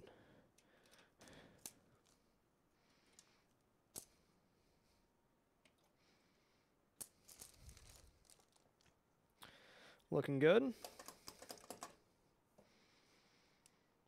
Okay.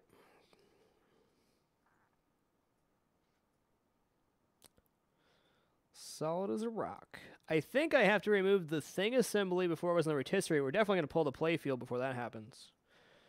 Is F not doing that? Not too much left I can do. We're definitely going to get back in here. I'll have to grab ratchet, I guess, to do that. Or we could work on getting the back box done. Let's get started on the back box after I pull a couple more pieces here. It's probably a good idea. We'll pull this piece of plastic here and probably this piece if I can figure out how the hell it goes on there. And then we'll start working on the back box, getting it ready and prepped for getting on a rotisserie.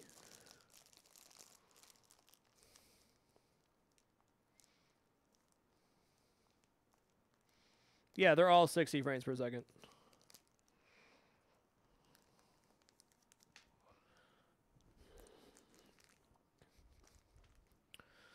Okay, so we got that. That was the, oops, got to put the hex nuts in there. I'll be buying all new lock washers and stuff for sure, but good to have a reference. Thank you, Mr. Boss Sauce. Good call, man. Good call. Grab a sip of Joe.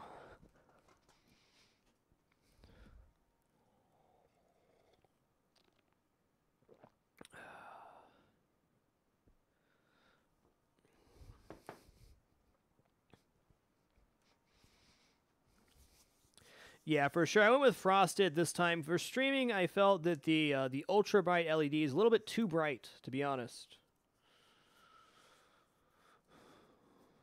A little too bright.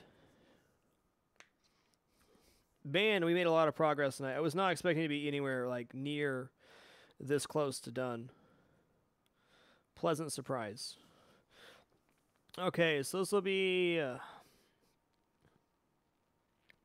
it's not the vault. What is that called? What's back here called? Or is this the vault? No, this is the vault. This would be... I don't even know.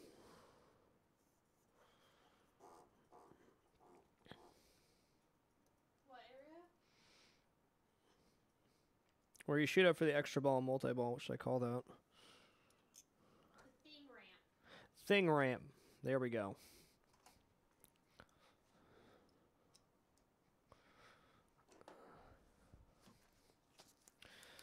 $23 thing ramp plastic.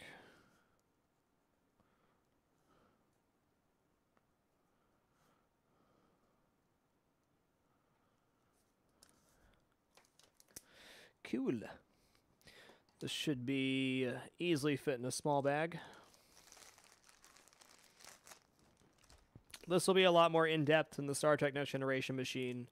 The Next Generation, I really did like a deep shop or refurbish. This is definitely a restoration.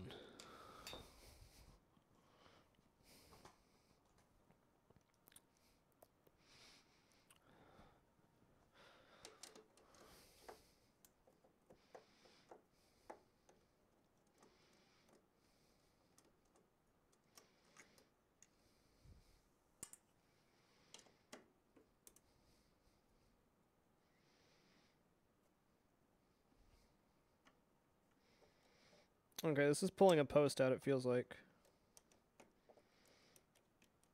Yeah, okay.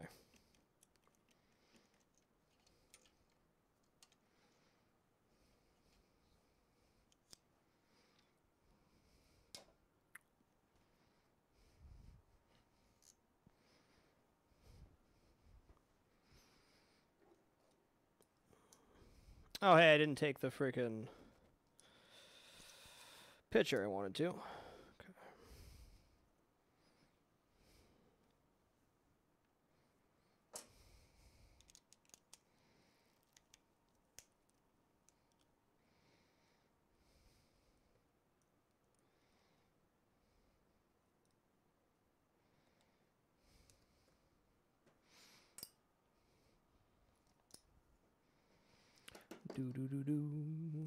Oh god, what did I just do with that white post? There we go.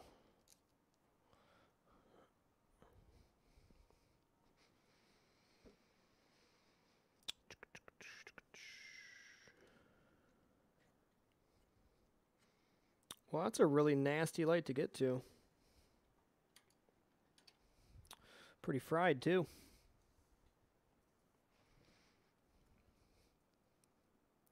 I think the next logical step here is to start working on the back box. I don't see any reason not to. We put this on, we'll take our picture, take our after picture, and then we'll go. It's going to be a lot of labeling doing the back box. That's okay, though. All right, picture time. Whoop.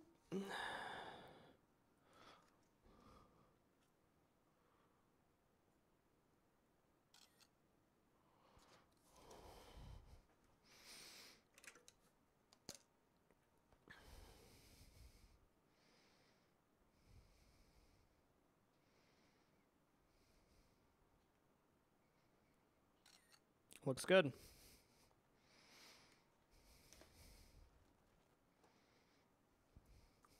Thank you, Jerry. Glad you feel that way. Okay, well, maybe I was mistaken about this fitting. In fact, I was. So we need a big bag for 23.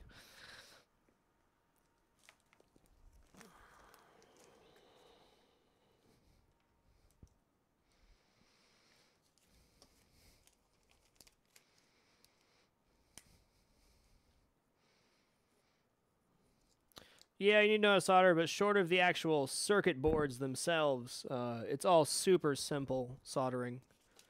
Nothing to be afraid of. I had no idea how to solder when I bought my first machine.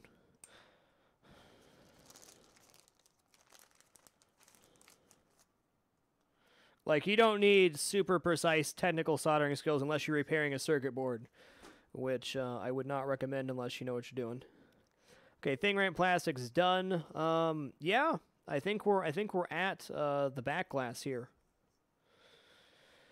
Have a good one, Earthworm. I could take some measurements for inserts and stuff, but we'll save that for later.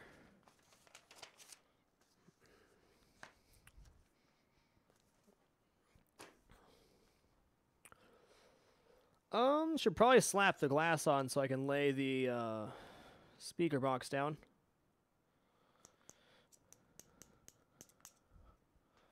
Let's do that. Whoa, don't get caught again. I keep getting caught on the plunger assembly. Oh god, where did I put my keys? Holy crap. I have made a mess. Honestly, it's not bad, but more of a mess than I'd like. Okay, now we're going to open up this. I'm going to slide the Playfield glass back on, put the lock bar in, and that way we can safely lay down the dot matrix to play.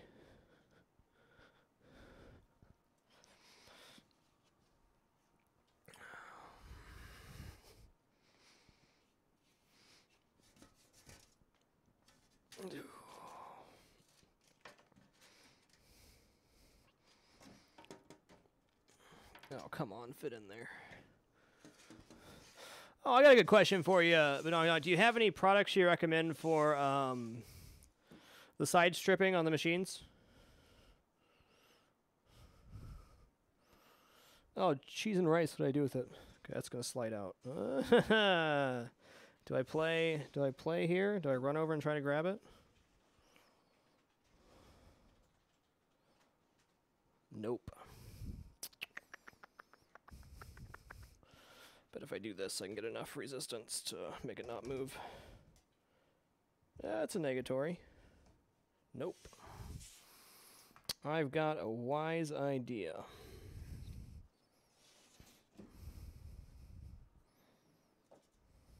Ha!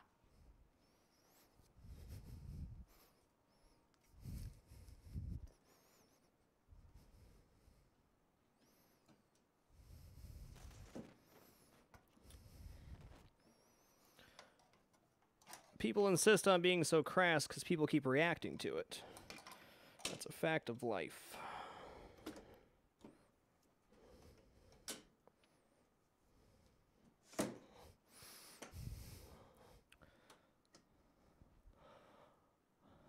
All right.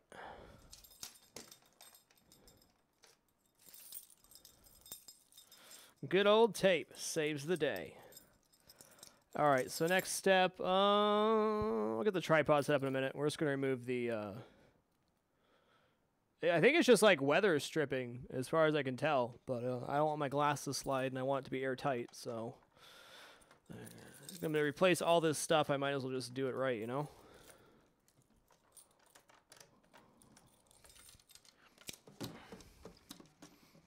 Okay.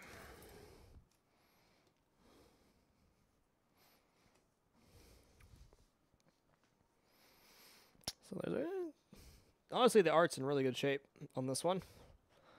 Very, very tight, no wrinkles.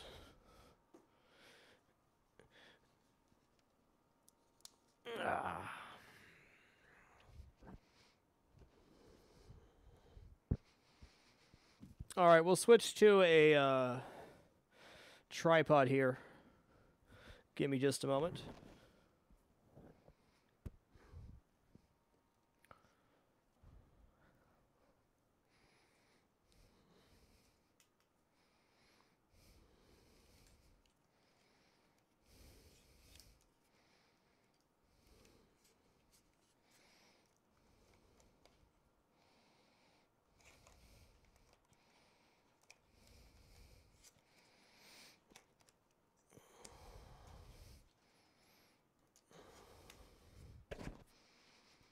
Let's see here.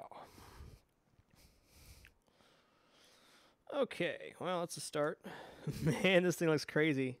Cool. All right, give me just a second, then we'll switch cams. Thanks for your patience.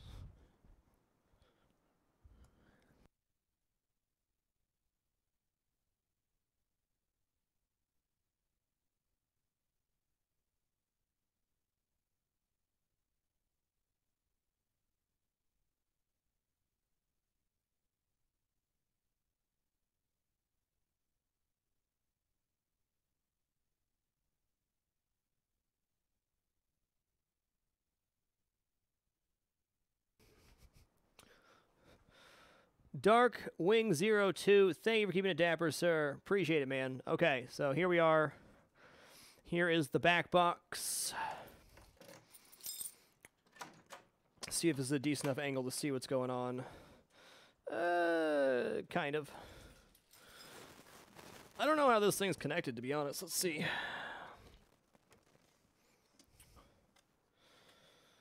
Not too bad. I'll probably remove the ground wire and, at least it's not sliding. Ground wire and desolder this so I can pull it off. So what I'm going to have to do here is I'm going to have to label each pin connector individually with pieces of tape. Thank you, Zynor. Appreciate it. You have to label each one with tape so that it has a number on it so I can put them back in the correct order. That's what I did in the Star Trek Next Generation machine. It worked out pretty good.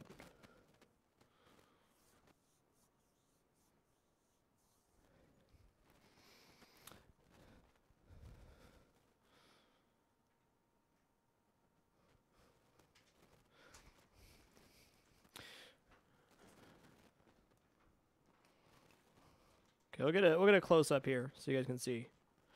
It's not one board, it's actually 5 boards.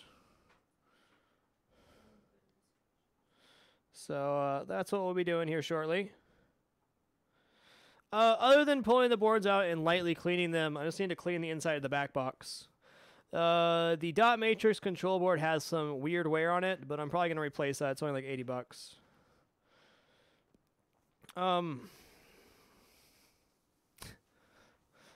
I'm undecided if I want to. Yeah, I might as well pull off the dot matrix.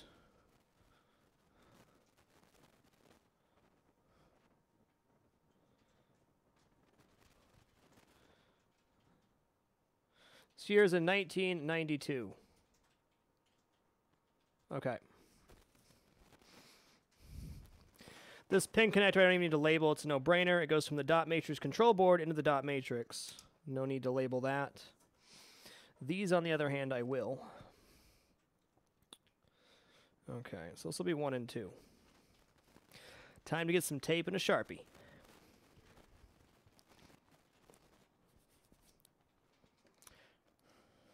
There's several ways to organize this kind of stuff, but I really like my number system. It worked great for me last time, so I'm going to do it again.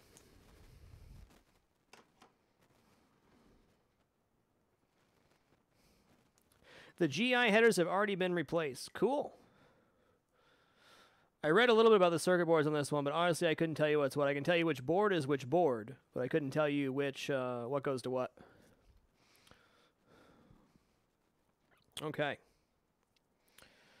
1, 1, 2, 2.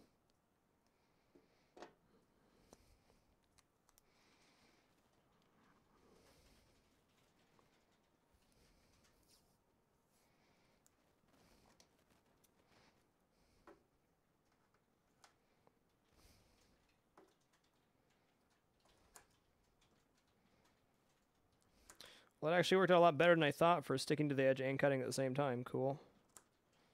Okay.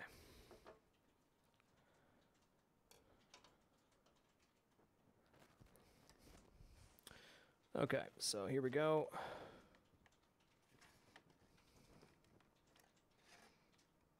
This board's freaking weird. Let's touch the ground.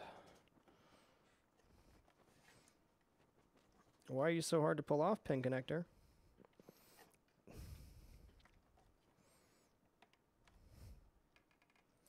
Back and forth, back and forth.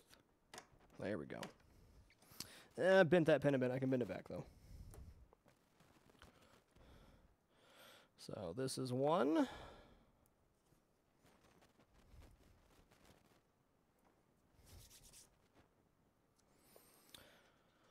One here. Like, the Molex clips are unbelievably easy to pull off on this one, so now watch, the pin connectors are all going to be, it's not bad, all going to be crazy.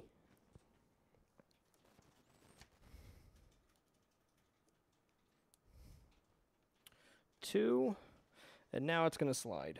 Okay. 2.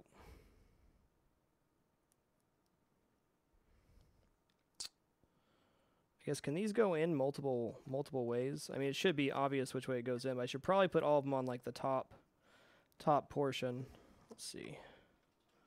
I mean, it's obviously that's the way it goes in, so put it on this side. Yeah, I guess you could plug it in backwards. No, you couldn't because there's a block segment there. Okay.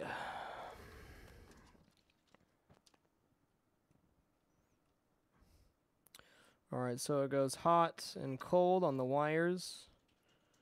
Yeah, okay. We'll copy the other side with the soldering iron real quick. Just pop the shizzle off. It's going to be easier than fumbling around it. Let's take a picture of the wires real quick.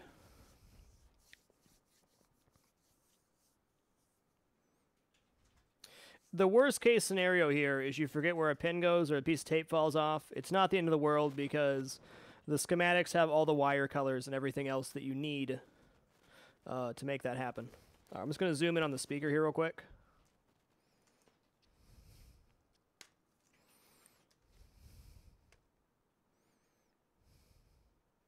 It's a horrible angle. Okay, that'll do it. Just taking a quick photo.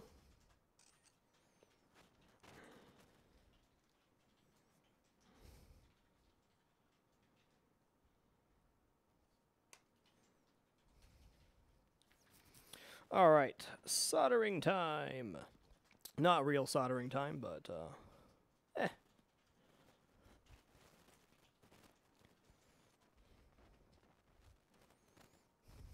Most machines have 3 AA batteries to hold the high scores while the machine is off or unpowered like it is now. Yep.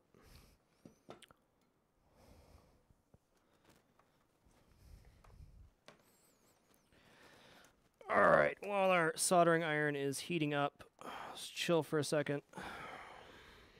We'll close this door. Oh. Oh, it'd probably help if the power strip was on. There we go.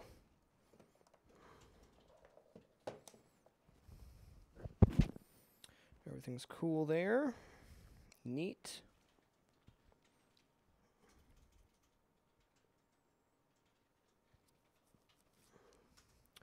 So, excuse me for a second while this iron heats up. I'm just gonna pull the solder off here. Let's see if we had to disconnect this. Shouldn't have to. Well, maybe I do. Okay, we're gonna have to do both sides, which is fine. Should be a pretty slam dunk. Okay, the hot goes on to this one. Should remember that. No problem. It's really just being held in by the ground wire right now. After we desolder the speakers, then I can remove the ground wire, and then we'll be able to pull this piece off to the side.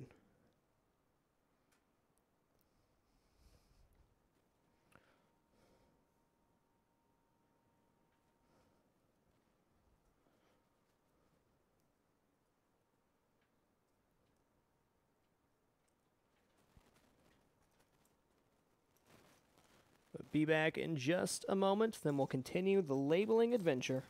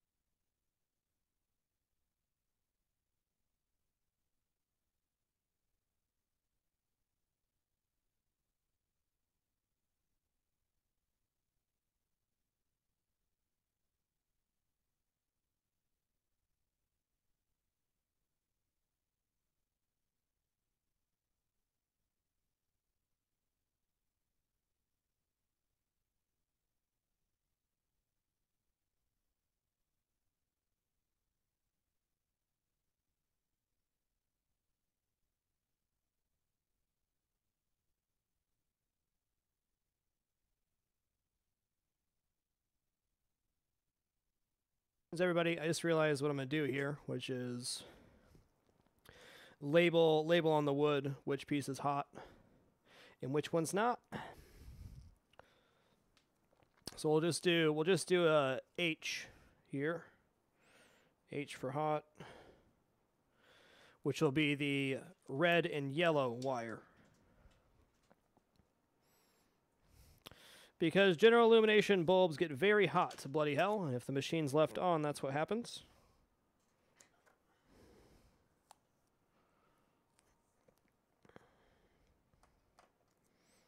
So here we go. Hot wire goes here, and hot wire goes on this side.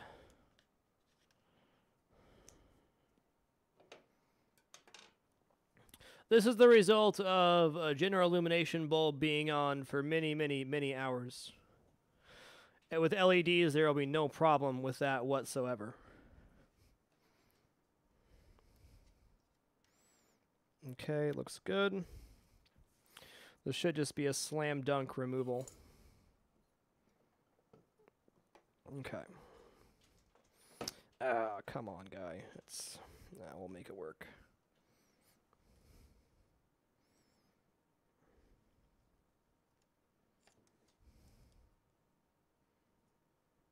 No, the reservoir's not hot enough yet. Yeah, it's getting there.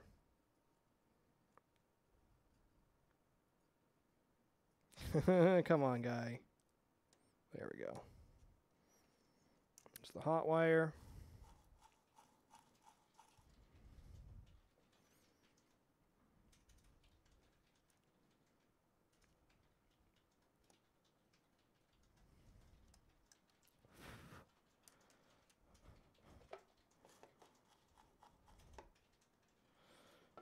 Now we'll switch sides real quick.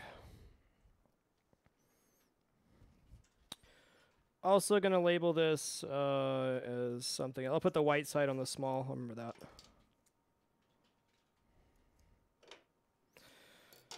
Make a tab in the tape so we can pull it off easily. Let's wrap this around real quick. It should be a no-brainer which wire goes to which, but hell, better safe than sorry.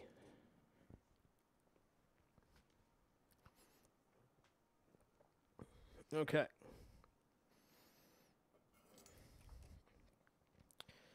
Wait, is there 4 wires going to this? 3, 4? I'm so confused. Let's get our bearings here before I mess something up. Okay, so we have the not hot. Oh no, there's not. It's just 2. Okay, we'll pull the hot wires first, since they're kind of touching there. I got a good grip on these.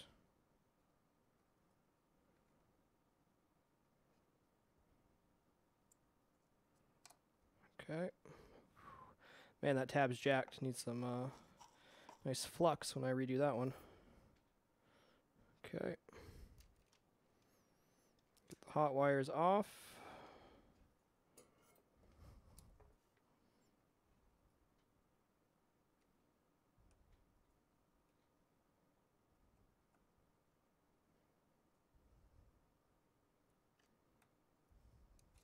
Okay.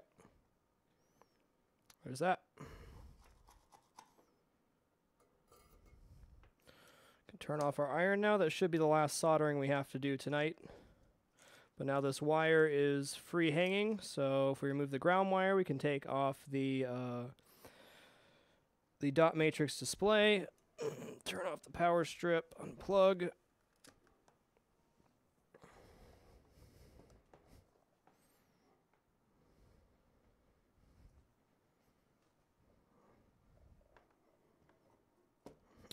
Nice job, sunshine.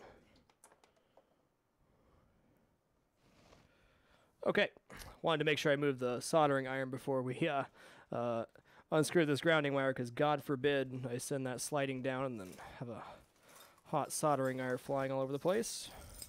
No thank you.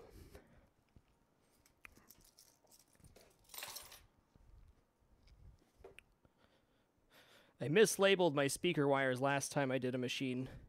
That was a real pain.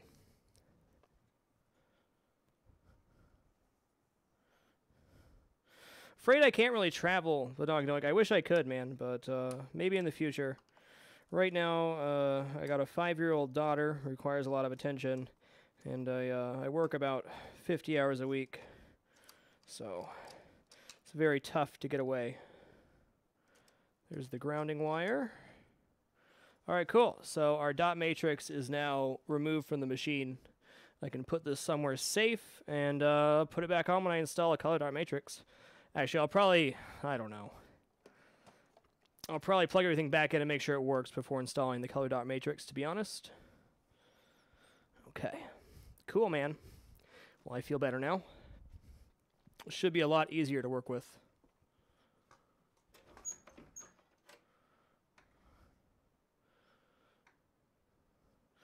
Inbred Outlaw, I stream for a living. I've been a full-time content producer for a little more than 3 years now. This is my hobby. I also stream my hobby, thanks to you guys. All right, we got 1, 2. Let's decide what order we want to go in here. Okay. Oh, that's right. This one has little bulbs on the top. Forgot about that.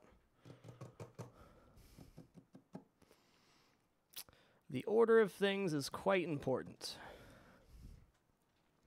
I can either do it by board or I can do it by side. Trying to figure out where these connectors end up being.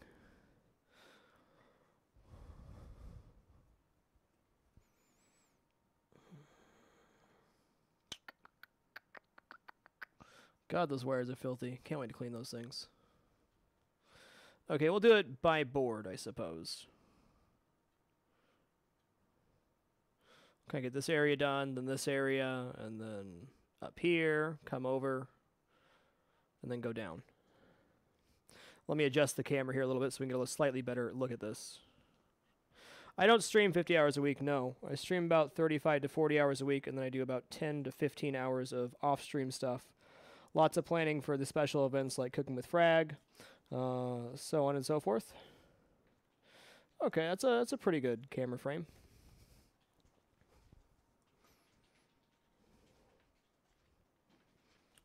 All right. Get this party started. Got my Sharpie, got my tape, got my scissors. First thing we're going to do... Jesus, keep catching on that, man.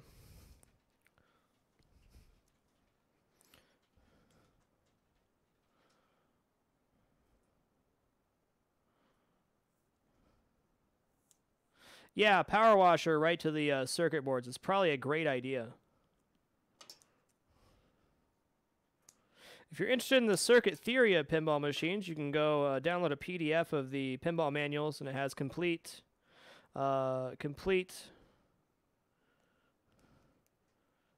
circuit theory and everything else you'd ever want to know about one of these machines. So probably label out like, what, 5 at a time here? We'll see how far around we can get. 3, 3, 4, 4, 5. 5, 6, 6. Well, thank you, Protoss. Appreciate it, dude. This is a much more in depth than the previous one. I'm really excited for this project. If I can get this done tonight and slam dunked out, then I'll be ready to put it on a rotisserie, and it should be on a rotisserie tomorrow. Yeah, lots of fuses. Lots of fuses. I might be missing a fuse or two, but I have most of the replacement fuses. God bless you. 3. 3.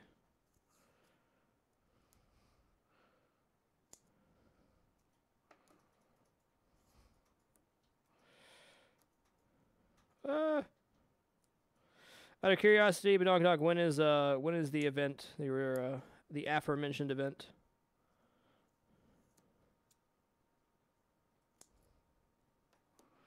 5, 5. So I'm just laying out my numbered tape right now so we can start working on the labeling the connectors. So I'm going to pull the camera back a little bit. Whoop, not in, out.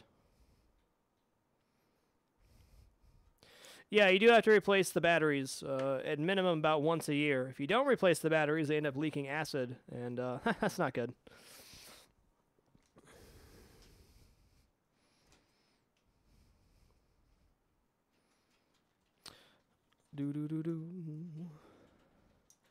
This is probably the most popular classic pin made. It was the most produced pinball machine for sure. Okay. So pin connector numero uno. Man, these are dirty. I don't know if I want to clean them off now. I'm going to grab a couple of Q-tips, guys, because I need to get at least the base dirt off. Otherwise, the tape's not going to stick. I'm going to have a nightmare on my hands.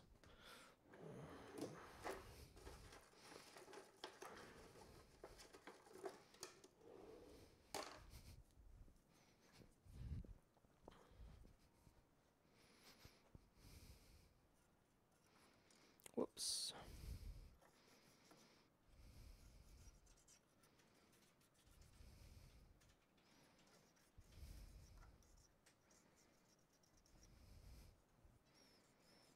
I'll get in here and deep clean the boards after the fact. Once all the pin connectors are off, and pull all the boards out of the back box and then go from there. But right now I just need to get them clean enough to have tape stick.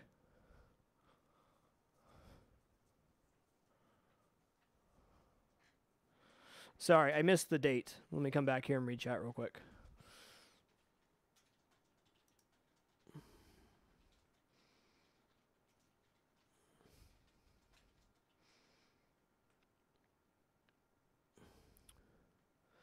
June, okay.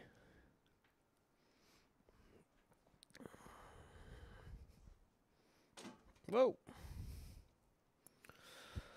Okay, so we're on 3 here. So we put a 3 on the tab here. And then we put... these must only be able to go in one way. Yeah, okay, okay. The red's always on the bottom. Fair enough. 3 there. Should probably put that 3 facing me, but whatever. Wiggle out real easy there, bro. Okay, 4. Well, I'd rather have the tape be too big than too small. I want to press them on there real freaking good, because the pin connector is going to be basically going in a bag, and I don't want to lose my place. Okay, 4, 5 here.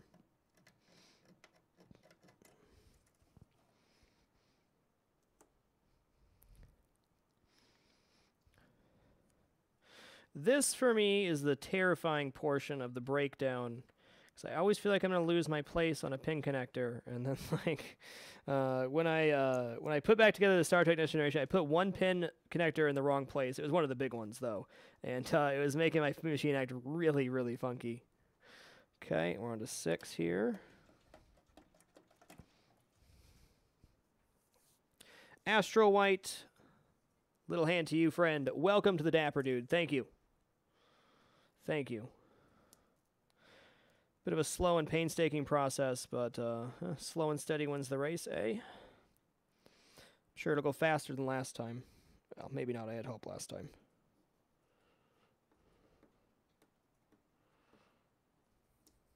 Okay. 6 here. Let's make sure I keep touching that ground. Mr. Boss Sauce, little hand to you, friend. Welcome to the Dapper, sir. Welcome back, if I remember correctly. Okay, more tape. More tape. Dude, what did I just do with my scissors? I'm like misplacing stuff like a madman today. F my life.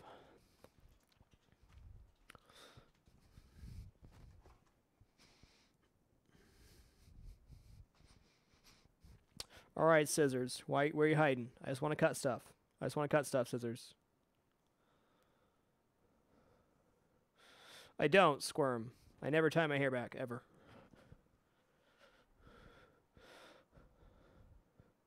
Unbelievable. Oh, hey, I put it in my pocket. Nice. I am so on top of stuff today. Good old pocket trick. Gets you every time. I wouldn't say back from, yeah, for sure. Hold on. I'm just going to go ahead and mod. Badonkadonkey's been extremely helpful. You're modded Badonkadoink, so you're free to post whatever you want. Thanks for all your help with the pinball pull aparts and puts togethers. Okay, so we're at 7. Oh god, that's not an 8. 8. 9. 10.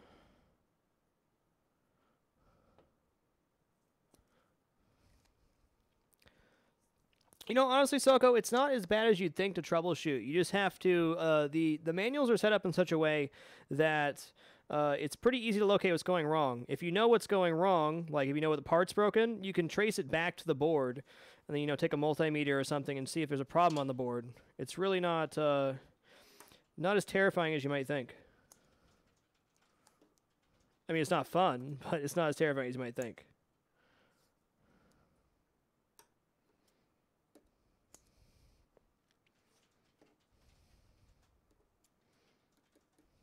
Dapper in my channel means being nice and friendly to each other.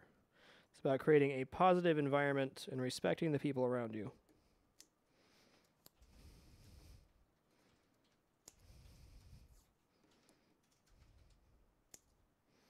All right, so we got 7, 8, 9, 10 here.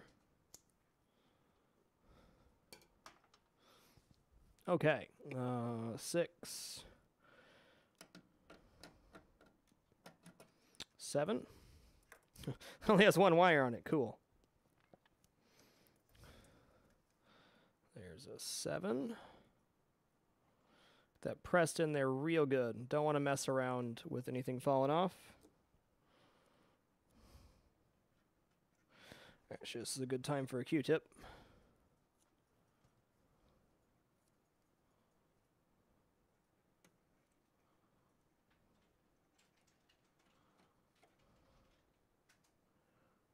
Seven. We'll go straight across the board. These look like brand new. What the hell is this? Cool. Nice and easy. We'll do 8 here.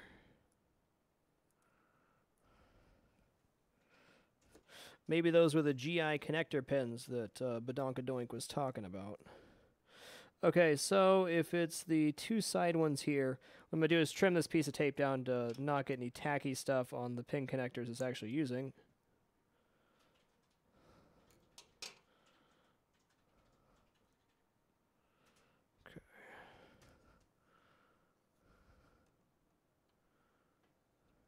Okay, 8, 9. Okay.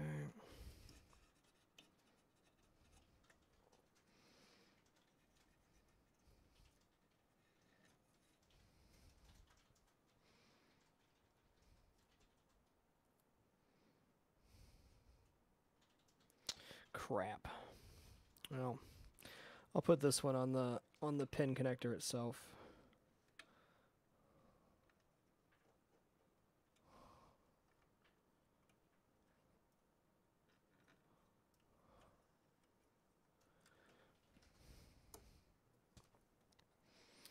There's 9. And 10's coming up.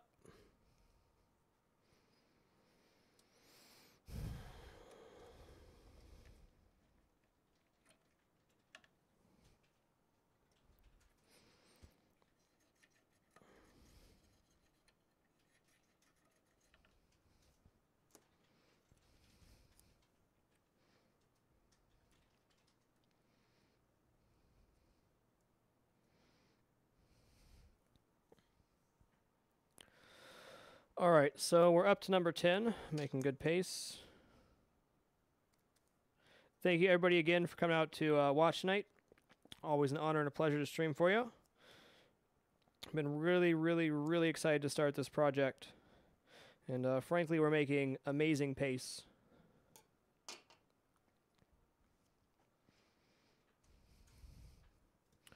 For sure, Carlo. This is definitely a high focus area. Sorry if I missed anything.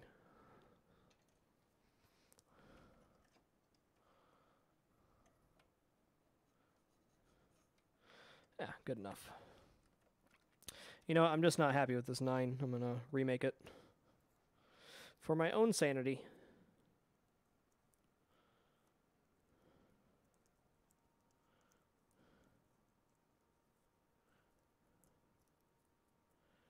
Did I miss something? I'm confused.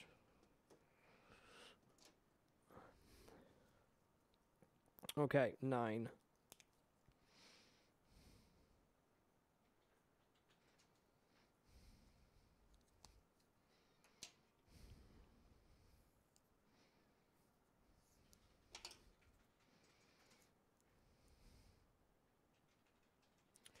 The numerical order of things truly does not matter in this case for me, as long as you can see what number goes to what. So, like, if I start on the other side with 11, it's not going to throw me for a loop. It's just important that each number has, is on there right. So let me zoom in here real quick so you can kind of get a close-up of what's happening. Hey, thank you, Savvy Kangaroo. Appreciate the support, dude. And thanks for being a part of the channel for so long, man. So this is what we're doing. You can't really see the piece of tape up top. Let's see if I can get this. There you go. So each pin connector has a number, and then each connector has the same number.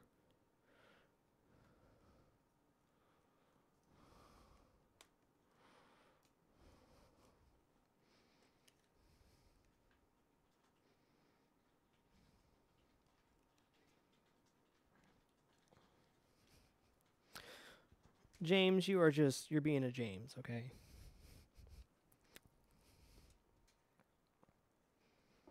Okay.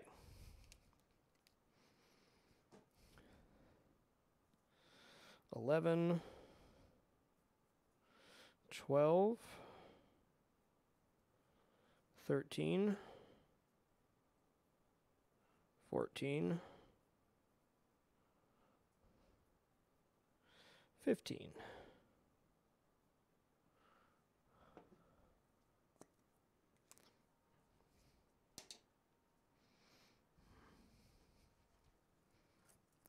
Oh, look, it's a little baby.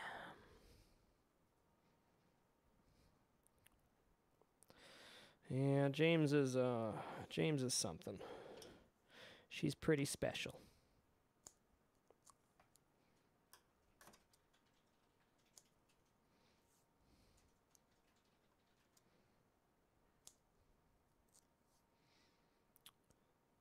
To Pixel, welcome to the Dapper.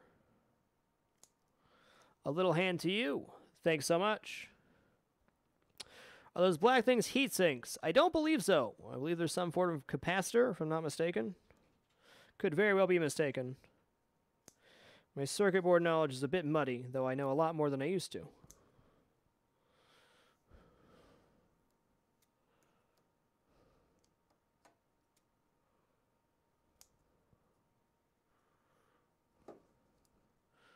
Do-do-do-do.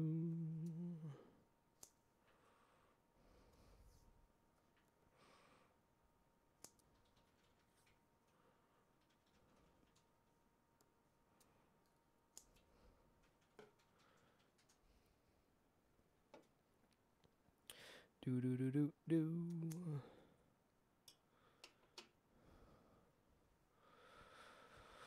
Alrighty. Those black things are heat sinks for the GI track. So there you go. These are heat sinks. Good to know. One day, I truly hope to be fully versed in circuit board theory and be able to repair all my own boards and all that stuff. But right now, we're taking it one step at a time. Swiping off some of the dirt on the top of these connectors because otherwise the tape is not going to stick properly. If the tape does not stick properly, well, we're going to have a bad time.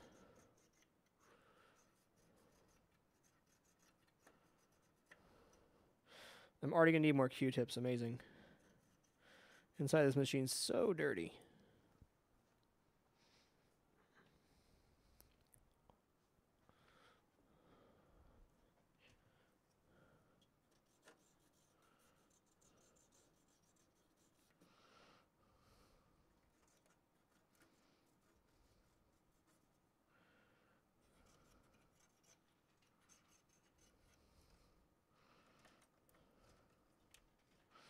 Huh.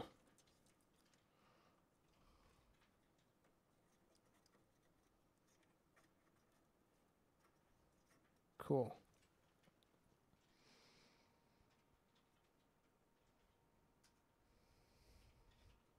Not at this time, Pezzer. I will use pressurized air at some point, but at this point, we're not worried about cleaning.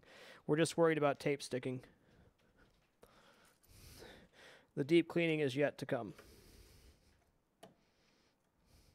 Frankly, if I use canned air right now to try to clean it, I just make a dust storm in the room. Yeah, you can download most manuals online, Randolph. They're definitely out there.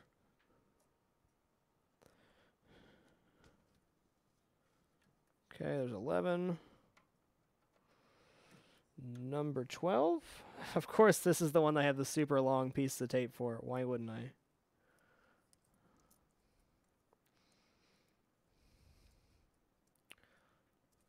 $12. It's okay. I can drop the 12 across the board here. I'll remember.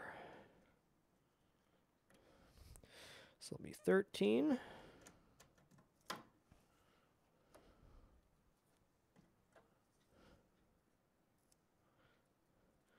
Pretty stoked the battery hasn't died on this headset yet. Like, I'm a little worried about that. Okay, 13. Do.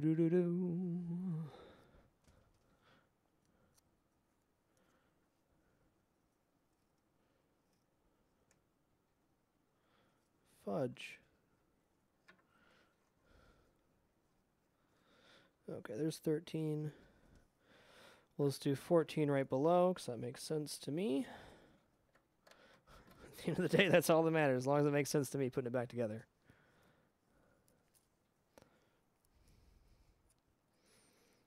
Give that a real solid press.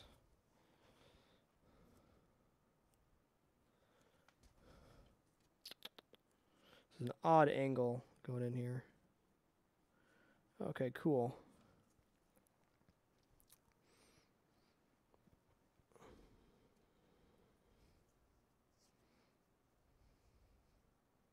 That is true, Sheep. That is true. Honestly, the boards are not that filthy. They're pretty like dusty, but as far as actual wear, not too bad. Other than the dot matrix control board, which has some issues, everything looks pretty good. It's just the cabinet itself is filthy. The new Star Trek machine's like pristine compared to this.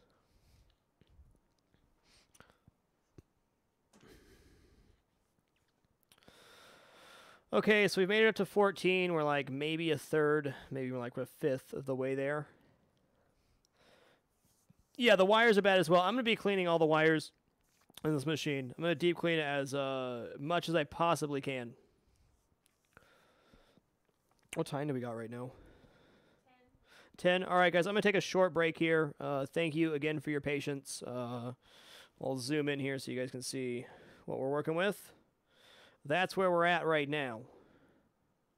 Yeah, it is pretty overwhelming. Honestly, I'm still scared to do this, but less so than the last one. Sheeps Ahoy, this is my first undertaking of this large of an undertaking as far as restoration goes, so I have no idea.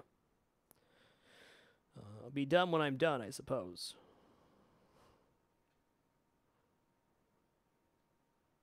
But I will be back in about 2 to 3 minutes, and then we will continue labeling and pulling the pin connectors. When that's all done, we can bundle them, and once they're bundled, then the Playfield's basically ready to go on the rotisserie. Be back soon.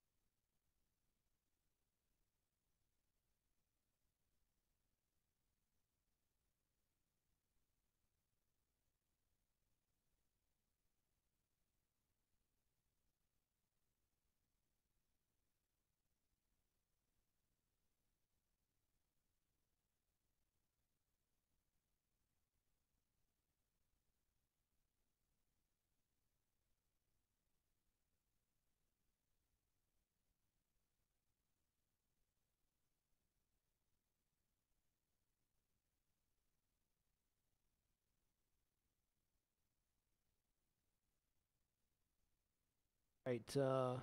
Thank you, everybody, for your patience. Yeah, honestly, the boards are in better shape than I expect, considering how poor of condition the inside of the cabinet is. This machine's definitely not looking too shabs. Okay, there we go. Oh man, don't cramp hand. Oh dang, that hurt. Don't cramp hand. I'm gonna drink a bunch of water because my hand should not be cramping.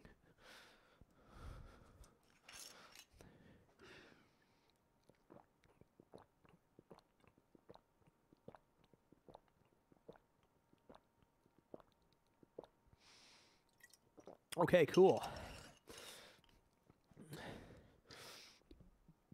Okay. So we're on, let's see, 15. Which is this bad boy right here. Let's see how the back box works for this one. Yeah, we're definitely cutting that backbox wires, though. It's not nearly as robust as the Star Trek backboard. Not even close. Okay.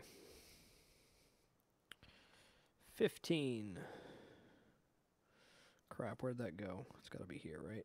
Yeah.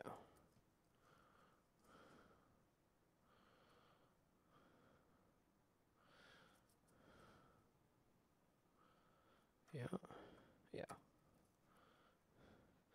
Panic there for a second because I lost my place. I'm guessing there's not anything that goes into J. 131. Unless I already pulled it out. It must be 6.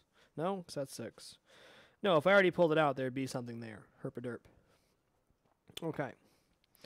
J126. Need more labels. I only noticed one replaced solenoid on the transistor on this board. You may need to replace BR2 if it hasn't been already replaced. Okay, I see it. Whereas BR3, BR4. Is this BR2? Where's BR2? BR, that's 5. I'm looking for it. I don't see it. This is BR3, BR4.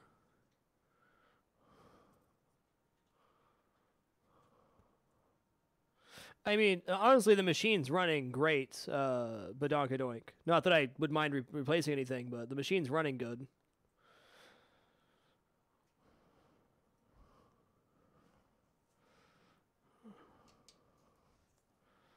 Under the silver heatsink. This one?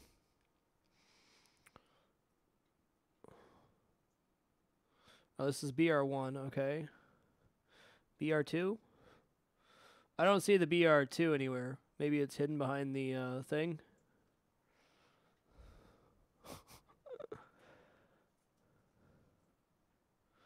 Oh, okay. So it's underneath that. Okay, got it. I see it. It doesn't look too bad. Who knows, though? There's absolutely nothing going wrong with the machine. What does replacing that do, if I don't mind asking?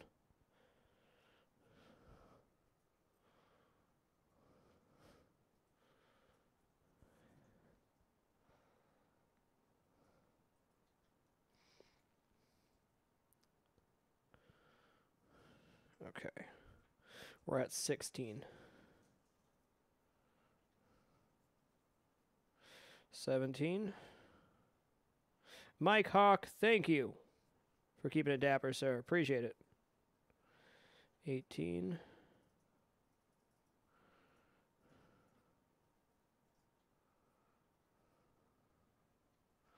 Two years, son. 2 years. Thank you, dude. Stabilizes the 5-volt supply. Okay.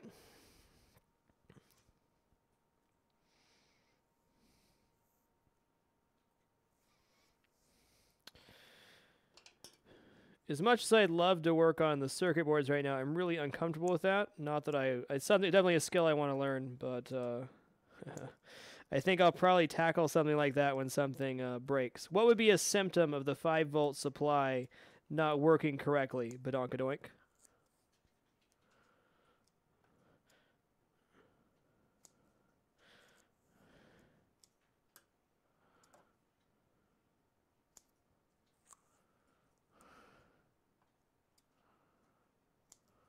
I'm going to go ahead and write out a couple sets of labels here so we can kind of slam jam through a bunch. Here's 19. 19.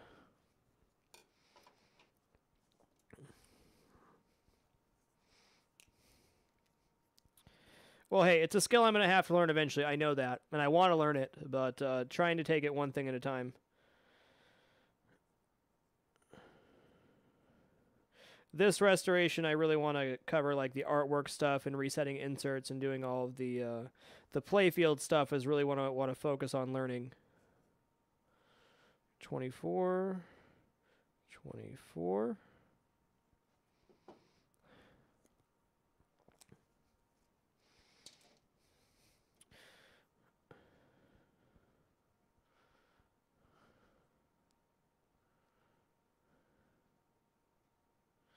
Machine resets when you press both flippers at the same time in a multi-ball. Okay, I will keep that in mind. And if that happens, I'll know exactly where the problem is.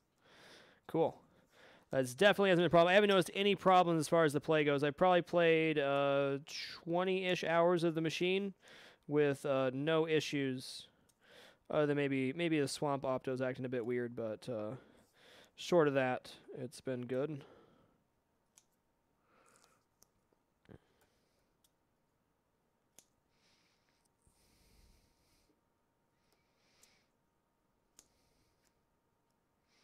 Wait. Crap, I messed up. Okay. I'll just leave myself a space. I didn't write the second 22. So I went from 22 to 23.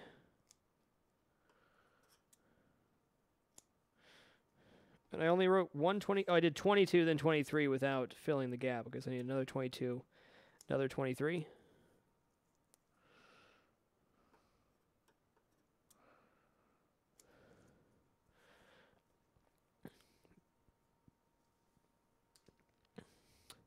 So would that be like on other machines too? If the machine resets, is that like a symptom that the voltage supply is going wonky?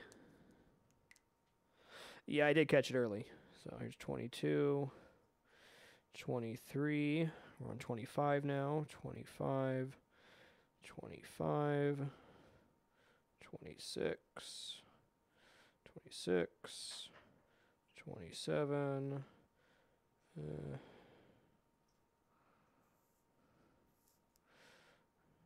27.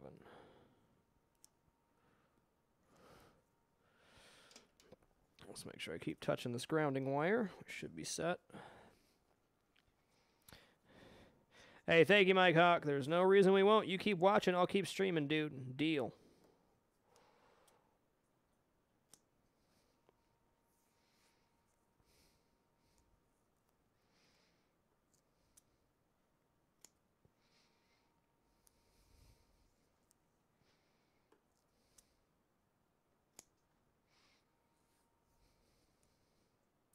Right up, Dog. I said this last time when you helped me with the Star Trek machine. I greatly appreciate you coming in here and sharing your knowledge of pinball machines. It can be a pretty daunting task to start something like this, so I appreciate any knowledge that people can give. And I always appreciate people take time to share what they know. Like, that's a... I mean, if that ever happens to my machine, it'll be pretty kick-ass to know what happened, you know? It's a pretty common symptom in WPC machines. Okay. Fair enough. Okay, we're going to do one more set of tape here, and then we'll be done and start doing like a massive pull here. No, really appreciate it, dude. More than you know. 28, 29, 30. And 31.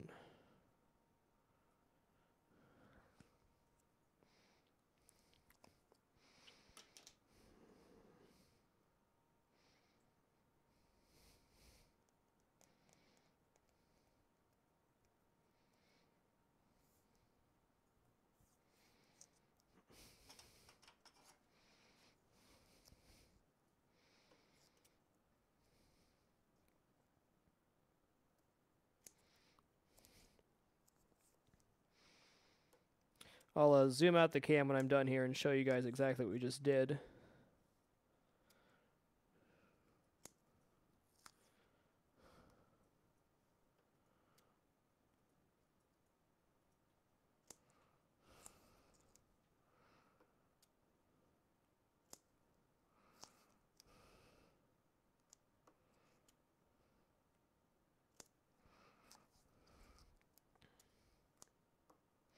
Hi, James.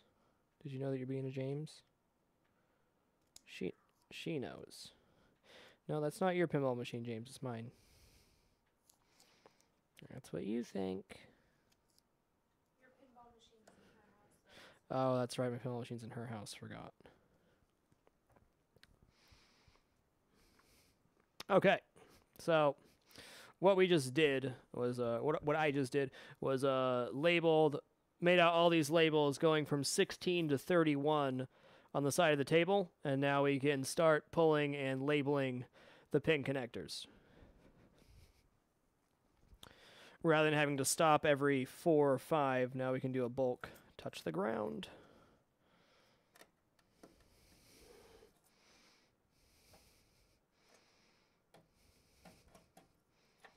Ah.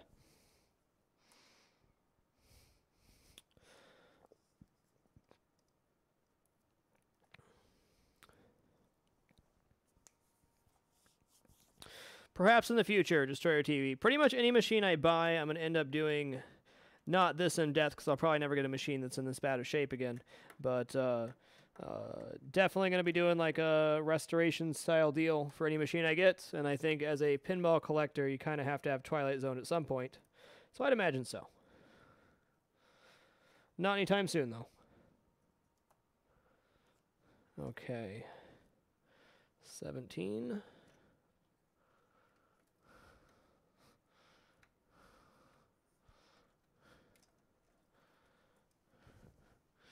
Okay. Here's 18. Press that on there real good. Well.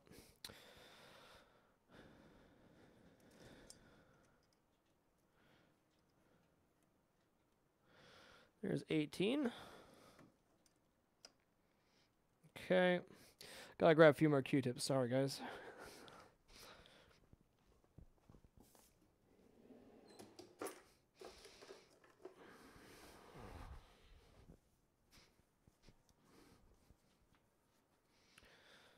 Do. What's up, Trigger Happy Bro?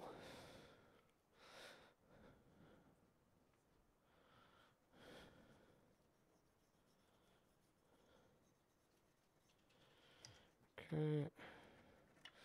We are on what? 19 here? 19 it is.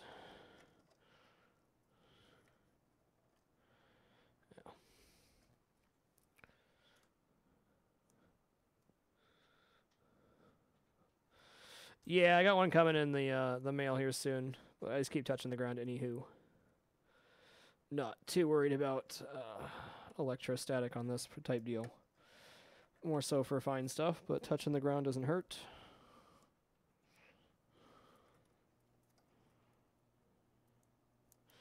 Definitely gonna wait to pull the boards and stuff till I have my mat. It's been going, Sword Thief. It's been going. Okay, there's 20. So we've got all the pin connectors disconnected, which is nice. Everything's disconnected there. Looks good.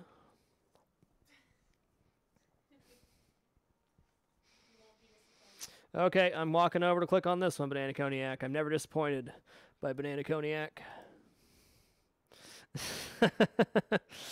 Beautiful, man. Just beautiful, sir. Just beautiful. Nice, Schizo. Just beautiful, sir.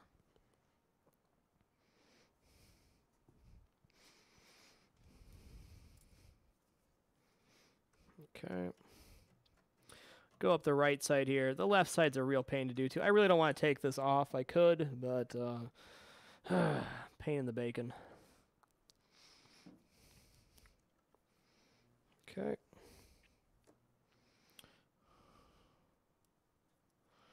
21.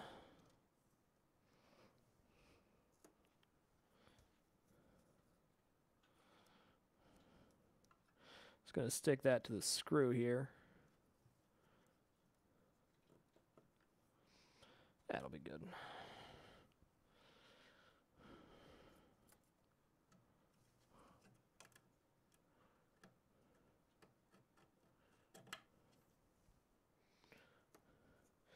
$22.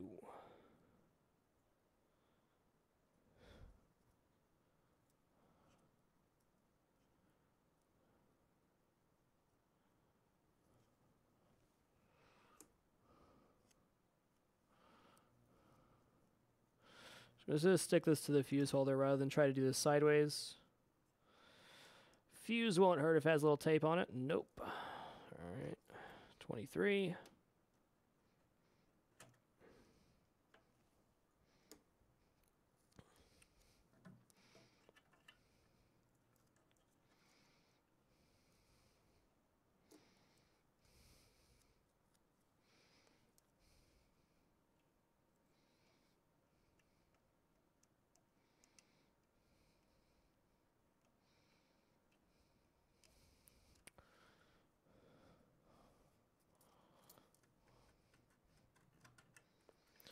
$24.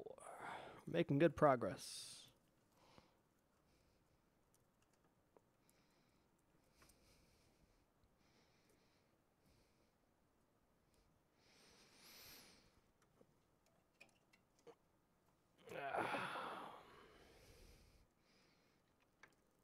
Okay, cool.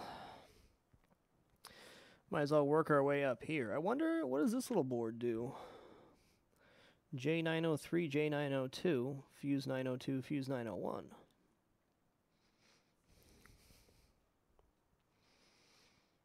Okay.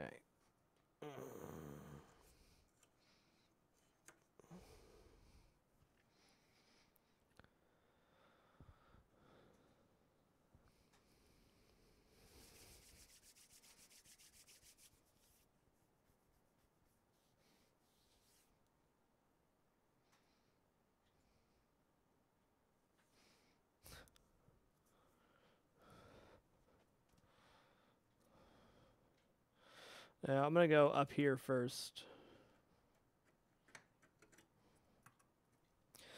Go up and then work our way down. 25.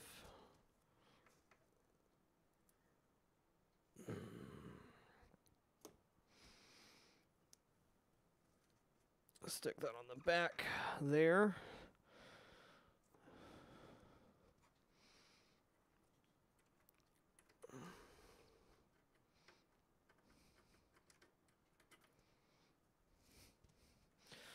$26.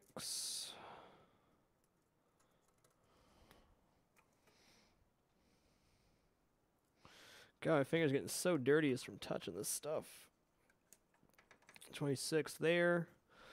All right, we'll do 27 on this bad boy. Well, I should probably start pulling these out of the harnesses to make some room for myself. We'll wait. We're maneuvering just fine for the moment.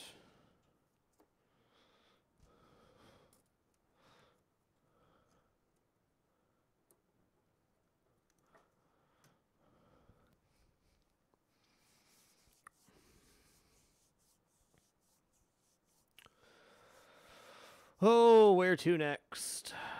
A wild adventure. Well, we're more than half done.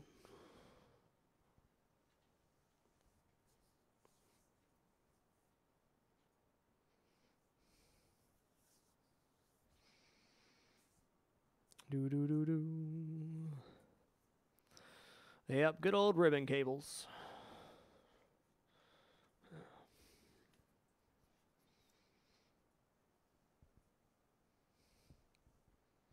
No, absolutely not Mega Drive. Take all the numbers off when I replace the pin connectors. Definitely don't want to leave adhesive tape on the boards. They'll heat up and then not good. Not good. Okay. Well, we got, see, 28, 29, 30, and 31 left. Well, we got 3 here, so let's go ahead and... do this.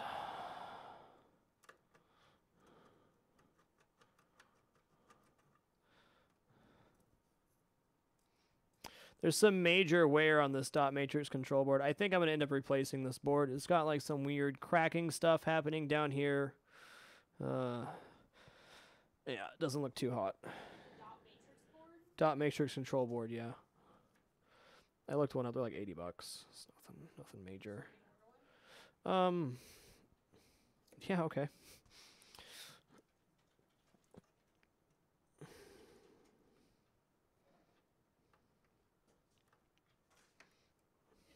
it like generic or WPC dot matrix control board. I'm trying to remember the part number. I just get the part number later. It's not like it doesn't need it right now. okay. It'd be a cool thing to replace, but the dot matrix is working fine.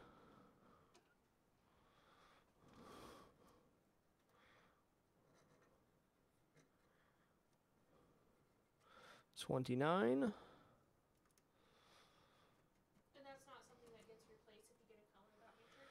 No, in fact, it might just be worth waiting because, oh crap, because this plug gets removed for the color dot matrix, so it might not even be an issue. Okay. Color dot matrix runs off the same power, so, well, somewhat of the same power. Though I think that might actually fix the issue. We'll see. Okay, 30. 30 right here.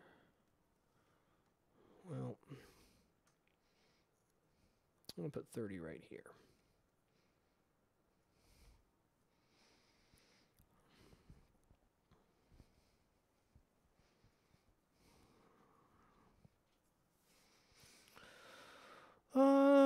Where do we want to go now? I guess we'll go down. Flash coil power, that seems pretty important. But we'll go down here first.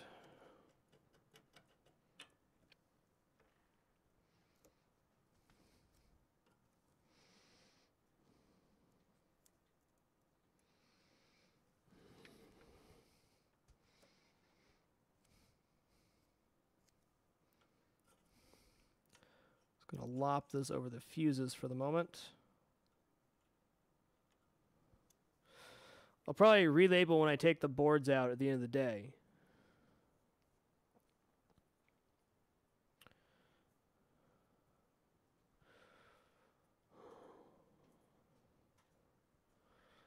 Okay, 31. All right, we're going to need to make more labels here shortly. Let me get some more water, though, because apparently I'm dehydrated.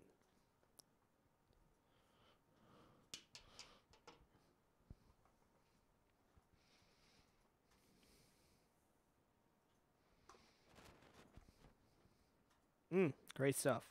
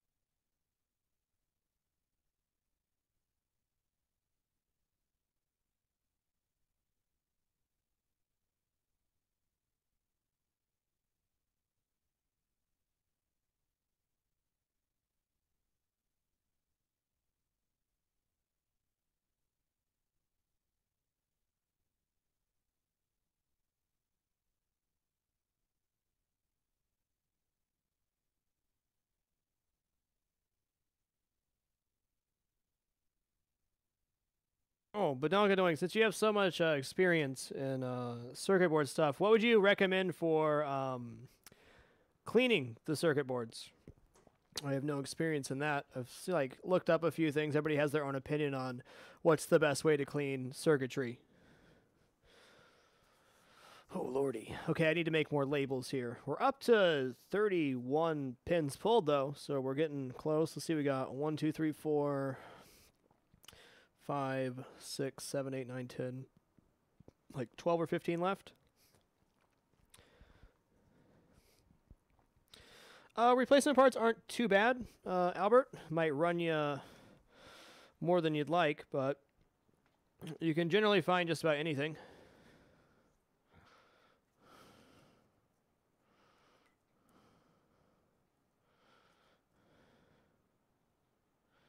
Yeah, I've heard the Texas Pinball Festival is going to be pretty amazing.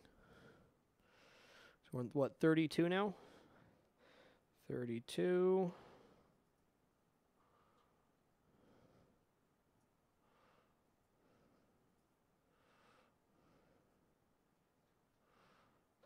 $34, $35. Oh, I just did the exact same mistake I did last time. I could turn that into a 4, no problem.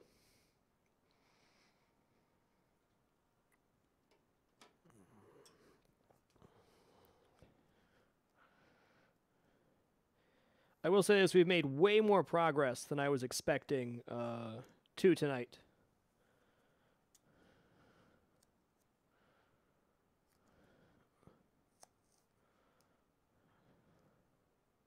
What's up, Raviolio? Stormfront, right now, I am labeling all the pin connectors and where they connect to in the backboard so I can get the playfield pulled. All these wires that are plugged in right now, all the connectors you see are going to go underneath the playfield, get wrapped up, and then I can pull the playfield hopefully tomorrow before the stream.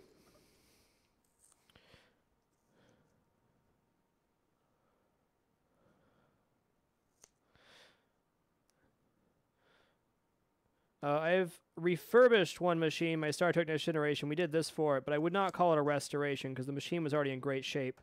I didn't have to replace much. I just kind of deep cleaned it. Yeah, there's definitely, this machine's been smoked around, so that's why I'm thinking maybe the boards could use a little more than just compressed air. But, hey. 35. Hi, James. 36. And 37.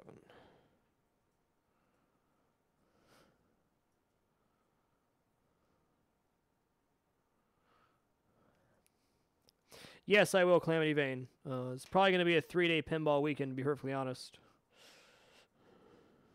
I'm really excited about this project, and I'm very motivated to, one, get it under rotisserie, and then really get it completely stripped.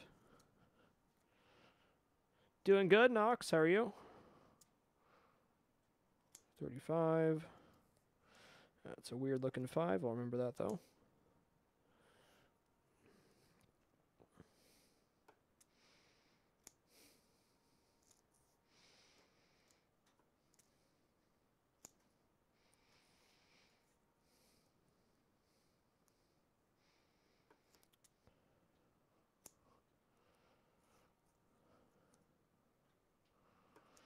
$37.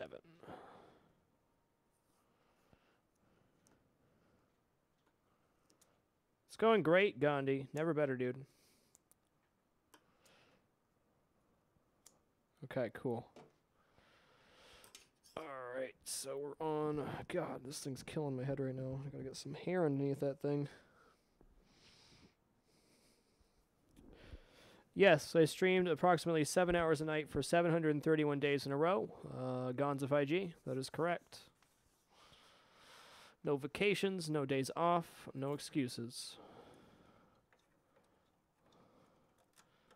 Oh, that's 2. Okay, that makes more sense.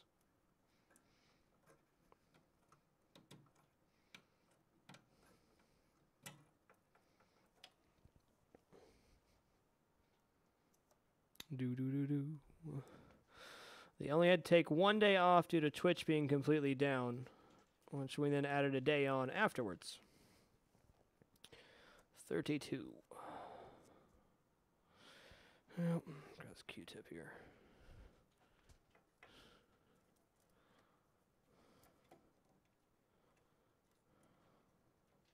Cheese and rice, friend. Probably just do it this way. It's going to be as good. Ah! No, I'm smashing my tape. Don't do that.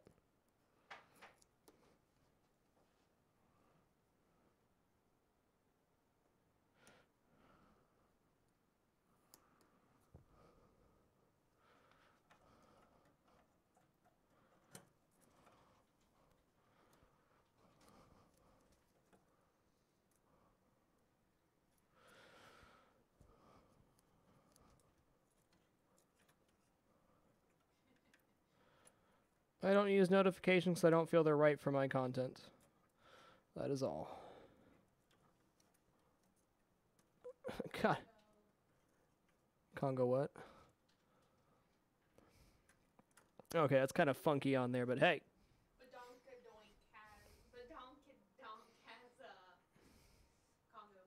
Oh, I've never played it, so I have really no thoughts on it. Great movie. What do you like about the machine?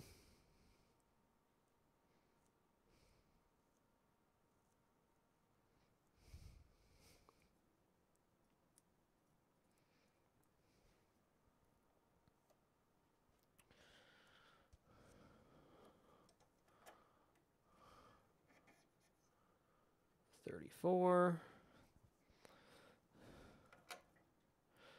Well, I might want to go up top here for 35. Let's do that. Ooh.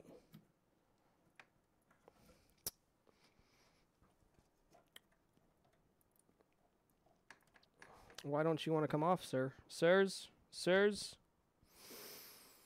I'm scared on that one because the plastic cracked left. Not that that's a pin connector that's doing anything, but...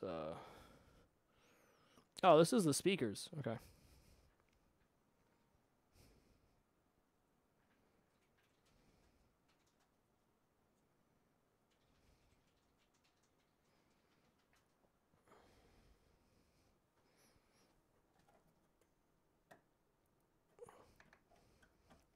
Is that 2? Oh my goodness, that's why, because I'm trying to pull 2 at once when it's really just, well, I'm trying to pull it as 1 when it's 2. Shame on me. One's the hot, one's the cold.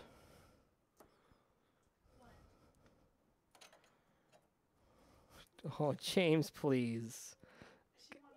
Nobody can take you seriously, James, okay? No, she doesn't.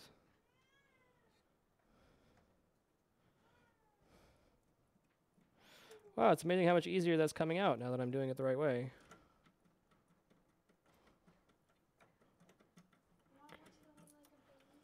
Okay, there's 36.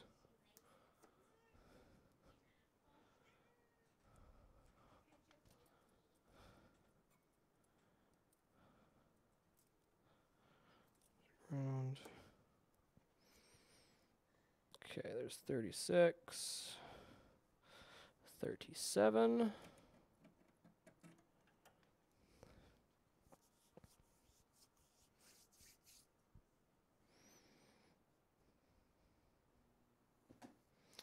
It's honestly not as bad as you think. If you look at it, it's really a lot of simple parts to make up something pretty complex, so it's not as terrifying as you may seem. Trust me, I was terrified when I did my first one. Still a little bit nervous about this one, but it's not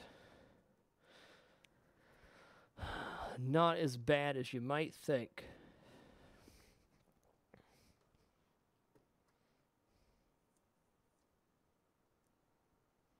You consider it better than Attack from Mars? Okay, well, maybe I'll be looking into getting a Congo, man. I'll take your word for it, dude. I definitely saw one, but didn't really think twice about it. I mean, so good to know. Okay, 38 is labeled.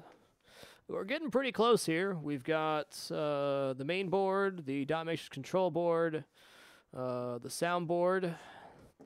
All we have left is the CPU, and God bless it, what is that one? What is it? I should know this.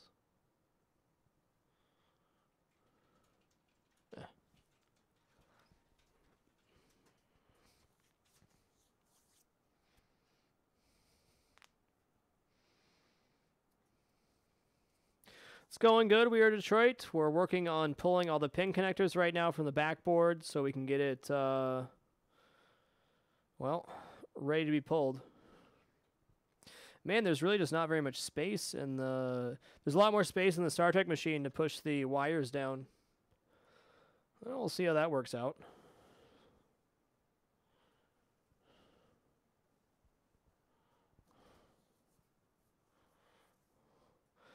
The ultimate pinball machine in terms of collection value is the one that you enjoy the most. You probably get a lot of different answers on that one from different people. Okay. Let's do this.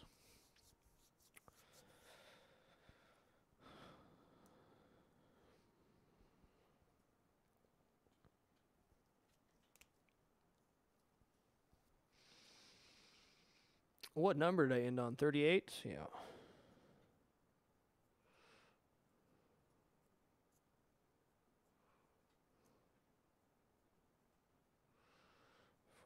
One. Crap. Oh, I did. And we're good. We're good. 42.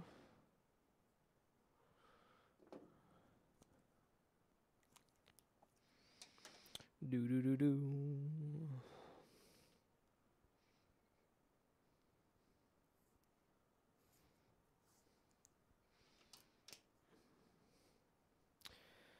I'm gonna be really excited to get once it's on a rotisserie, stuff's gonna start flying off the playfield. Get it depopulated rather quickly.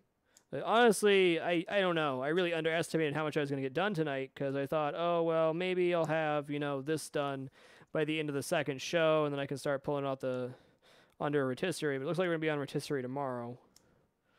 I don't see any reason why we won't be.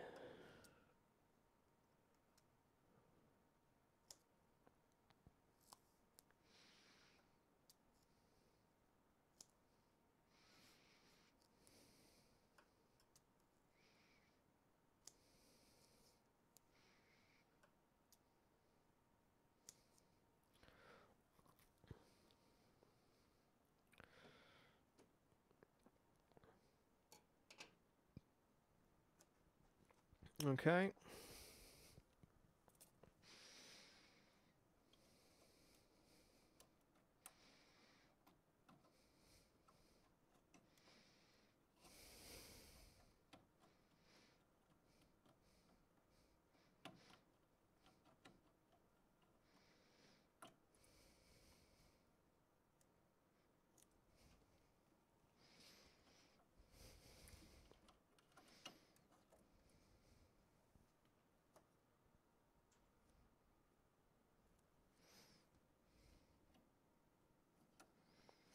Okay, there's 39, no, 40.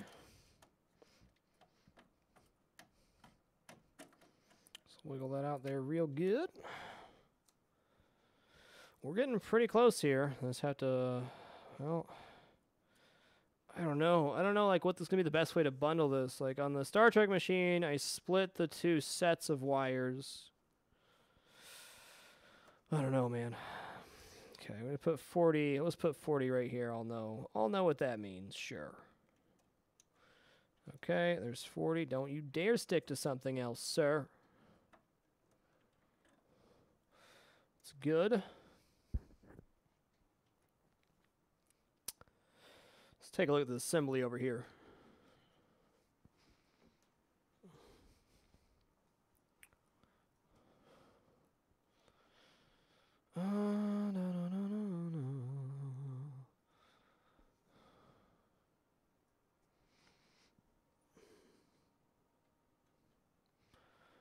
I suppose this would just drop down if I took these two bolts off. Oh no, there's a divot in there. No, wait, no, it'd work. I really don't want to remove the back box if I don't have to. Yeah, I guess I only have to reach the ones up top. I can do the other ones from down here. Fair enough. I'll just reach across.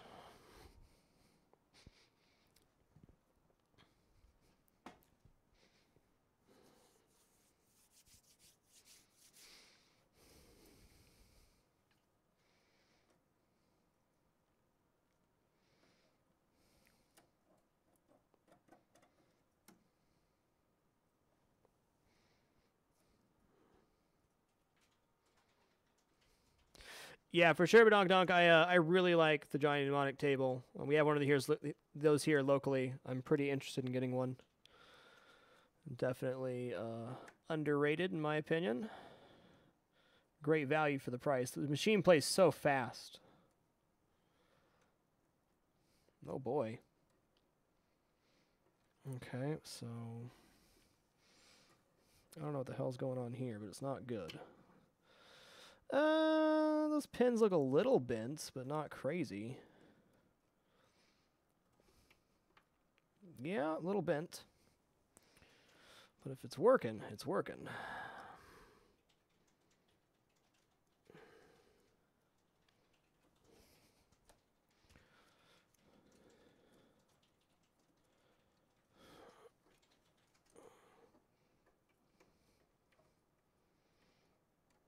$42.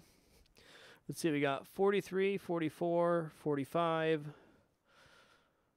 46, 47, 48, 49, and that looks like it. So we gotta get to 49.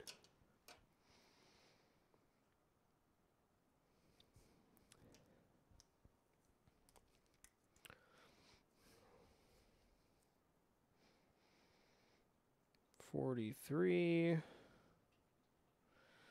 44, 45. Oops. Did it again.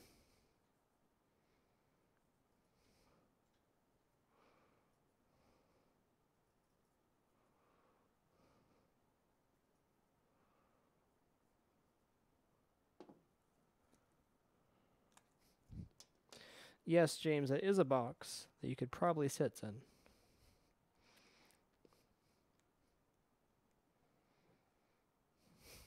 Yeah, I'll find a spot for 50. Banana, you got it, bro. You got it. Whatever you need, man.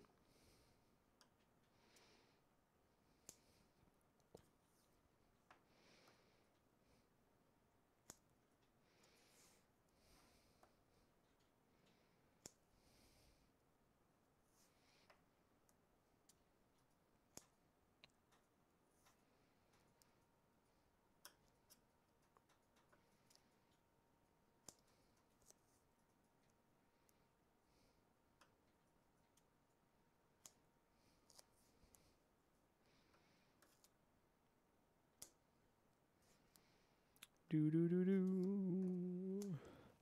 All right, here we go.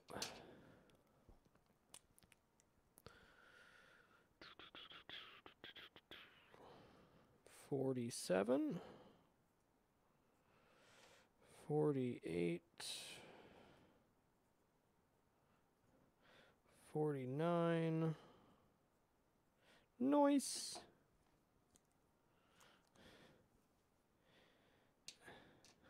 Yeah, there you go, Torek. Exactly. That's perfect cat logic right there.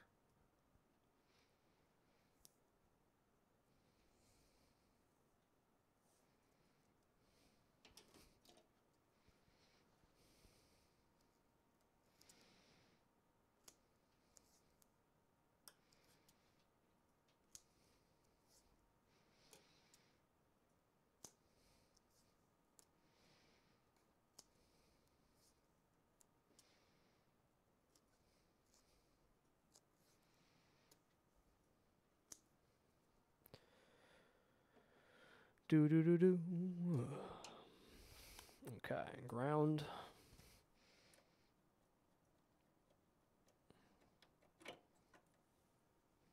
Oh, I missed one down here. Okay, that's fine. The actual numbering doesn't matter too much as long as As long as they get back on in the right place.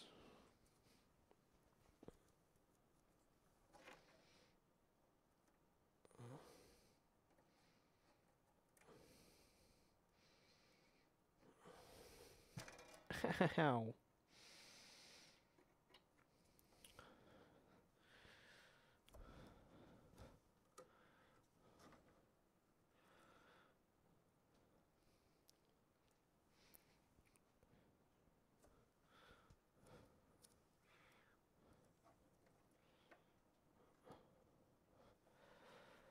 All right, 45. I'm going to switch sides.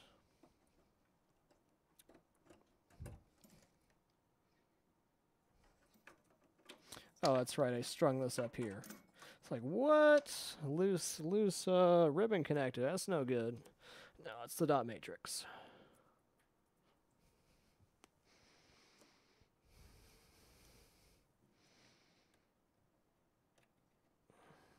Alrighty.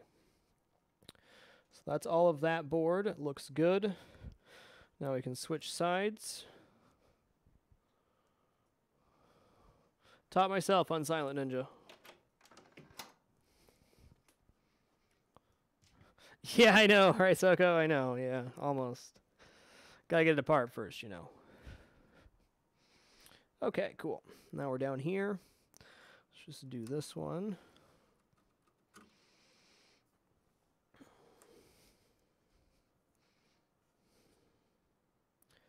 After this, we'll do a double check to make sure we got them all, and then we can start pulling the wire harnesses apart to get where we need to be. 46, ground. All right, Q-tip time.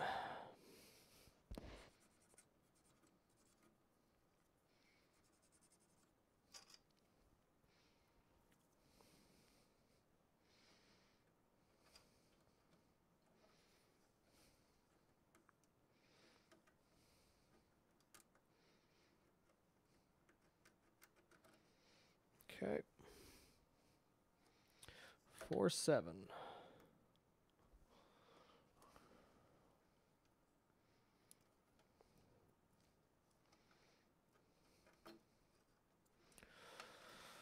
Oh, I was wrong. It is 50. You win, Banana Cognac. You win.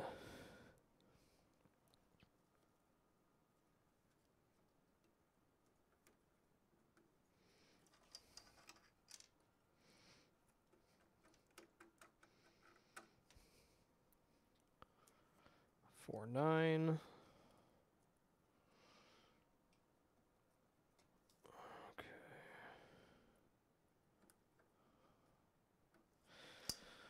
Give me that 50.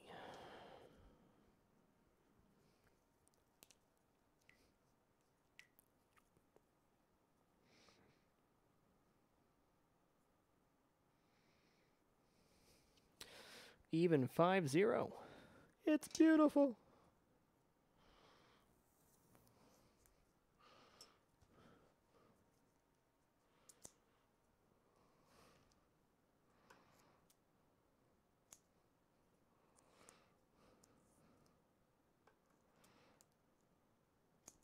Looks good.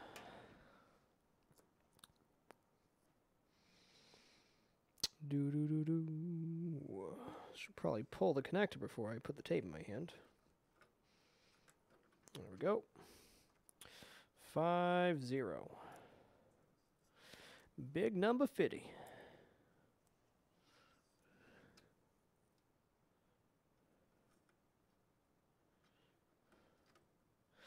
Okay, so we're going to do a double check here on all the boards to make sure that stuff's where it needs to be. Disconnect that ribbon connector. Then we can start pulling the wires out and then bundle them appropriately.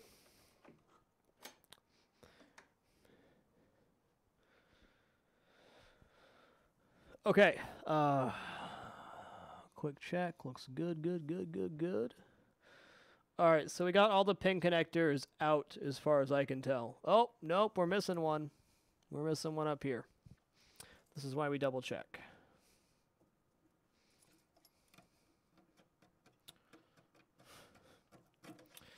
It'll be weird having that one be 51, but it don't matter.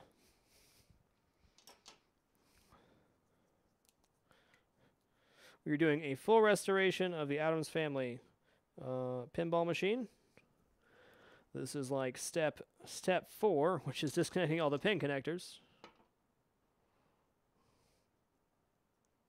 Yeah, sorry, Banana. 51, bro. Count it.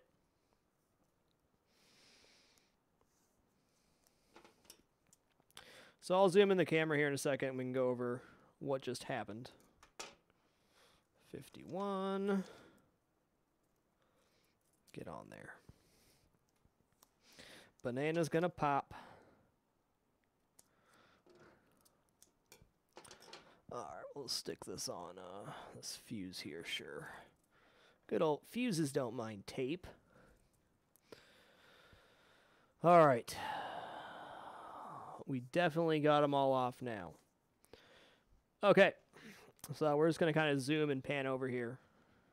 So what's happening right now with this is we have pulled all the pin connectors and labeled each of them with a number. There's also a number on each pin connector showing, you know, where it plugs back in. Now, if one of the pieces of tape falls off, it's not the end of the world. You can always look up what wires go to what connector.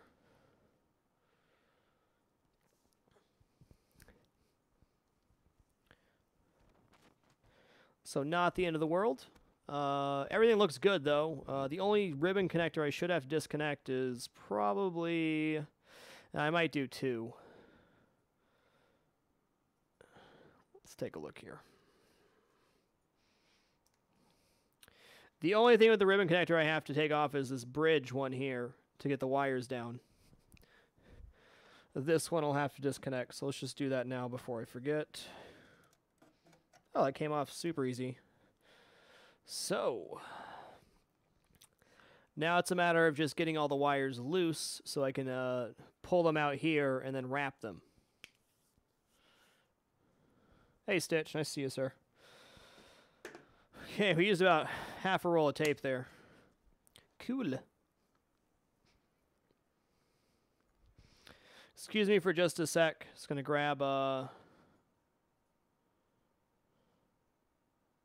Oh yeah, for sure, Sinvicta, for sure. It's definitely seen some smoke. You can smell it when you pop the machine. My hands actually don't smell too smoky. Not too shabs. That's okay though. It could be a lot worse. I'll be back in a moment, then we're going to bundle these wires and then take the next step, which is pushing them down. Oh, lordy. Here we go.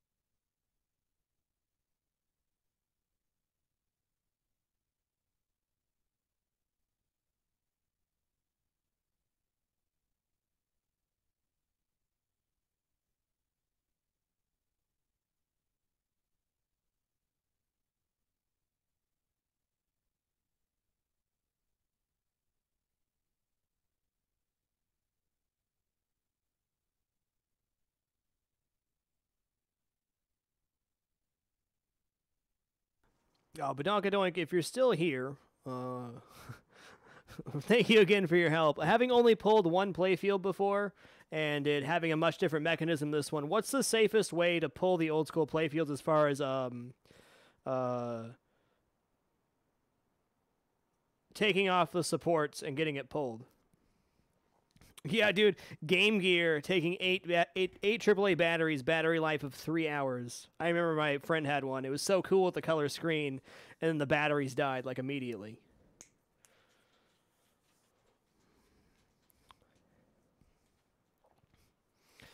Oh, okay. We're gonna start pulling the wires down.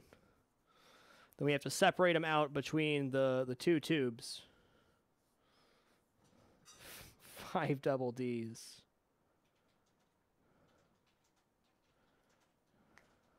5 double Ds.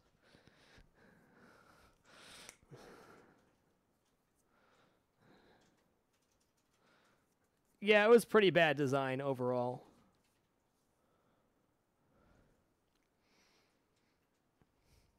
Oh yeah, for sure. After all the wires are secure, I was talking about like the hinge. Like, what's this? Is there like, do I just unscrew it and just kind of drop it down into the Playfield and then pull it out, or into the cabinet and pull it out? Like the Star Trek machine was cool. You just kind of clamped it and then just lifted it out. But this is like different, I guess. Yeah, double D is a valid battery size.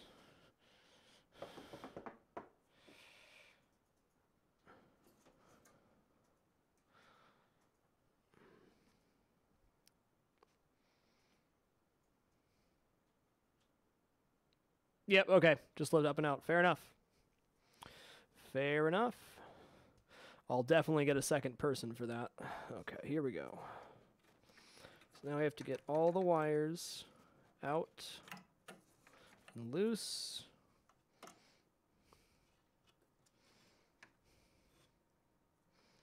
Dang, you're being a son of a gun.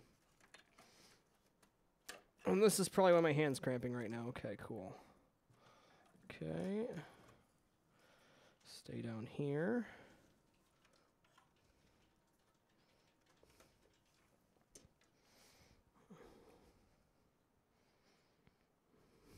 Okay. Bridge connector's done. Oh my god, I still have a wire in there. There's 52, man. 52. 5-2.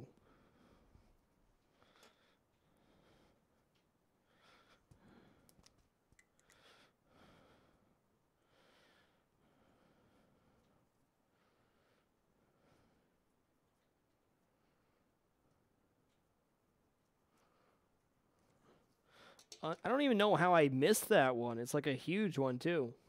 What's up, Hyperkind? Nice to see you, sir. We're working our way to 55. Yes, we are, Banana Cognac. Yes, we were. Been a while, Hyperkind. You OGU. Nice to see you.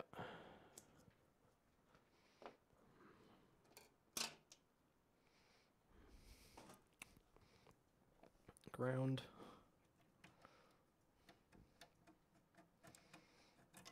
Okay.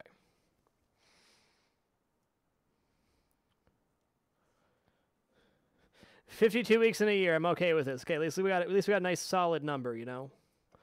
I can concur with that.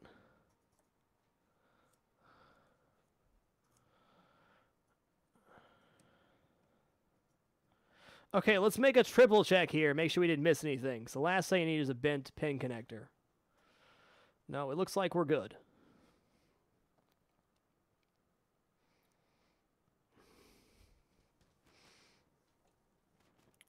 Okay, this is...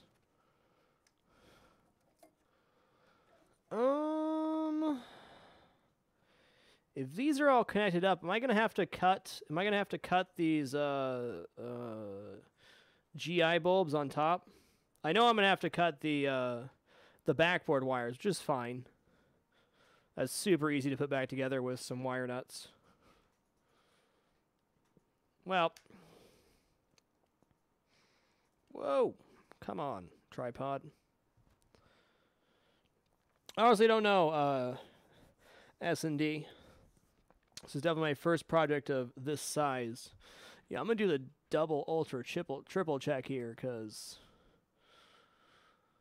missed one twice.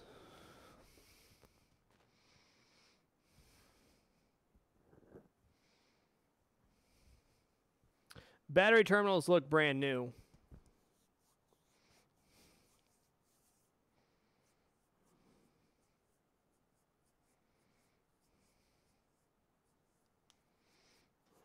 So much dirt. All right.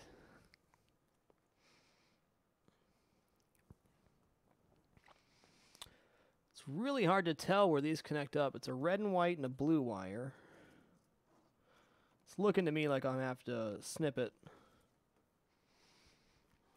Let's double check here, though. I don't mind snipping. You just wire nut it back together. It's not like a nightmare.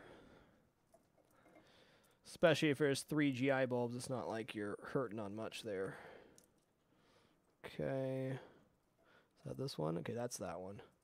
So it is that connector. Yeah, okay.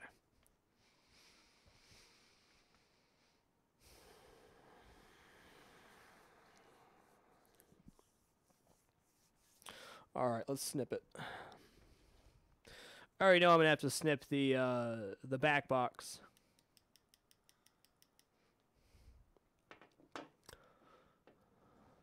Red wire, blue wire. I'm gonna have to get a pretty solid piece of tape on these to make sure I know what goes to what. This should be a no-brainer, but I'm still gonna write it down. So let's go brown.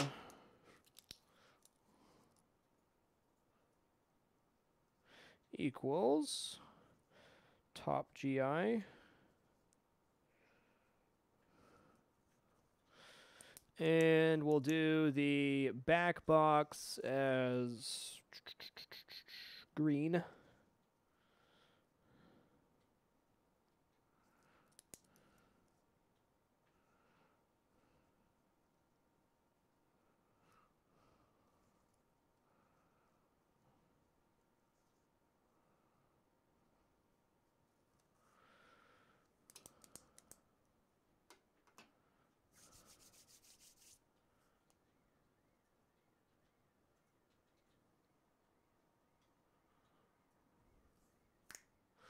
Okay, we got brown and green.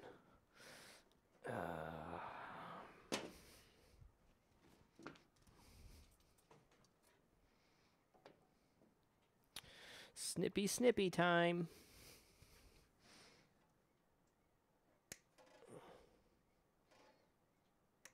Okay.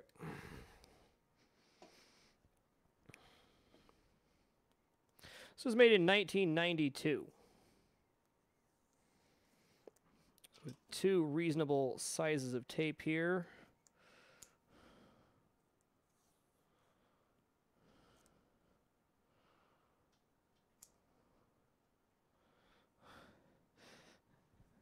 Yeah, there you go. Snip all the wires in the back box and then solder back. It's like, you know, it's going to be a lot easier than doing it this way. I should just cut all the wires right on the tube.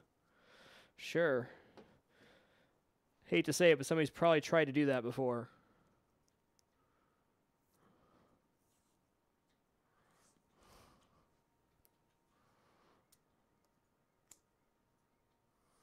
Have a great one, Valenhart.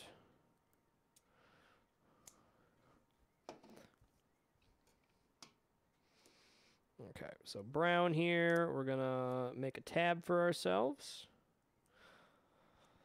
This tape can probably just stay on there after the fact, but for now, there we go.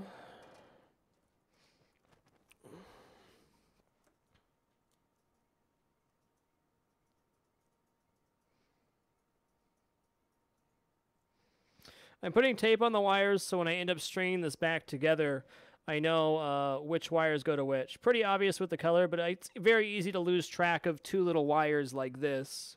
So if I put a piece of tape on them, I at least know that, you know, the brown tape goes to the brown tape. And we're about to snip the back box here too. I don't want to deal with that shiz. I had to do the same thing on the next generation machine. Let's see. Seems like a good area to do it. It's just 4 wires. 1, 2, 3. Oh, missed 3, 4.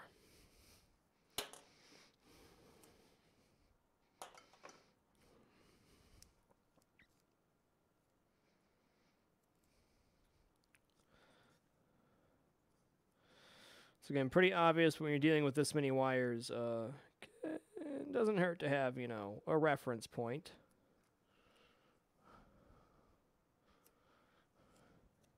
So I have a notepad that has all the any wires that I had to cut or desolder with a piece of tape on those wires, and then a notepad explaining where they're supposed to be. There we go.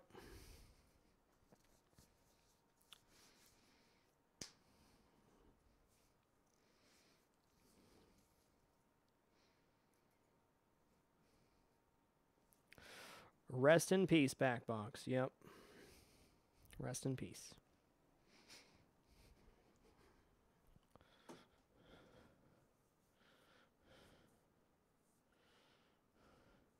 For sure, but no, look, I have my my top score uploaded to YouTube, 1.4 billion on this machine.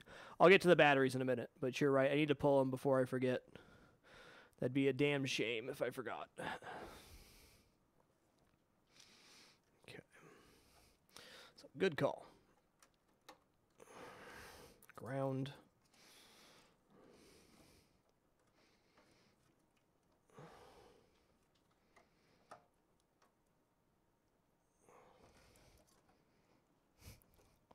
Why are you being such a jerk, machine? God bless you. It's going to be a real pain to get to this if I don't take off the backboard, but I don't want to do that. I don't want to.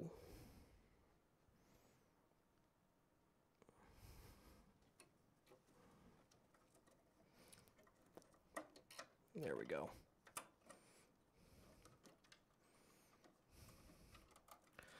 Nice and easy, friendo. I'm going to go ahead and disconnect this one too. We'll reconnect it after the fact. Ground.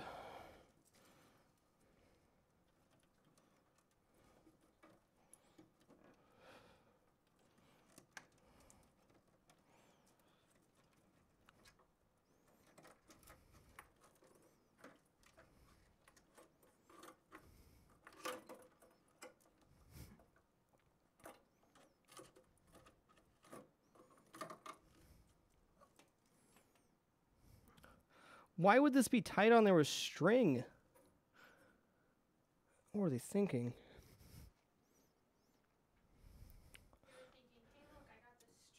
Hey, look, I got this string. Yeah, okay. Oh, it's like probably like a warranty tag or something. Okay. Any other crazy madness going on here? Doesn't look like it. Okay, cool. Well, we're through the worst of it.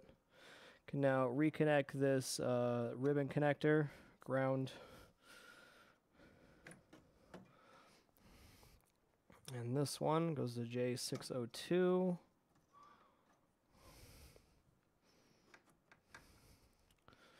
Woo-wee.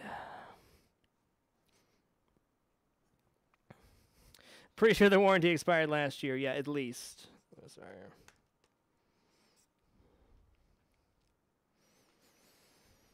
Okay.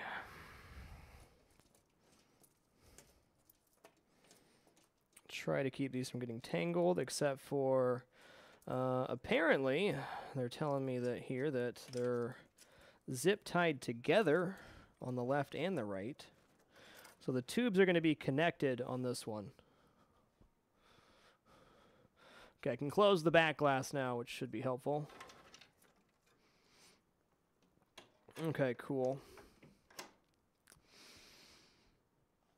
I think the nightmare here is going to be feeding all of these through the through this tiny ass hole. It's much smaller than the Star Trek Next Generation, so feeding all the wires through is going to be a pain. Okay. Nope, don't catch wire. Don't catch. I need you. Okay. Man, this wire bundle is honestly impressive.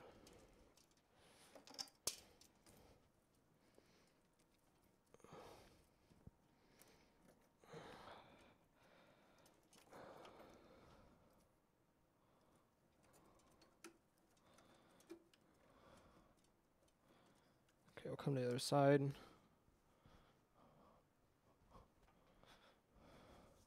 Cut the hole bigger, very unlikely, Zaphod. It's solid wood. I don't think that'd be good for the machine. It's not that tiny, it's just smaller than the next generation.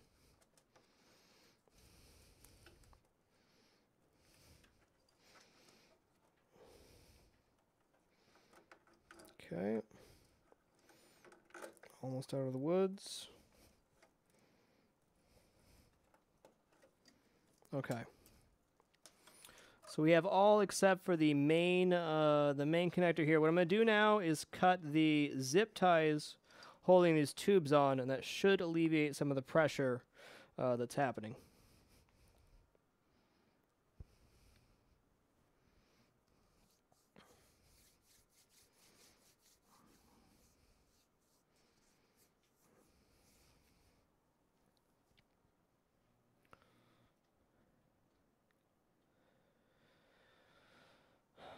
I think what I'll do after this is tilt the playfield up halfway on the kickstand. My hands, man.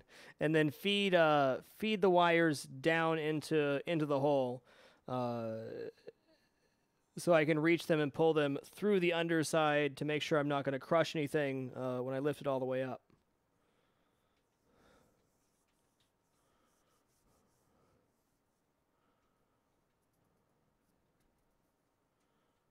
Oh, many more steps. But as far as the back box is concerned, we're looking pretty good. Okay, so I'm going to grab my wire clippers, which we just used. They got to be nearby.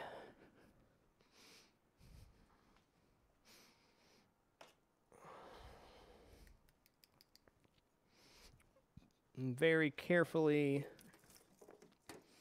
clip these. Oh, that was easier than I was expecting. Okay, there's one.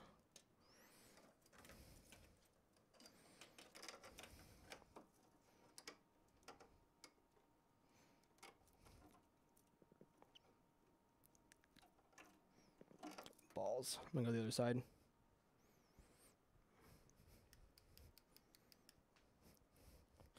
Not me, Italian Cow, no. The fine folks at Bally Pinball Company did this 15 years ago. 23 years ago. Something. 23. Okay, so we got the zip ties off the tubes.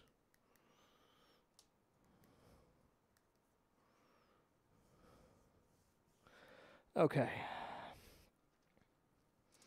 Got one last clip here.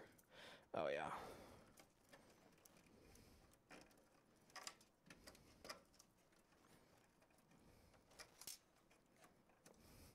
Well, for me, this is the most terrifying part, and we made it, so there we go.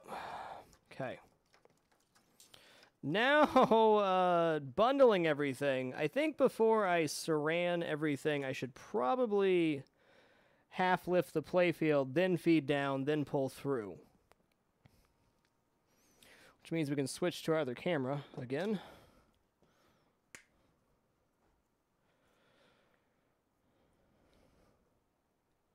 Oh, wrong one. There we go. Alrighty, look at this.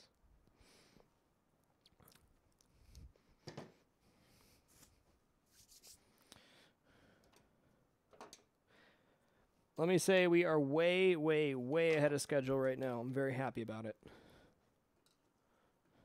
Okay, guys, I'm going to go wash my hands real good, and then we're going to pull the glass off, half tilt the playfield, feed the wires down, then pull them like... So we're going to push them...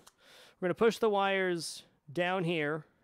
Just going to put them into the back of the playfield, and then we're going to reach underneath and pull them through. And at that point, I can bundle them safely. James. James. You don't need to step on the keyboard, James. Thank you, though. Don't you dare knock over the shoji either. You're being something today.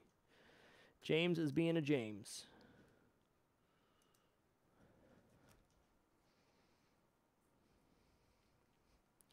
So excuse me for just a minute, and then we'll start the process of feeding the wires through, hopefully safely. But this needs to get washed. As do all these wires. That comes later.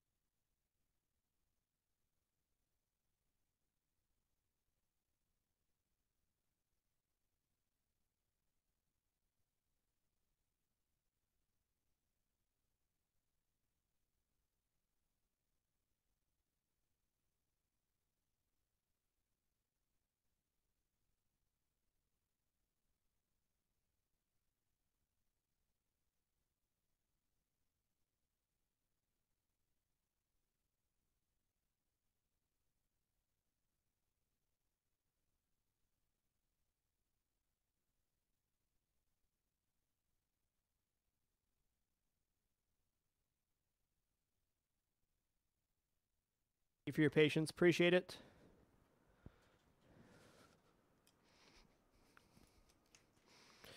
James isn't fat. She's husky.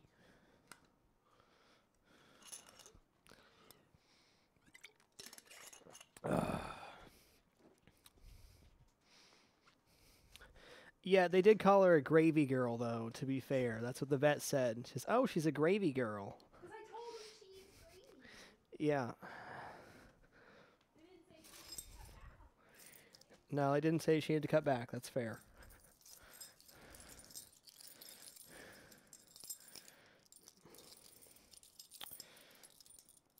Keys, keys, keys. So many keys.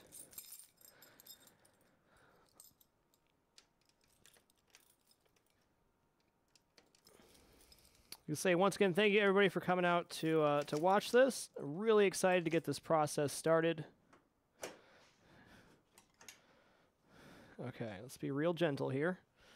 Let's throw the lock bar down on the ground. That was a little rougher than I intended.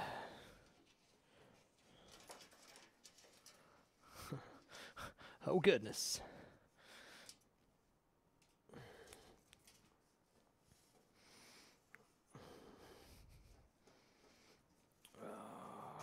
Okay, glass is off.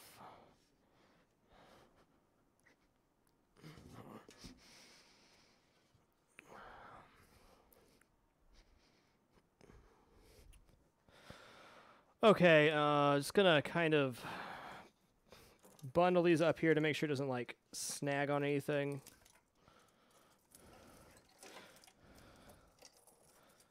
Oh, don't you dare push that. Okay, that should be good. All right. It's not fair, Bomb. Nice to see you, sir. Okay.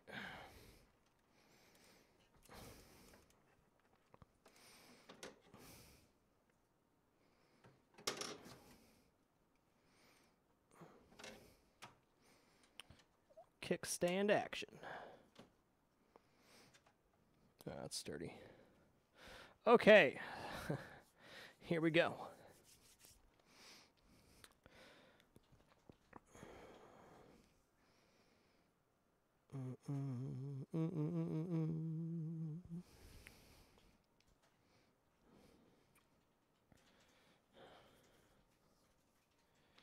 Okay. Now, how to somewhat safely get these wires through. Oh man, I got one more thing I gotta disconnect. Crap. I gotta get this ground wire DC'd, otherwise we're gonna have a problem. Okay, I'm gonna lower the playfield back down. I'm sketched out about this kickstand. I'm sure it's just sit there fine, but I gotta do this for my own sanity. There's always something missing, no matter what you do. Okay. There we go. All the wires are out of the way. I got to DC the ground, otherwise the wires won't feed through, and then we have a problem. Glad I noticed that beforehand. Okay, let's find a little wrench. Actually, pliers might work best for this. Let's see how tight that ground wire's on.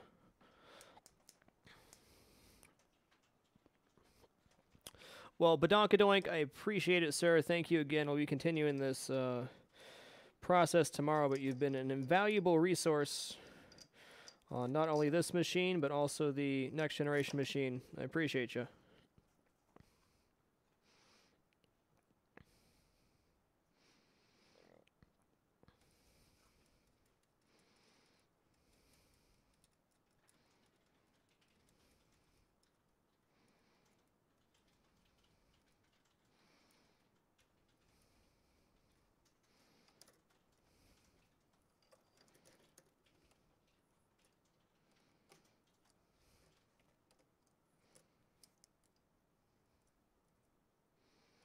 Okay, so leave that little lug there, pull this off.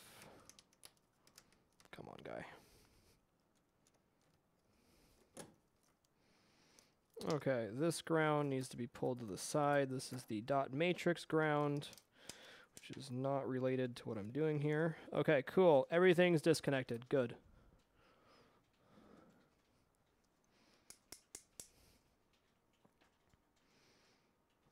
Well, it has a little lock, like, circle on the kickstand, but even then, it's like, I don't like the machine being held up by the one side. But what do I know?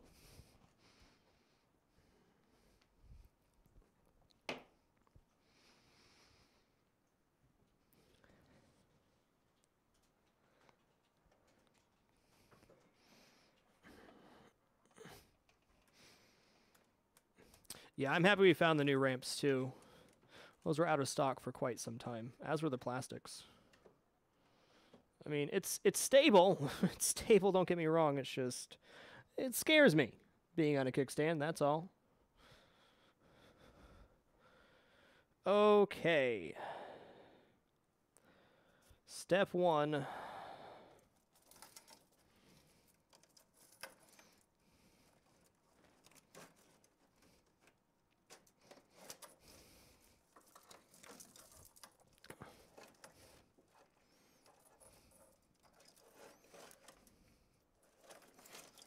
It's going smoother than I thought, except for that ground wire just fell down.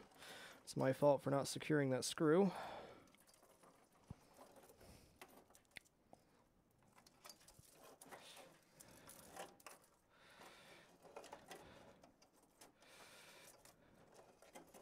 So far, so good.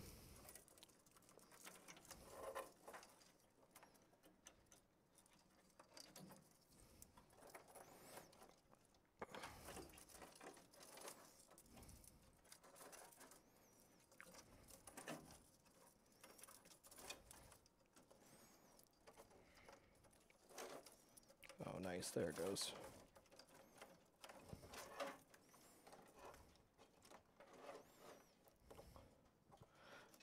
Okay, we made it through. Good. Okay, that's not going to feed through the way I wanted to. I got to lift it even more up, it feels like. That scared the shit out of me.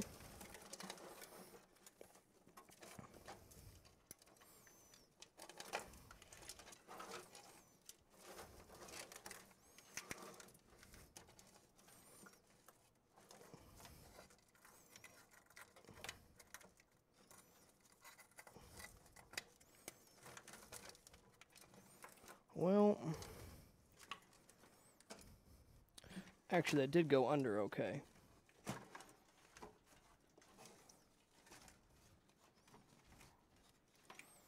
Okay, that works.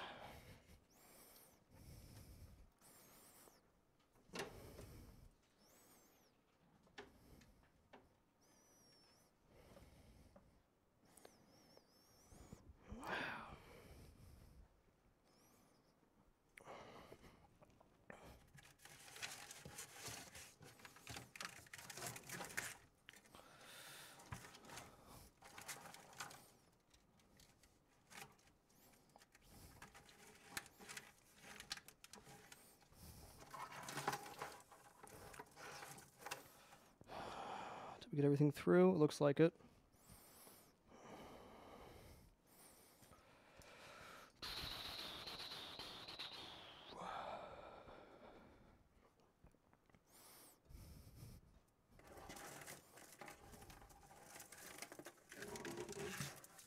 There we go.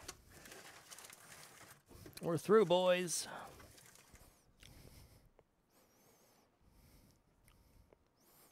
Just real carefully lift this up now. Yeah. No. We're good.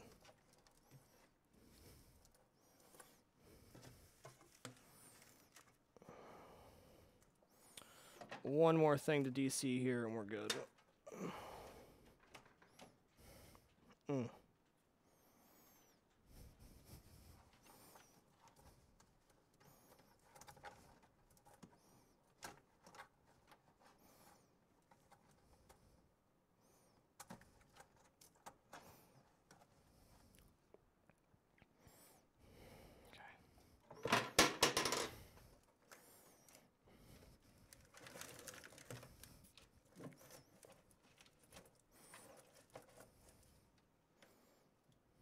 We got there.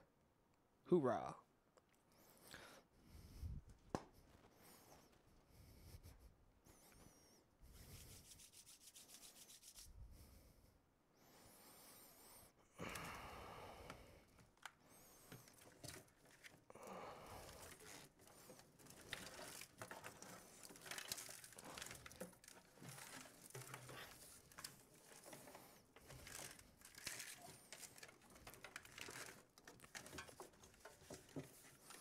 Okay, this part's not important yet.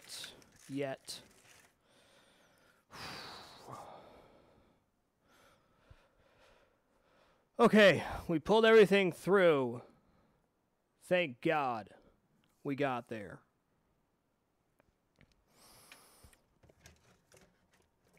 We got there, baby. We got there.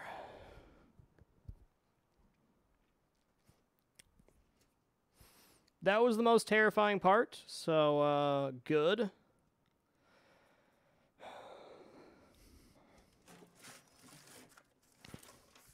Okay, so this is all the Playfield crap right here. These two bundles. This bundle of wires, which is all going to get cleaned, so we're going to saran wrap this and then garbage bag zip tie it. Whoa. That's the plan. And then I have to disconnect the other set of wires, and then after that, the Playfield's ready to frickin' pull. Oh, this one just lifts straight out.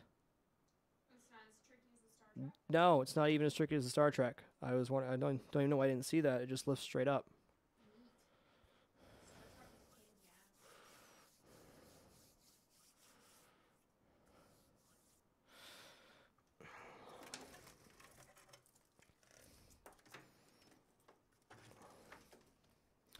I'm gonna hang those over the edge so I can get a good bundle on them.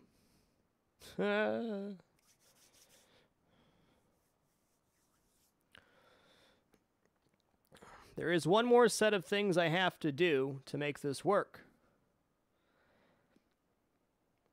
And that is remove this set of wires to get the end of this tubing out.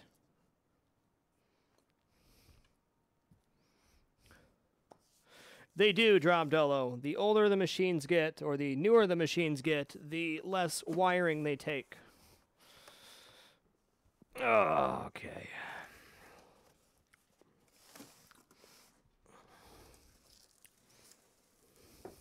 Ow, that was my knee.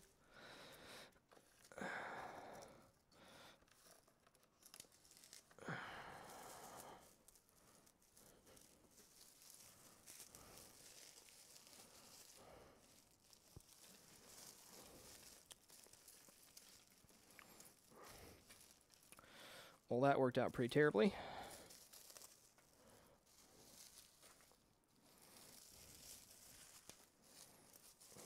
Can you come help me out real quick? Just need you to, like, bundle these up so I can wrap it.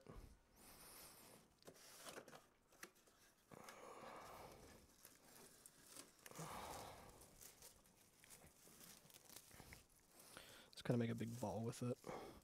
You want to pull it back or just straight? Doesn't matter.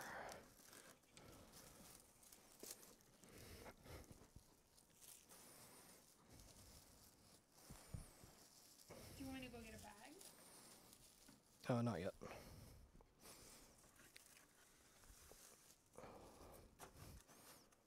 This worked out pretty good last time, so I was going to do the same.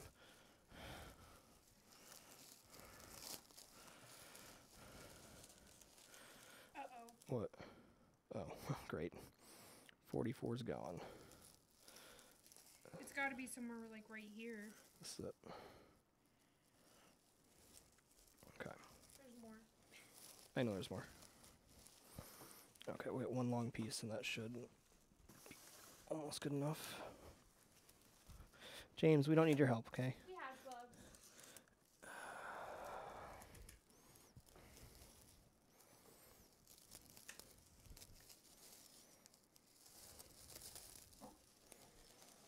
All right, I can get it from here. Got it? Yeah.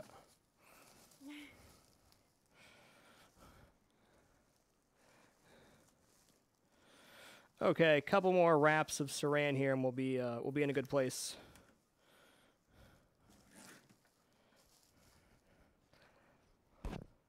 At least it wasn't 42. That's right. James, you are the least helpful cat in history. She's thinking about jumping in the machine. Of course she is. Put her in there. No. Don't want to give her any wise ideas. She'll hate it. I know she will. Okay, like 2 more wraps, and then we'll bag it and tag it. The Star Trek machine had 2 very separate wire assemblies. Like there was a white tube and a black tube, and God bless America. White tube and a black tube, and they're very easily separated. What are you doing, dude? This cat right now. No, not mean to your cat. Our cat.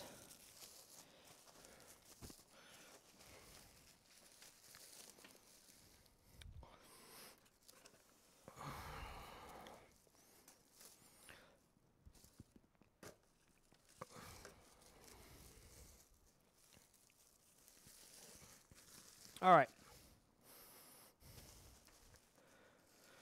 Before we reassemble, I will definitely pull this off and then clean the wires. But this is how it's going to be for now.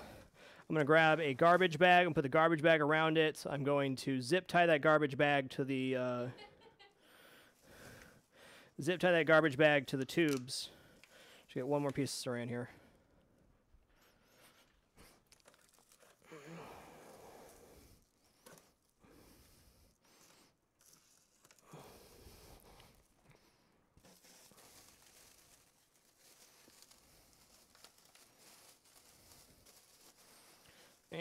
one more. Actually, I should zip tie these together and then wrap it. All joking aside, James is a pretty damn good cat.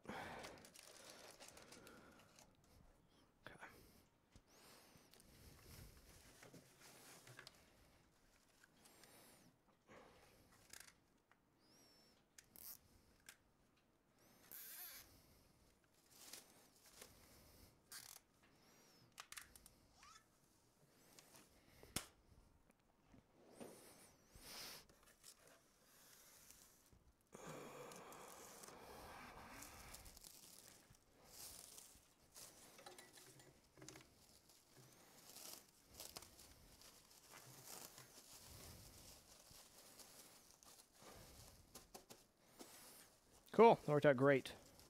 All right, garbage bag time, excuse me.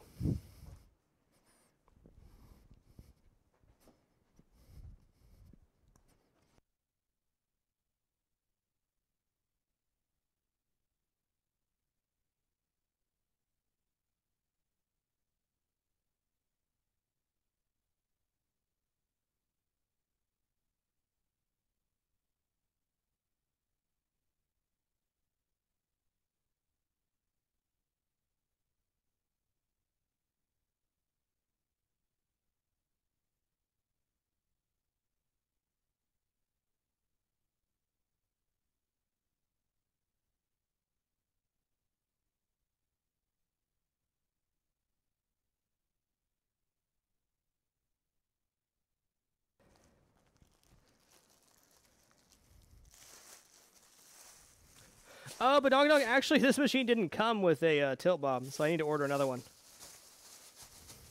Shit, I may have misplaced the coin box for this machine. I have no freaking idea. As far as I know, it didn't come with one. But I've been known to cheat, too.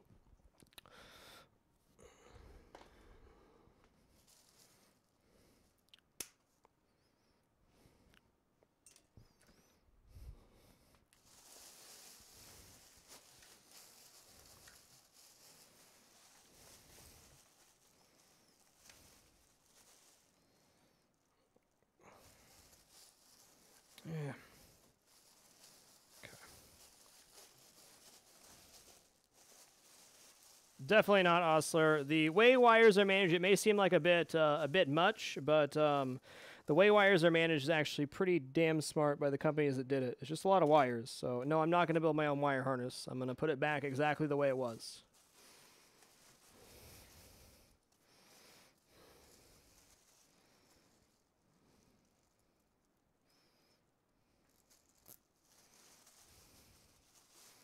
This really just keeps the saran from coming off and dirt from all the wires going anywhere. So, there we go. Always put the zip tie around the tube so when you're going to cut it, no mistakes can happen. Okay. Bag of wires. Nice. Now we're on to pretty much the last step before the Playfield gets pulled, which is getting this set of wires disconnected from the flipper area and the transistor and all that stuff.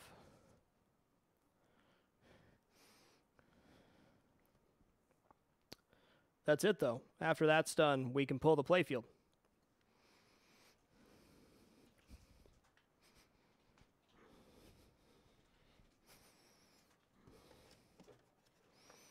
Okay, apparently this is hex nutted into the side. Fair enough.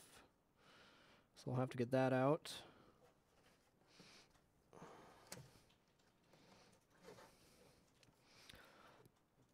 Man, you know what I didn't do this time that I did last time was label where the stuff went through the wire harnesses. I'm just going to do that with zip ties on this portion. The top portion could be a nightmare, though. I'll figure it out.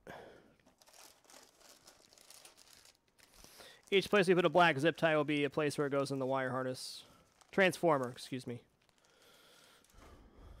It's been a long day.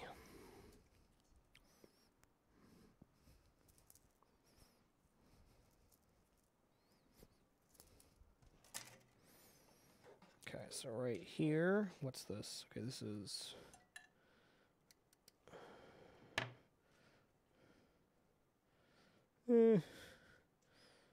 I'll take a picture of that.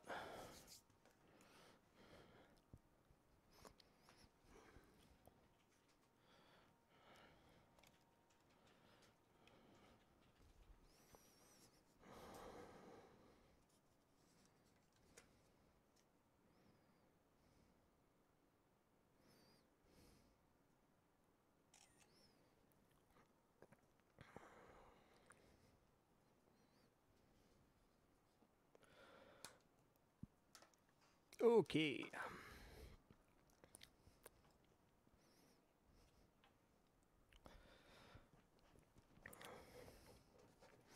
Pull these tabs off.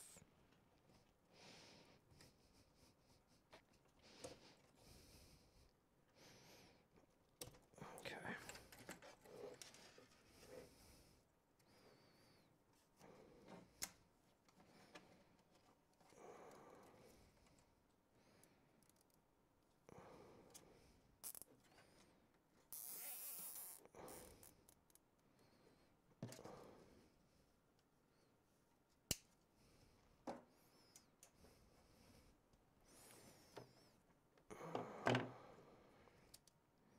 Oh, this one's not even in the playfield. It's supposed to be right there. Okay, then.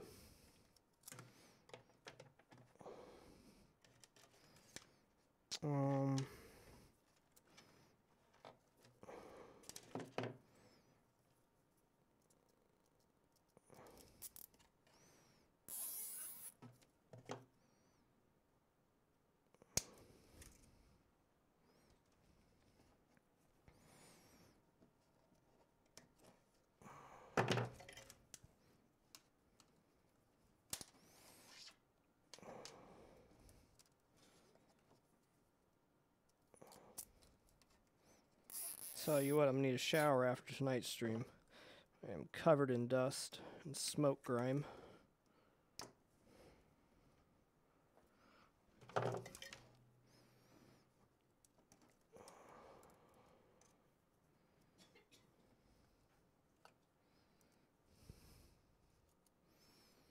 Oh, dear sweet Jesus. Okay, that's a Molex. Good.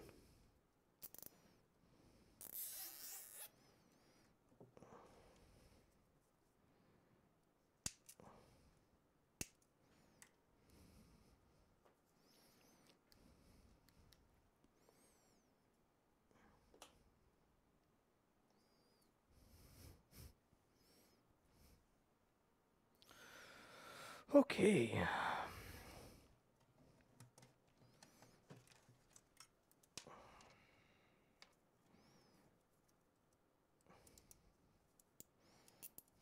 On a good note, after I'm totally done with this machine, should never have to do anything like this again.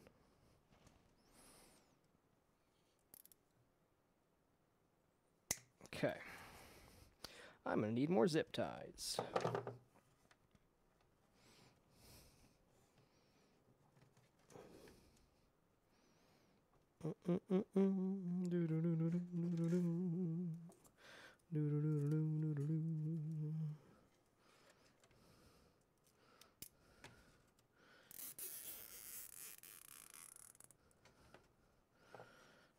Okay. So what I'm doing right now is I'm marking the wires. Anywhere there's going to be a black zip tie is going to be somewhere that it goes through the wire holders.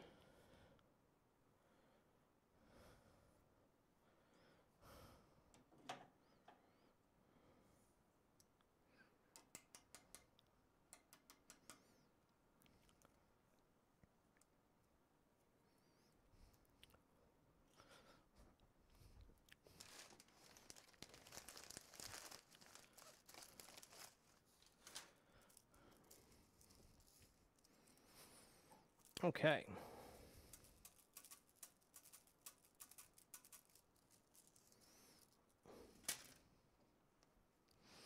Let's see where we're at for these wires. Okay, don't need to mess with this, well, other than to clean it, of course. We got this coming up through here. Well, who knows what this Molex actually is supposed to go to? Who knows? So that one doesn't need anything. Still got that ground wire back there. Let's just zip tie this right here. Luckily, we're not. Well, I am gonna have to pull pretty much everything out of the box itself to clean it properly, but that's not until I get the playfield pulled. Okay. Looks good.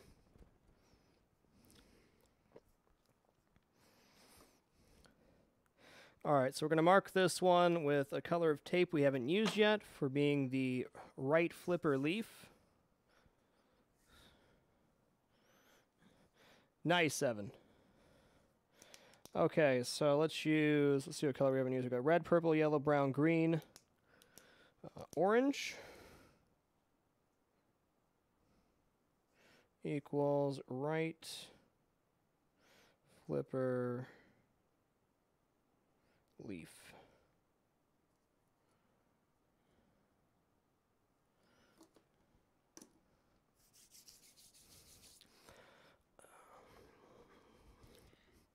I have to at least rinse off my hands so I can get enough adhesive on the tape to make it work. I'm definitely going to replace these leaves. They're pretty shot.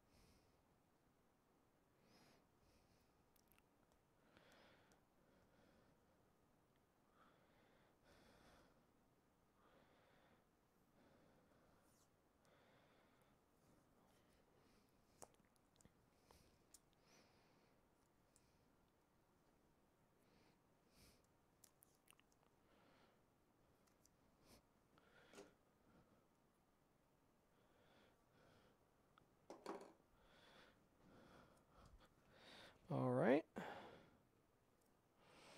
Orange.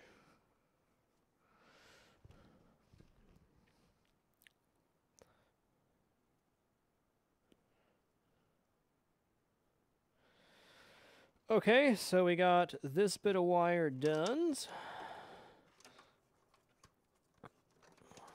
Nice.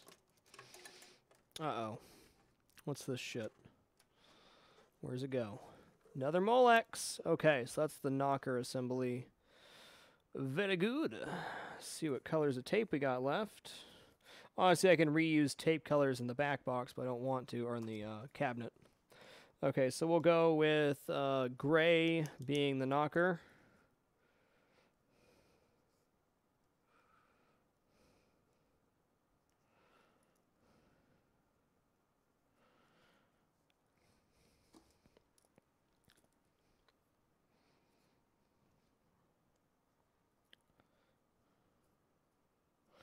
Oh, that's not even where the tape line is. Okay.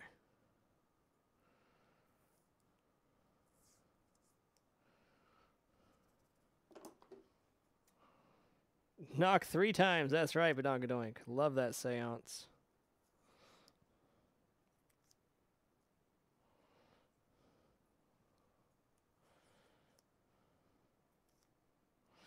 Okay.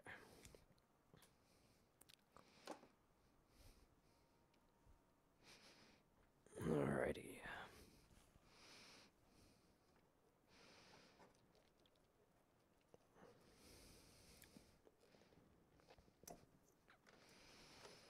Alright, feed this through.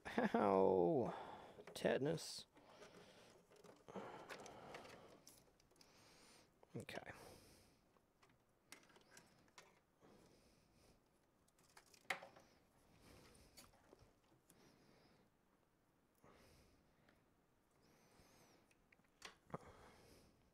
This one would be tricky because the wires are actually different colors for whatever reason.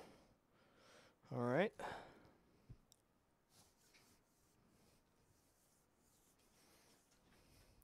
Yeah, this is the tilt bob right here, with no tilt bobber in it. Okay, so we've disconnected that. Got the ground left. I'm just going to grab the ground now before I freaking forget and try to yank the wires out.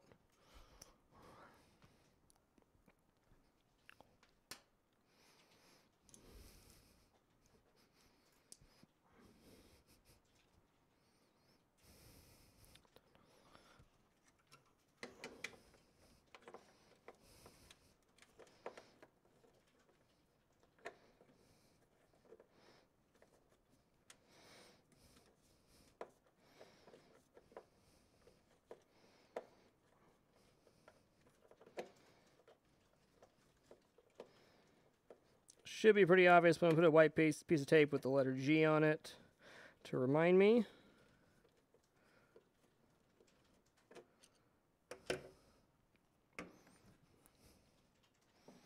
Well, I guess I could just screw it back into the same hole. Let's do that.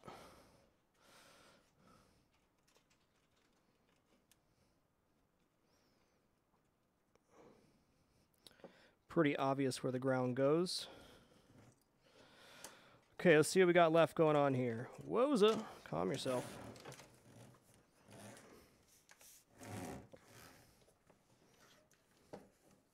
Can these safely reach the ground now? Yes, they can. Good. Okay, so what's left on this is the transformer Molexes, which might be a pain to get off. Transformer Molexes, the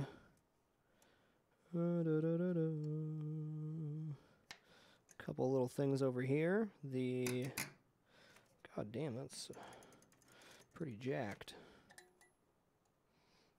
Okay, so I have these three pin connectors. A Molex for the left flippers. And it looks like a bunch of stuff for the button. I'll have to label those.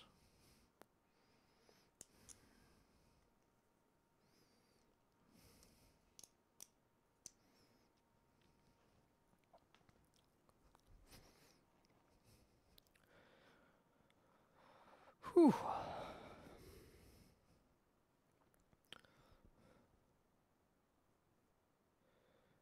Cat sees bag, cats goes after bag. Sounds about right. Excuse me for just a sec.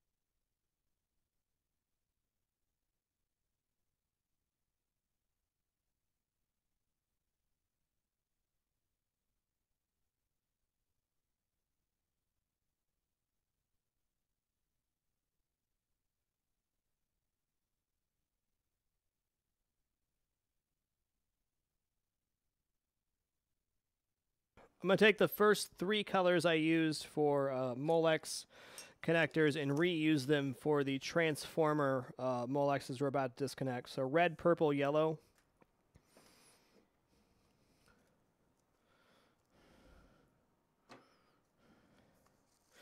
Merv, if you go to the best of playlist, the first playlist on YouTube, it should be like a page back.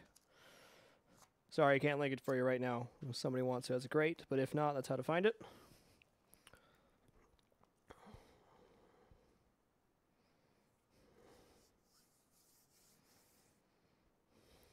Okay.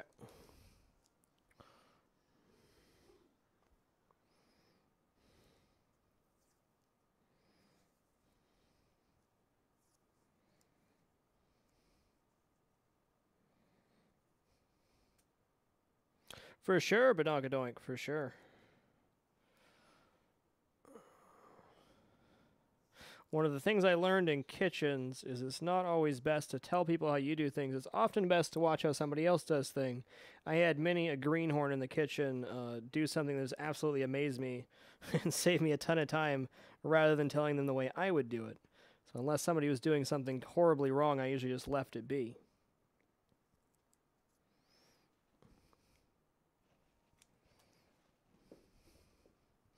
Wait, I said orange, didn't I? Shame on me. Doing purple red.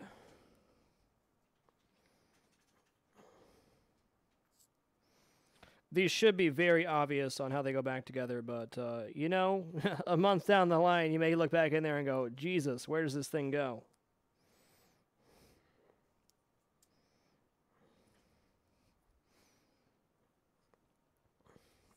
So I'm honestly like floored by the pace I've made. Like, not trying to toot my own horn. I'm really far ahead of schedule from what I expected.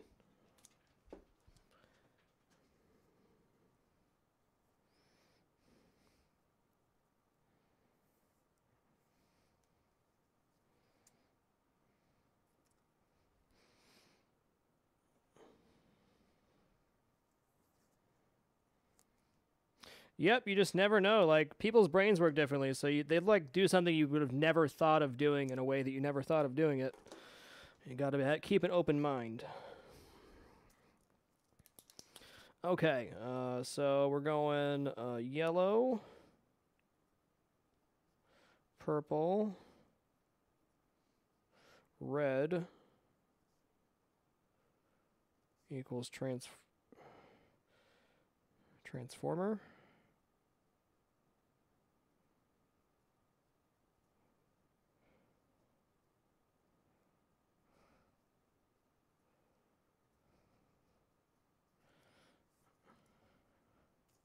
So this is my list of tapes. What colors go to what?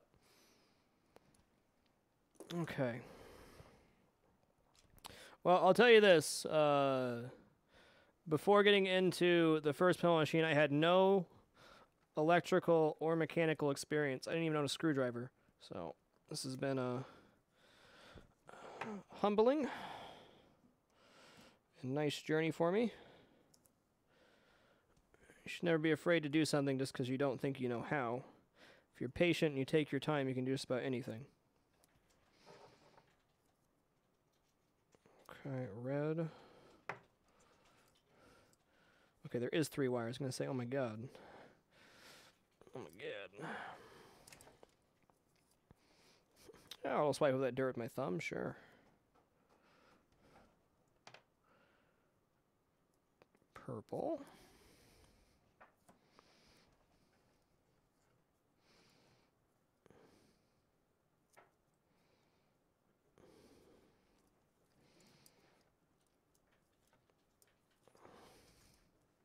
Nope, here's the demon Molex. Okay, got there. Every Molex on this machine has come off easier than the easiest one on the Star Trek Next Generation. What a pleasant surprise. Okay, so all we're left with here is this area. That's it. What number did we end on? 53?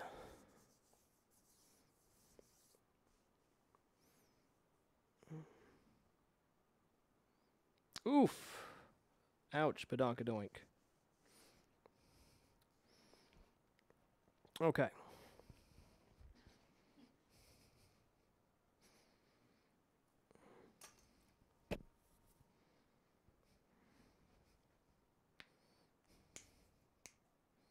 Yeah, overestimating's bad too, Palin. That's a fair call. What do I do with my white roll of tape? Good God. We'll be cleaning the entire time before the show tomorrow. That and mounting the playfield.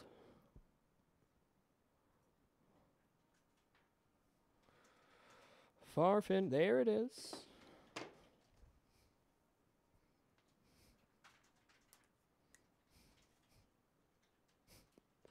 Oh, don't get me wrong, Albert. I was terrified. There's no, I was not gonna say that I wasn't. So, but I decided to dive on in anyways. What's the worst that could happen? Don't answer that.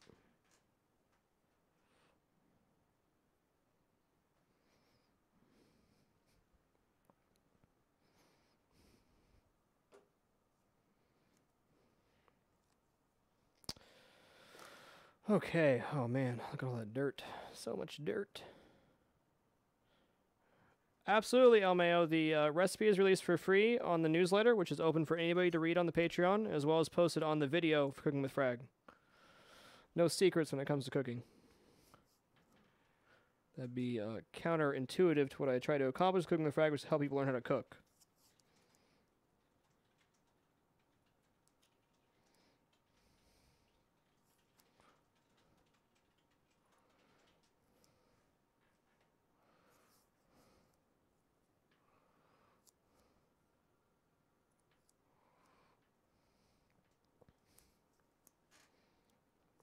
This should be a no-brainer as well, but I'm not gonna get sloppy now that we've made it this far being super organized.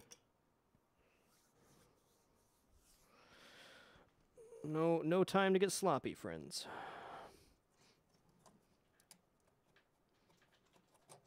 Okay.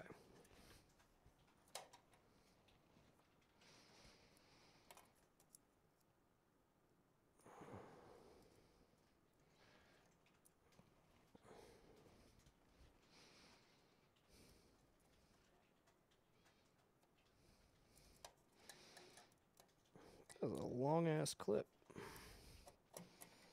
Okay, cool. Just going to make this one 56 since I have this giant long piece of tape that I overcut. Seems legit.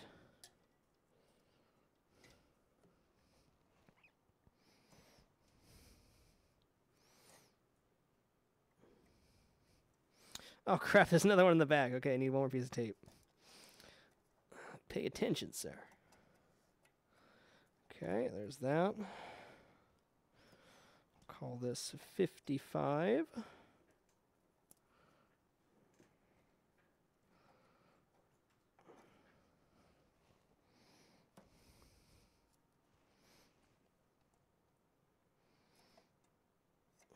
Okay, so there's one more on the back here. I don't think I need I don't need to disconnect this one. Okay, this one is to the coin door, so I'm not going to need to pull that.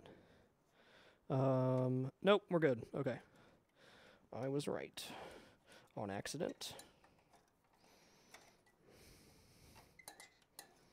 Okay.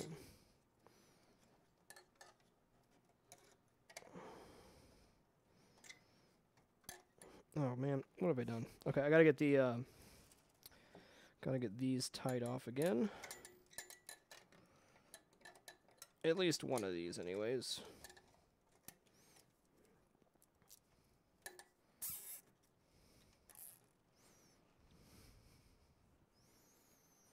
Where's the snippers?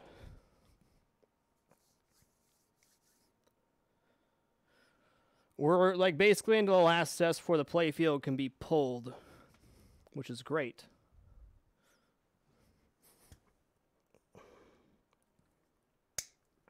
Okay, we label everything else. Okay, I'm fine.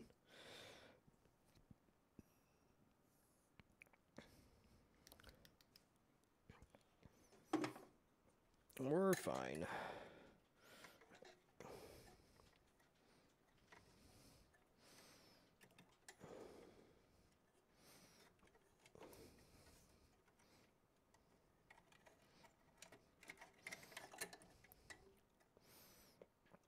Okay, so it looks like the tilt bob mechanism wire is tied into this thing. Fair enough.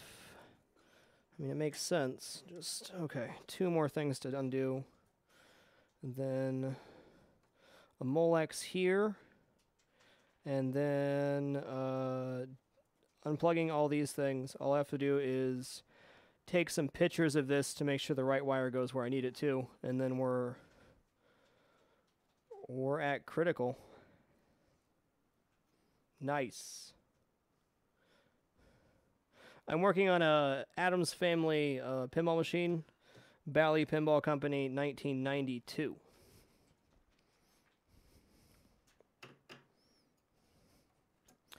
Okay, so I need one more Molex here. We're going to work back down the line.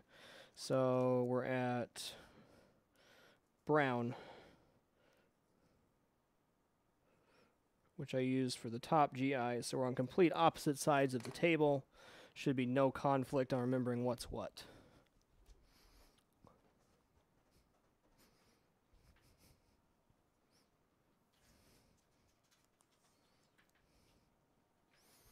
I probably did miss 53. It's okay, though. It doesn't matter what the number is as long as there's a the correct number attached to the thing next to it.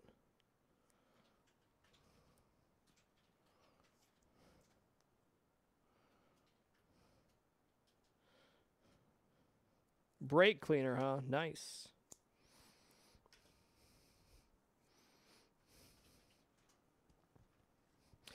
One last Molex.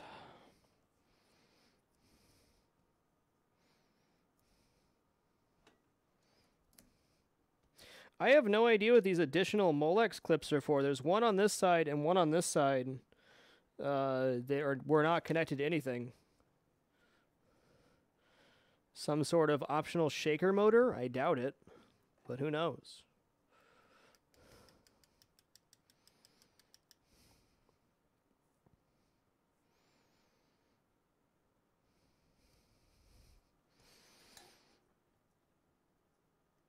Okay, so it's red, yellow, green, white on these wires. Not too shabs. I'll just take pictures and hope for the best, huh?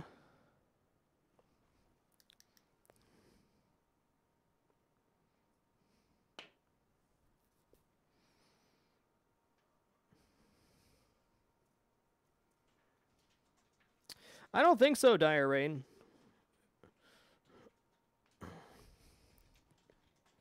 I mean, who knows? But let's see what it's connected to. It's like... It's pretty thick wires.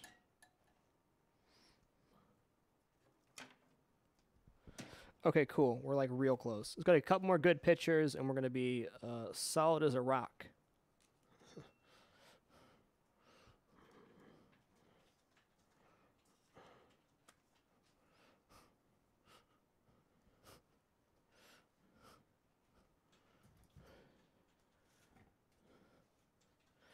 Okay, so here's the last piece we have to take apart.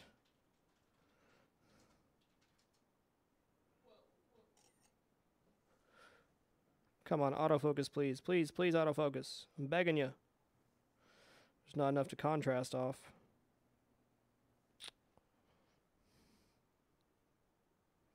Come on, man.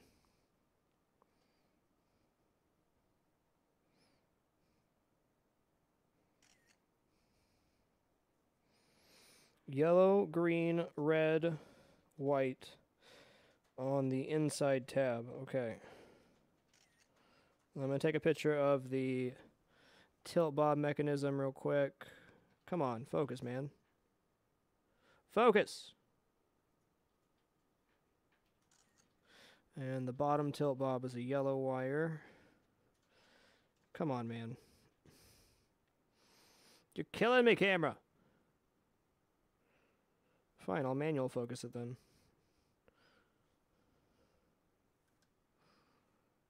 You're killing me.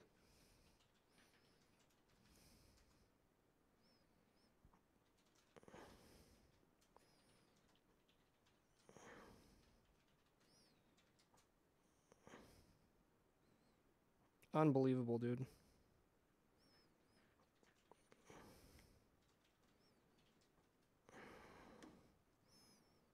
Dude, it just does not want to focus for me. Okay, there we go. The trick will be remembering that this one is... There we go, that's it.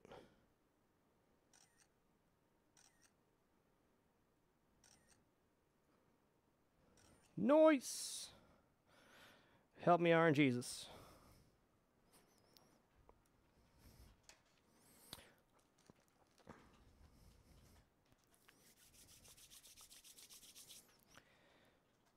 How do they work?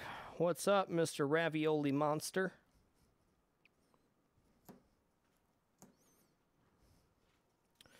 Alrighty. Oh, I didn't take a picture of that. Crap. One more, though. Just one more. That is probably the hardest game I've ever played, yeah. Focusing camera.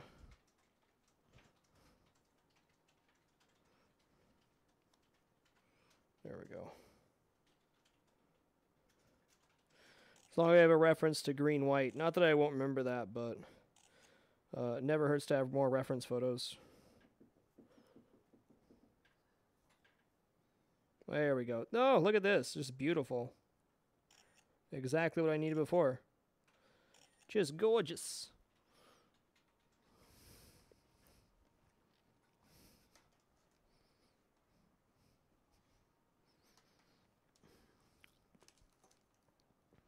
Cool.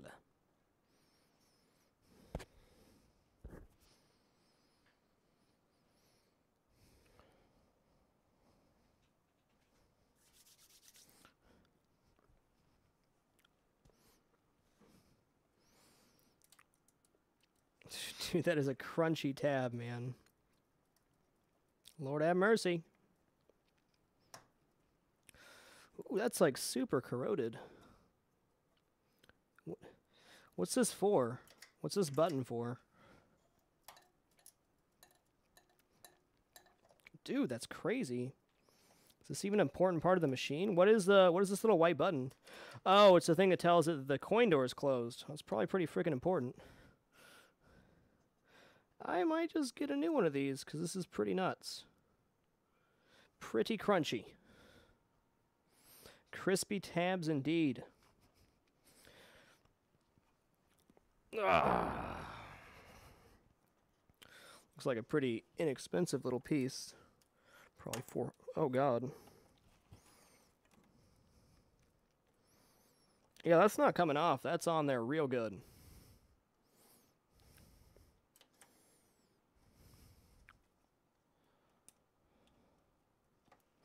Well, I loosened that button real good.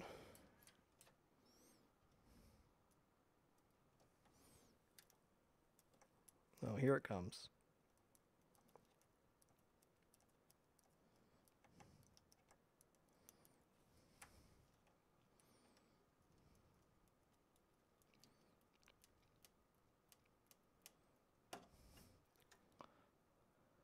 Okay. Yeah, these are fucked. So I'm gonna put that on my my list of stuff.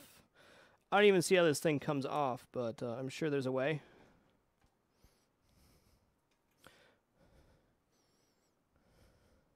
Cool, ravioli.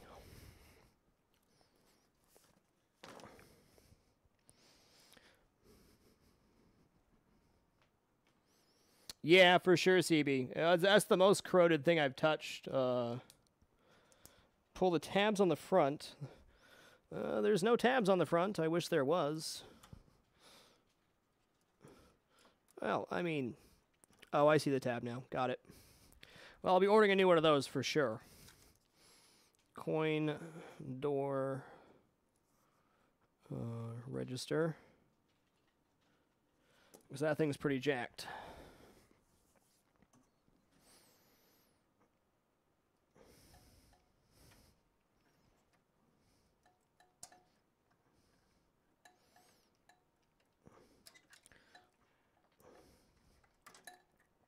These look pretty good, though.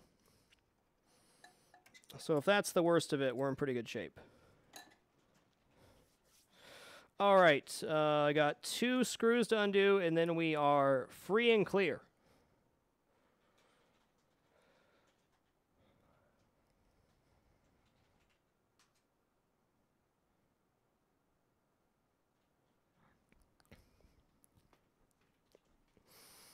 No idea, just banter, and I'm not interested in selling, so...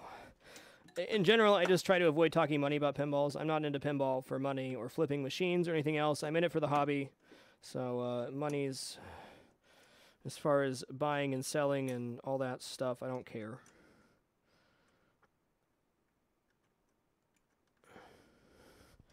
be perfectly honest, pinball is priceless for me because it filled a massive gap where I didn't need a hobby. So it's all about the learning and the experience and the enjoyment. Well, let me tell you, putting this machine back together and having it work will be a very satisfying feeling.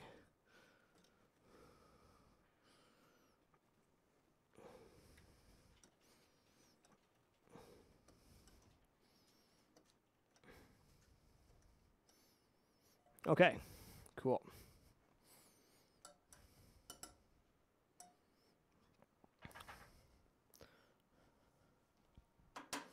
We are clear. So this wire bundle should pull out just gravy now. Oh, one more Molex. I was mistaken. Okay, brown equals, what was that, left flipper? Just one more Molex, please.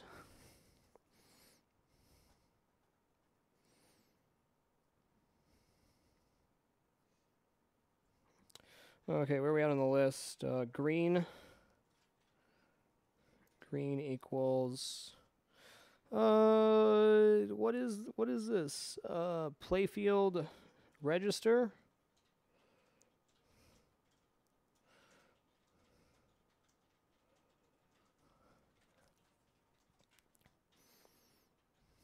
Unless you can do a very good restoration in a quick time or have good international connections, don't plan to flip machines. That's true.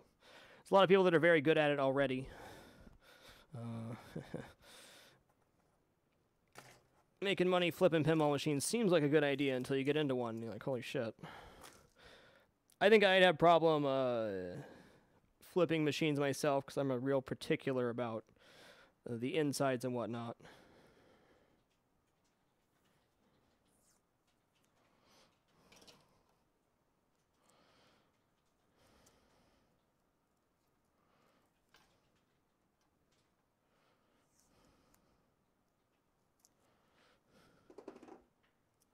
Okay. Now we're free and clear.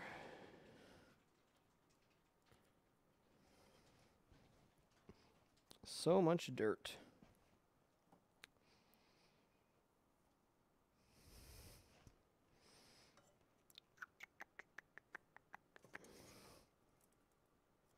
All right, cool. So this should lift out of the playfield now. Hot diggity, it did. Gonna do the same thing with this bundle. Quick saran wrap bundle into a trash bag. Actually, I think what I'm gonna end up doing, hold on here a sec. We're gonna double bag this. I'm just gonna loop it up and then we'll just fold here, bag this bag inside this bag, and then we'll have a nice smooth bundle. See if I can find an effective way to do this. Probably not.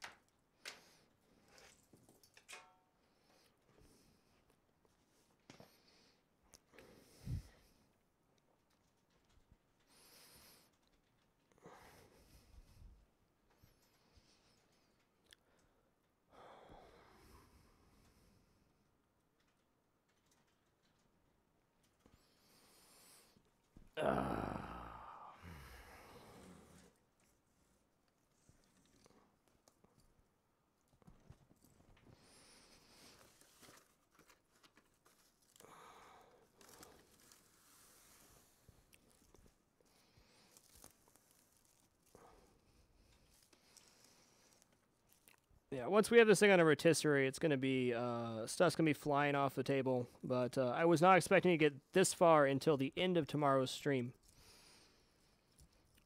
Pretty stoked. Right now I'm just saran wrapping the bundle of wires so the stuff doesn't go anywhere. And then we'll do the secondary wrap here in a minute.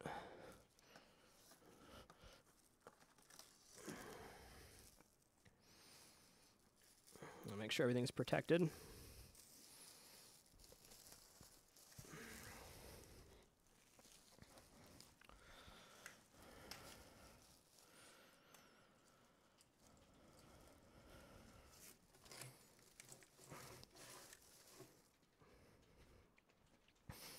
No balls.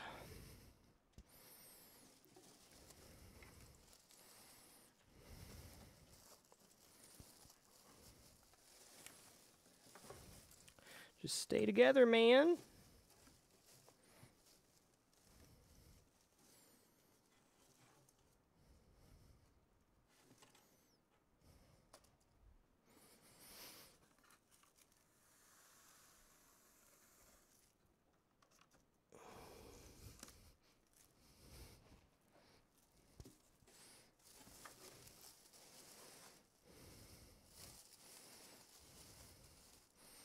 I'm going to try dropping this back down. I'm going to pull the whole thing out. Here we go. Wow, that would have been so much simpler to do from the beginning. What was I thinking?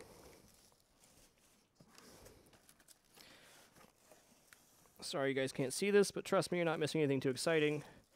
Just saran wrapping.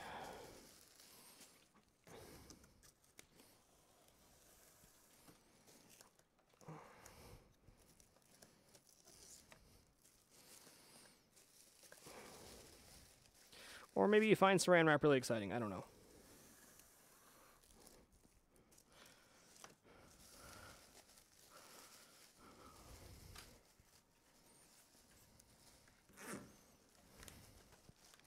Okay.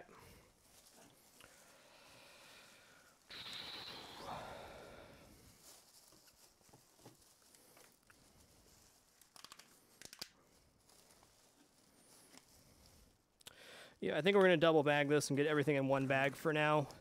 Worry about the rest later. Maybe I should just keep it in 2 separate bags. Let's do 2 separate bags. I think that's going to be better overall. I'm grabbing a trash bag. Be right back. The Playfield is officially ready to be pulled from the machine, though.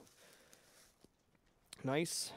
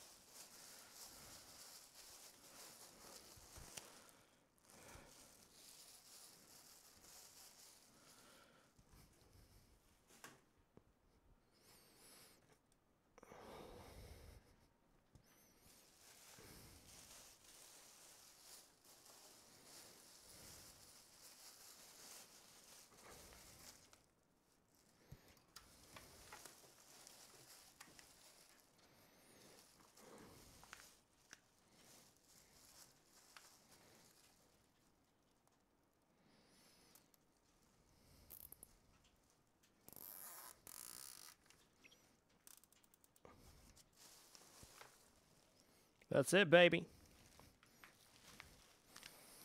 Wire bundle finished. The last thing left is to freaking pull it straight up and out.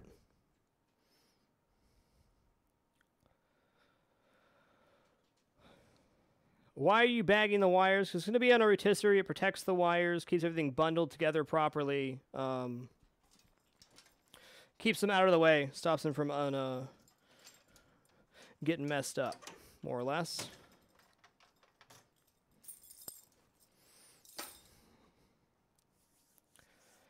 Tag them and bag them. I'm not pulling the Playfield today, but that's going to do it for me tonight. It's been an awesome almost 8 hours. 8 hours getting to this point. We are at the point where the Playfield's going to come out. Starting up the stream tomorrow, the Playfield should be pulled. Should be pulled in on a rotisserie. The only thing you're missing is the lifting up and putting down of the machine. I don't think I can do it by myself, so that's that. Next pinball stream will be tomorrow. Emperor Ravioli Monster. I don't know, maybe we can do this. Let's see. don't know, man. It's pretty hard.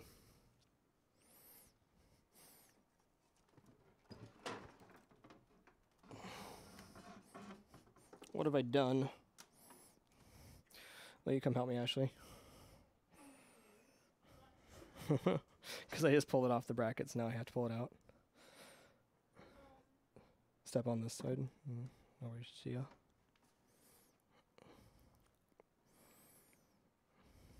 So what are we doing? Lifting up and over here. Yeah, but like, where are you grabbing? I'm just grabbing the side wood. You can also, we can probably grab on the apron here. Okay.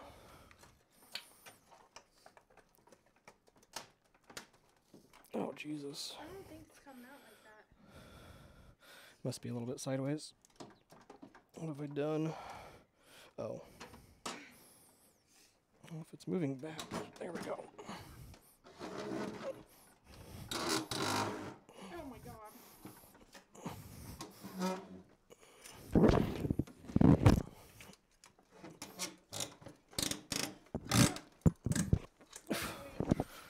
What is it doing? I don't know. Got it. Got it? I got it.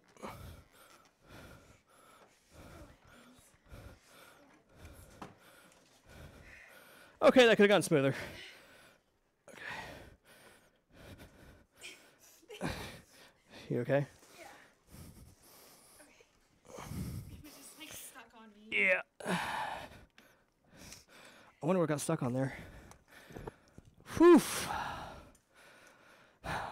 Well, it's my mistake putting it down afterwards, but we got it. We got it.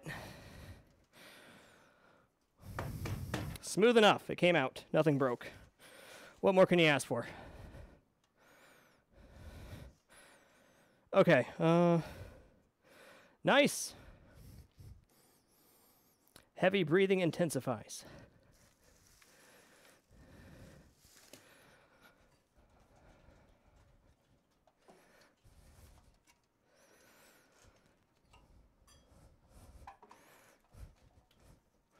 Yeah, look at the blackness indeed.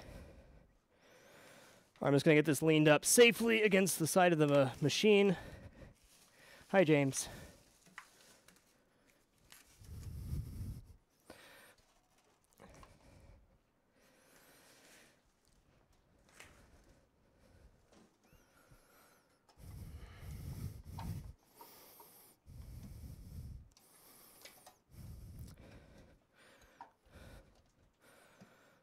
Well, that's not what I want. Let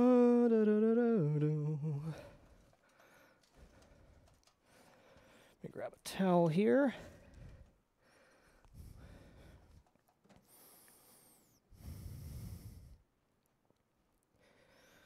Wooza wowza. Yeah, this cabinet's pretty filthy. But we got there. Thank you, everybody, for coming out to watch tonight. Do appreciate it. We'll be back and at it around 7 p.m. Pacific tomorrow. Should have this playfield mounted up on a rotisserie tomorrow so we can really start the breakdown process. You all are lovely. Until next time, keep it dapper and be good to each other. That's all I got for tonight. Frag out.